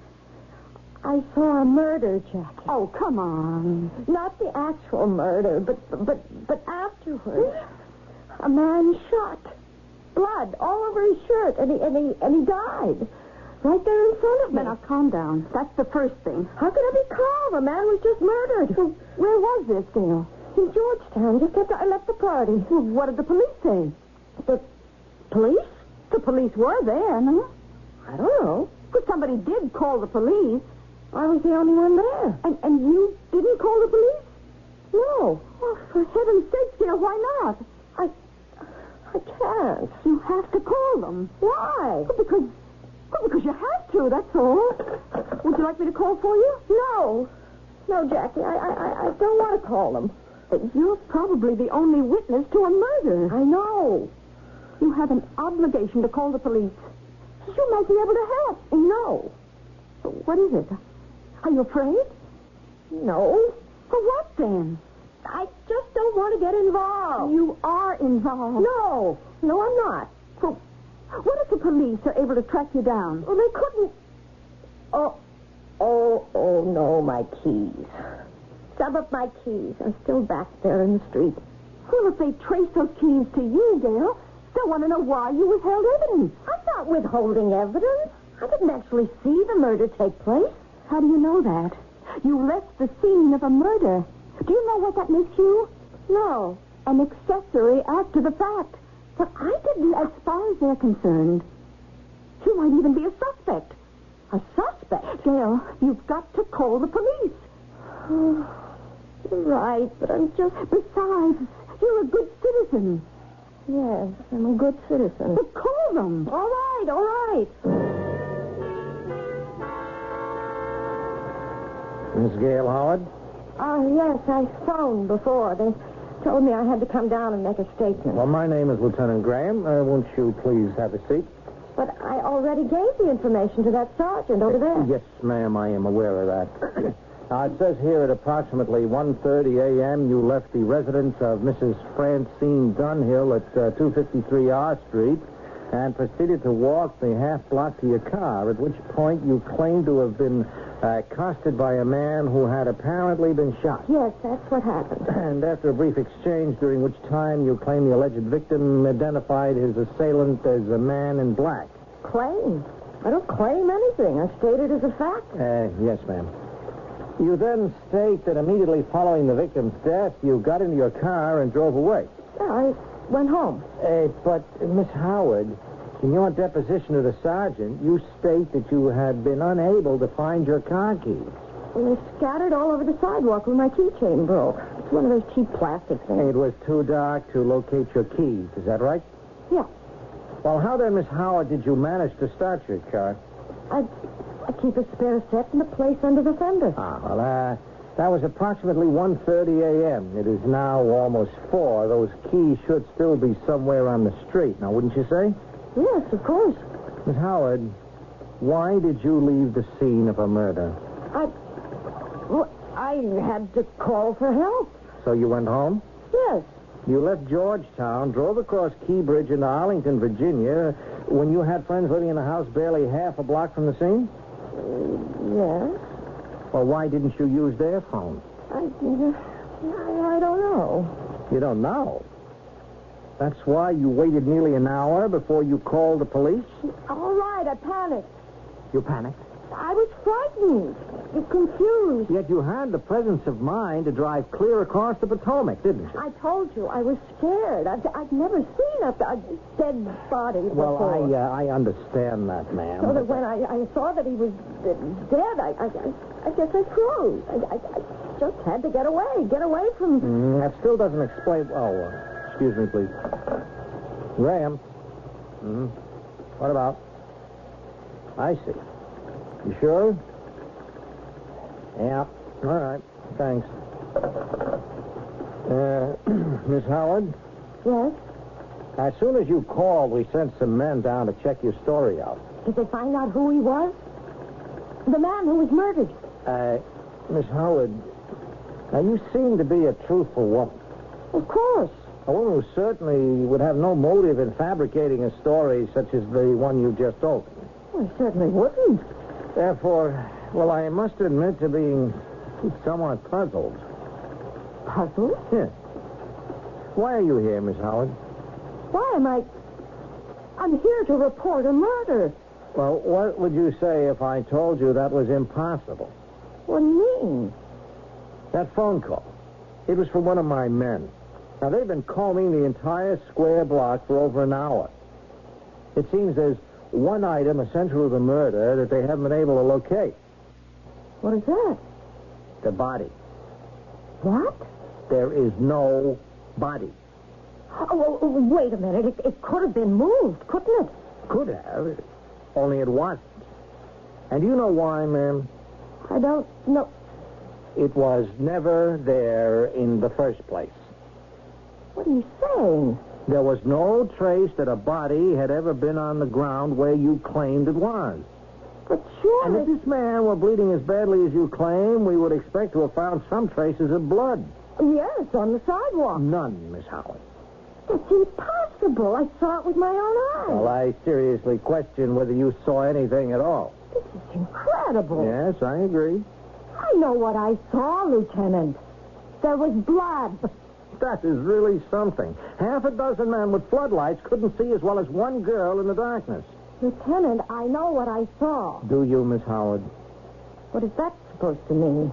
Or maybe you only think that's what you saw. I don't think, Lieutenant. I know. Doesn't it impress you as unusual that you were the only person to have seen You believe I'm making all this up, don't you? Ma'am, I never said that... I've made up this entire story because I have nothing better to do at 4 o'clock on a Saturday morning than sit inside a police station. No, the fact remains that if a man was shot, why haven't we received any calls from the residents of the neighborhood, Maybe the killer used a silencer.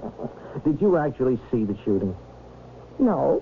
So, we have no witness to the actual incident. Still, if a man was shot, Where are the shell casings? If he was bleeding, where is the blood? If he died, where is the body? I don't know. Yeah, well, a corpse without an identity, that could be murder.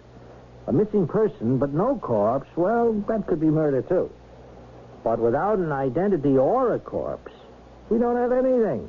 I tell you, a man was murdered. And with all respect, ma'am, I say to you that as far as the police department is concerned, there was no murder at all. Our eyes, our ears, all register reality. Our brain keeps careful records of every sensory encounter. The trouble begins when several brains compare notes and discover discrepancies in the logging of the same encounter. Whose log do we ultimately select as the reality, as the truth? We'll start the selection when I return with Act 2.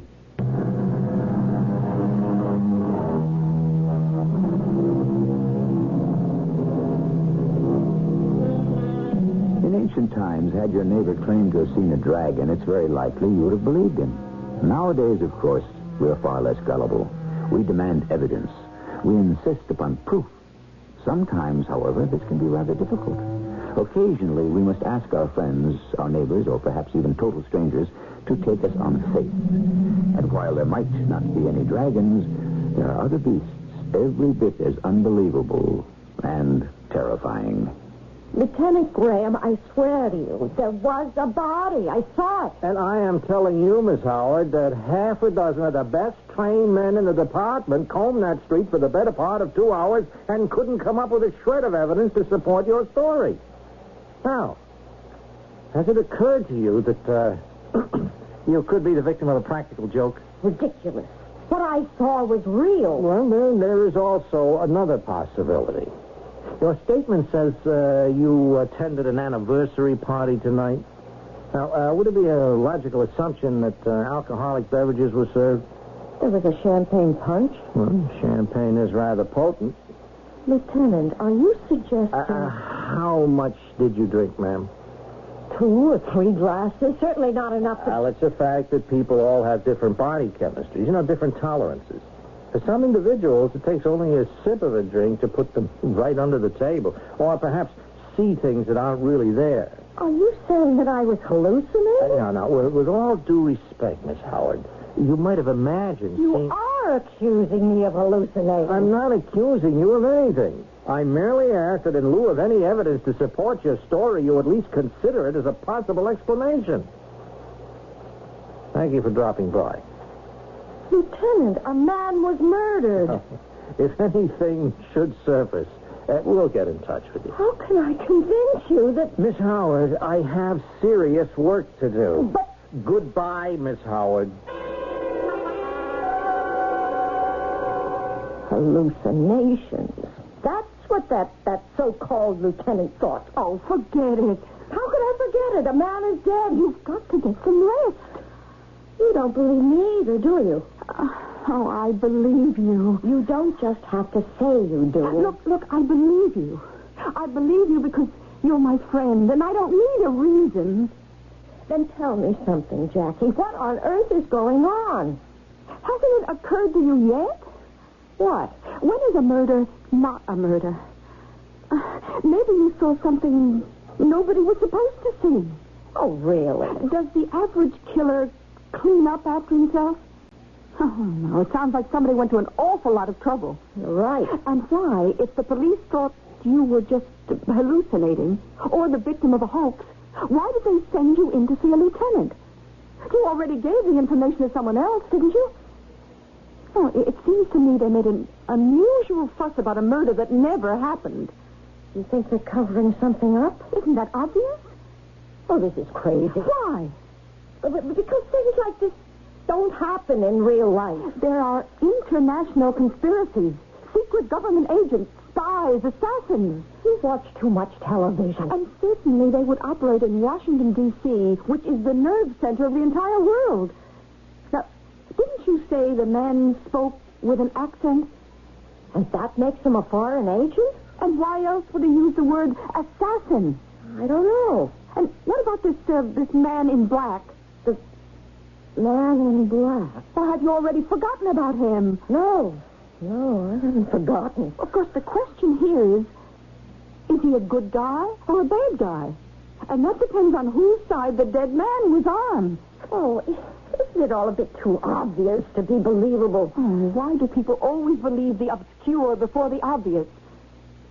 Men with foreign accents don't die of bullet wounds in the middle of the night in Washington with the words assassin on their lips, unless they're involved in some sort of intrigue. But this is all crazy. So give me a better explanation. I can't. Yeah, there you are.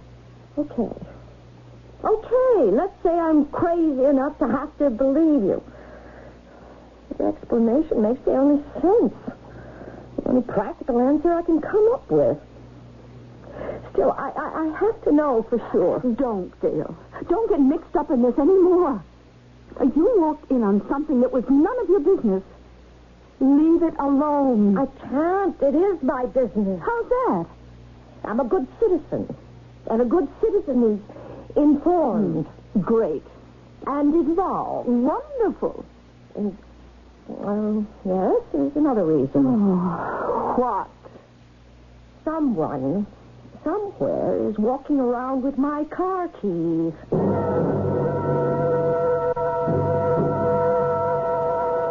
What are you doing back here, Miss Howard? I want some answers, Lieutenant Graham. Look, ma'am, I'm about to go off shift now. Just answer one thing for me. Didn't something happen in Georgetown last night? For the 100th time, nothing happened. Someone, really high up, ordered you to cover it up, right? You don't have to answer that. I understand the need to be discreet, but all I'm asking... And I'm getting really annoyed with your persistent questions. Why are you doing this to me? You are doing it to yourself. Can't you face the fact that nothing really happened? What does it take to convince you? You just convinced me. Funny thing, but did you ever notice how uncomfortable it is for a basically honest person to tell a lie? They find it impossible to look you directly in the eye. You're a very poor liar, Lieutenant. I'm afraid you have an overactive imagination. No, actually, I'm rather dull and unimaginative. I have been all my life. I'm not creative enough to have an hallucination. Now, an imaginative person, you'd have had no difficulty convincing him. Anyway, it doesn't matter. All I wanted was your answer, and I have it. Now I can go home. Is that a promise? I can go home and forget about it.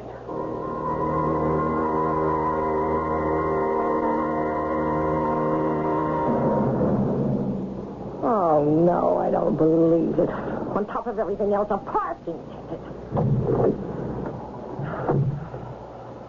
Being a good citizen, get involved. You get for it. A parking ticket. If I weren't so tired, I'd laugh. Oh, as soon as I get home, I'm going to crawl right into... Do not turn around. Who are you? I said, do not turn around. How did you get inside my car? That is not important. I am here. But what are you doing in the back seat? What do you want? Do not look in your rear view mirror. But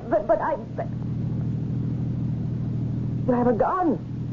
How else could I impress you with my sincerity, Miss Howard? You know my name? Your reputation precedes you. My what?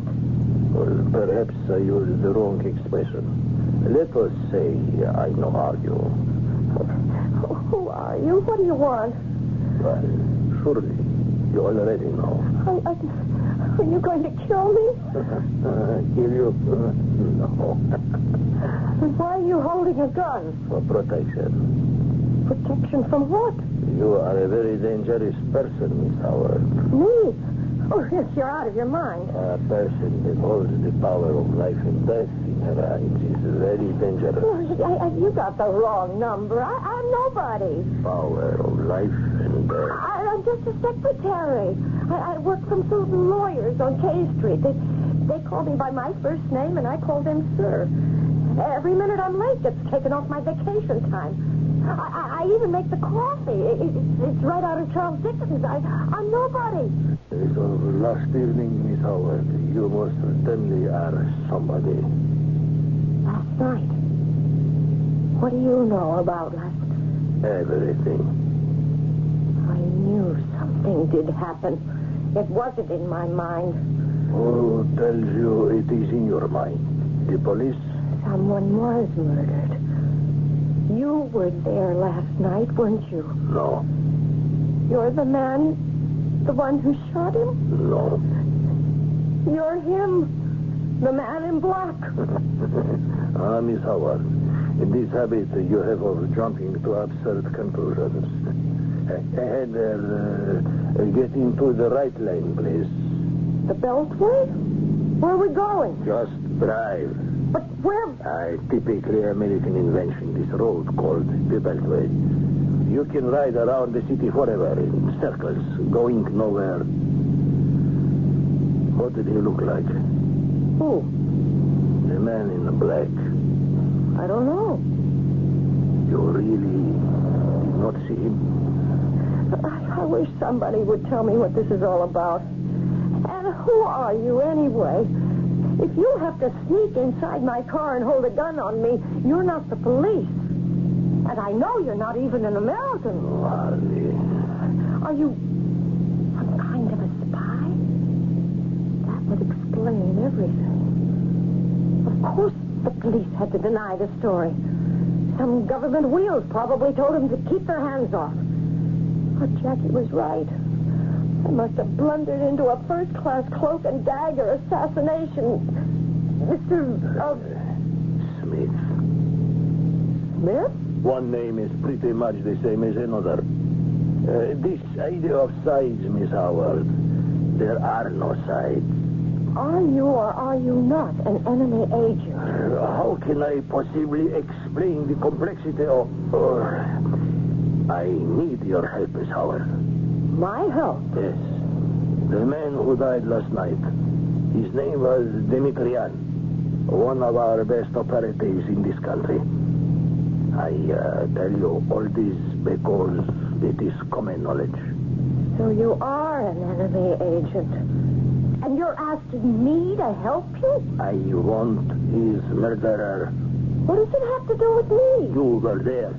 But I told you I didn't see who did it. What if he thinks you did? He?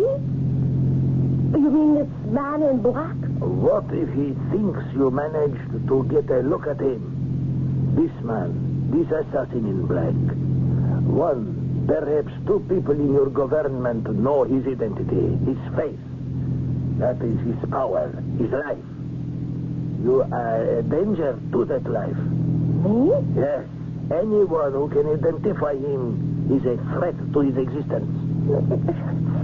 What do you want from me? You will lead me to him.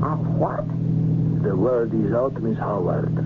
A young lady witnessed a murder and saw the assassin. But I didn't see... Man in black. Oh, many years I have waited. He has not survived this long by being careless. He will return to cover his tracks. But Be logical. Is there any way to convince the man that you did not see him? No. Well then, Miss Howard, that is why you and I must work together. Together? What do you mean? It is only a matter of time before the man in black strikes again. How can you ask me to... Because, Miss Howard, when the man in black strikes again, his victim is you. We are all victims of chance. The brave poets and philosophers who insisted that we control our own destinies, deep inside, they also knew there was no earthly weapon to conquer the wheel of fortune. That is, short of being able to predict the future, which is why I'll see all of you again when I return with Act 3.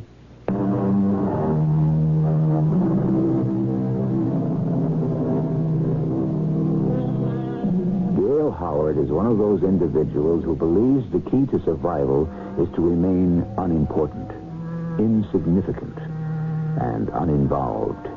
In a few short hours, however, she is learning that there are no guarantees in this life. Sooner or later, to each of us, there comes a conflict we cannot run away from, because there is nowhere to run to. What did you just say? He is going to kill you, Miss Howard. This man in black. That's insane. He cannot risk the possibility that you might be able to identify him. I never even saw him. You know that. Can he afford to take the chance? Look, you're trying to frighten me into helping you. Well, your government has betrayed you. Why are you doing this to Are me? you blind? They are willing to sacrifice you. I won't let you frighten me. I won't let you confuse me. You are a threat to be eliminated. I've never been a threat to anyone. Why are you trying so hard to deny what you know is the truth? I don't believe you. You do not admit that even now you are beginning to doubt. Just the slightest suspicion of doubt. Look, no one is going to kill me, Mr. Smith, with the exception of you, perhaps. Take the next exit ahead, Miss Howard. Are you going to let me go? With or without your cooperation, I intend to find the man in black. Perhaps you will appreciate the fact that I will remain never very far behind you. You're going to follow me? The surest path to the assassin is not very far away from you. I suggest, Miss Howard, that you pray I am able to see him before he sees you.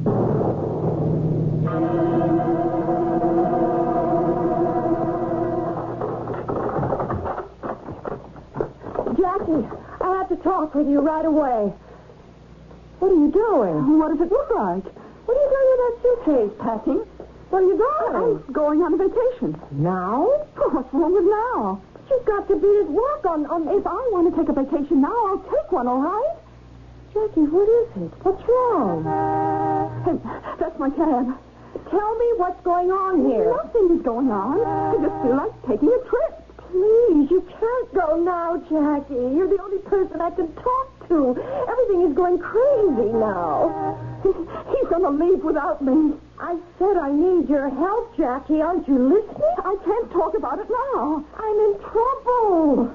There's this man. He's going to harm. I've got to go. You're my best friend. I need you. Look, I'm sorry. I'm alone. I really am alone. Listen, I have to make you understand. The phone rang just before, and a voice on the other end told me I needed a vacation. Someone slid these plane tickets under the door. But and there was a man. Every time I looked out of the window, he was standing there in the street. What did he look like? He was dressed all in black. In black? Don't you see? Whatever happened last night, whatever they want from you, the message is clear. True as a crowd, I'm in the way. Yes, well, that's right, then. Someone is trying to kill me. That's why they've arranged to get you out of the way. Look, I'm going to miss my plane. Didn't you hear what I just said? Someone is trying to kill me. Please, Gail. There is a man in black, and he's going to kill me. Jackie, I'm scared. I'm not a very brave person. Don't ask me to stay. I can't stay here alone. The voice on the phone said, if I didn't leave, he would kill me. This really can't be happening. Look, we can go to the police. We can ask them to protect us. When are you going to wise up? They don't care. Nobody cares. I'm in the way. You're in the way. I'm sorry I've turned out to be such a rotten friend. Jackie, wait. There's only one thing you can do. Run, Gail. Run as fast as you can. As far as you can. Jackie, please, wait. Run where?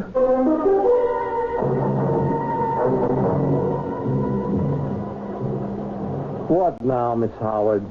Isn't it bad enough that I have to pull a double shift at the last minute without... Lieutenant, I need protection. Is that so? Someone is trying to kill me. Oh, for the love of... The man in black. Somehow he thinks I saw him kill that enemy agent last night. Enemy agent? I swear it's true. My roommate, she was just threatened. Someone sent her a plane ticket and told her to get out of town. Oh, well, now you're confusing your spy movies with your westerns. It's true. It's all true, and you know it. You've known it all the time. Where is this roommate of yours? She's gone. The flight left an hour ago. Very convenient. Why won't you help me, Lieutenant? Whose orders are you following? Hey, now, look, I've had just about enough of this. There's even a foreign agent who's following me, too. I bet you didn't know that. Well, what's his name? Smith. Smith? You've got to do something. Give me a guard. Put me in jail. Anything. Well, jails are for criminals. At least there I'd be safe. Safe from what? You know, Lieutenant. You have to know. For the last time, we can't help you here. For the kind of help you need, I suggest you see a psychiatrist.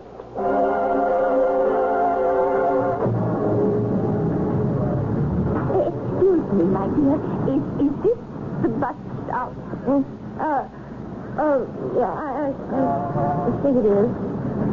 Maybe that jail is the only safe place. Were you talking to me, my dear? No, I wasn't. Ma'am, would you please move away from this store window? I wouldn't want you to get hurt. Hurt? I don't understand. From the broken glass. But, my dear, there is no broken glass. There will be. In a minute.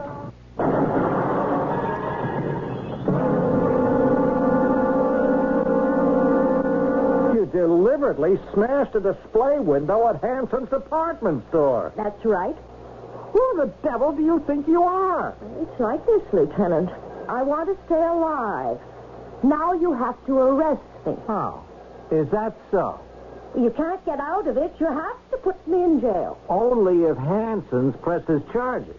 Well, that's at least a $700 window. You bet they'll press charges. Well, that's very interesting. Because I just received a call from Hanson's. They've dropped the charges. What? So, under those circumstances, I'm forced to release you. That's impossible. Why would they... You're free to go. I can't win, can I? There's nothing I can do to help you. You could have helped me. Instead, you're sending me back out there, out of your way. Why do you insist that you're in danger? Oh, I'm tired of arguing. There is a man in black, and he is sooner or later going to kill me. Unless a certain person manages to get him first. A certain person I should have listened to before. Only I made a mistake. I thought the world was divided into sides. I was wrong. There are no sides. There's just surviving as best you can. Because when it comes right down to it, you are all alone. Miss Howard, I wish I could help you.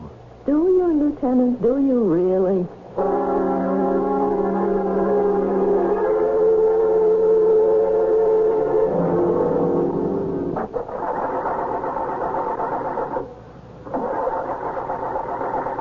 No, not now. Please, not now. Stuck in an empty parking lot. I'm a sitting duck. I've got to keep moving. Find the nearest gas station. What if he sees me? What if he's following me now? I just heard something. Who's there? Please, who's there? Who are you? Miss Howard? Oh, Mr. Smith. Oh, thank heaven it's you. You are glad to see me. For a moment, I thought you were... Someone else? The man in black. You were right. He is going to kill me. No, I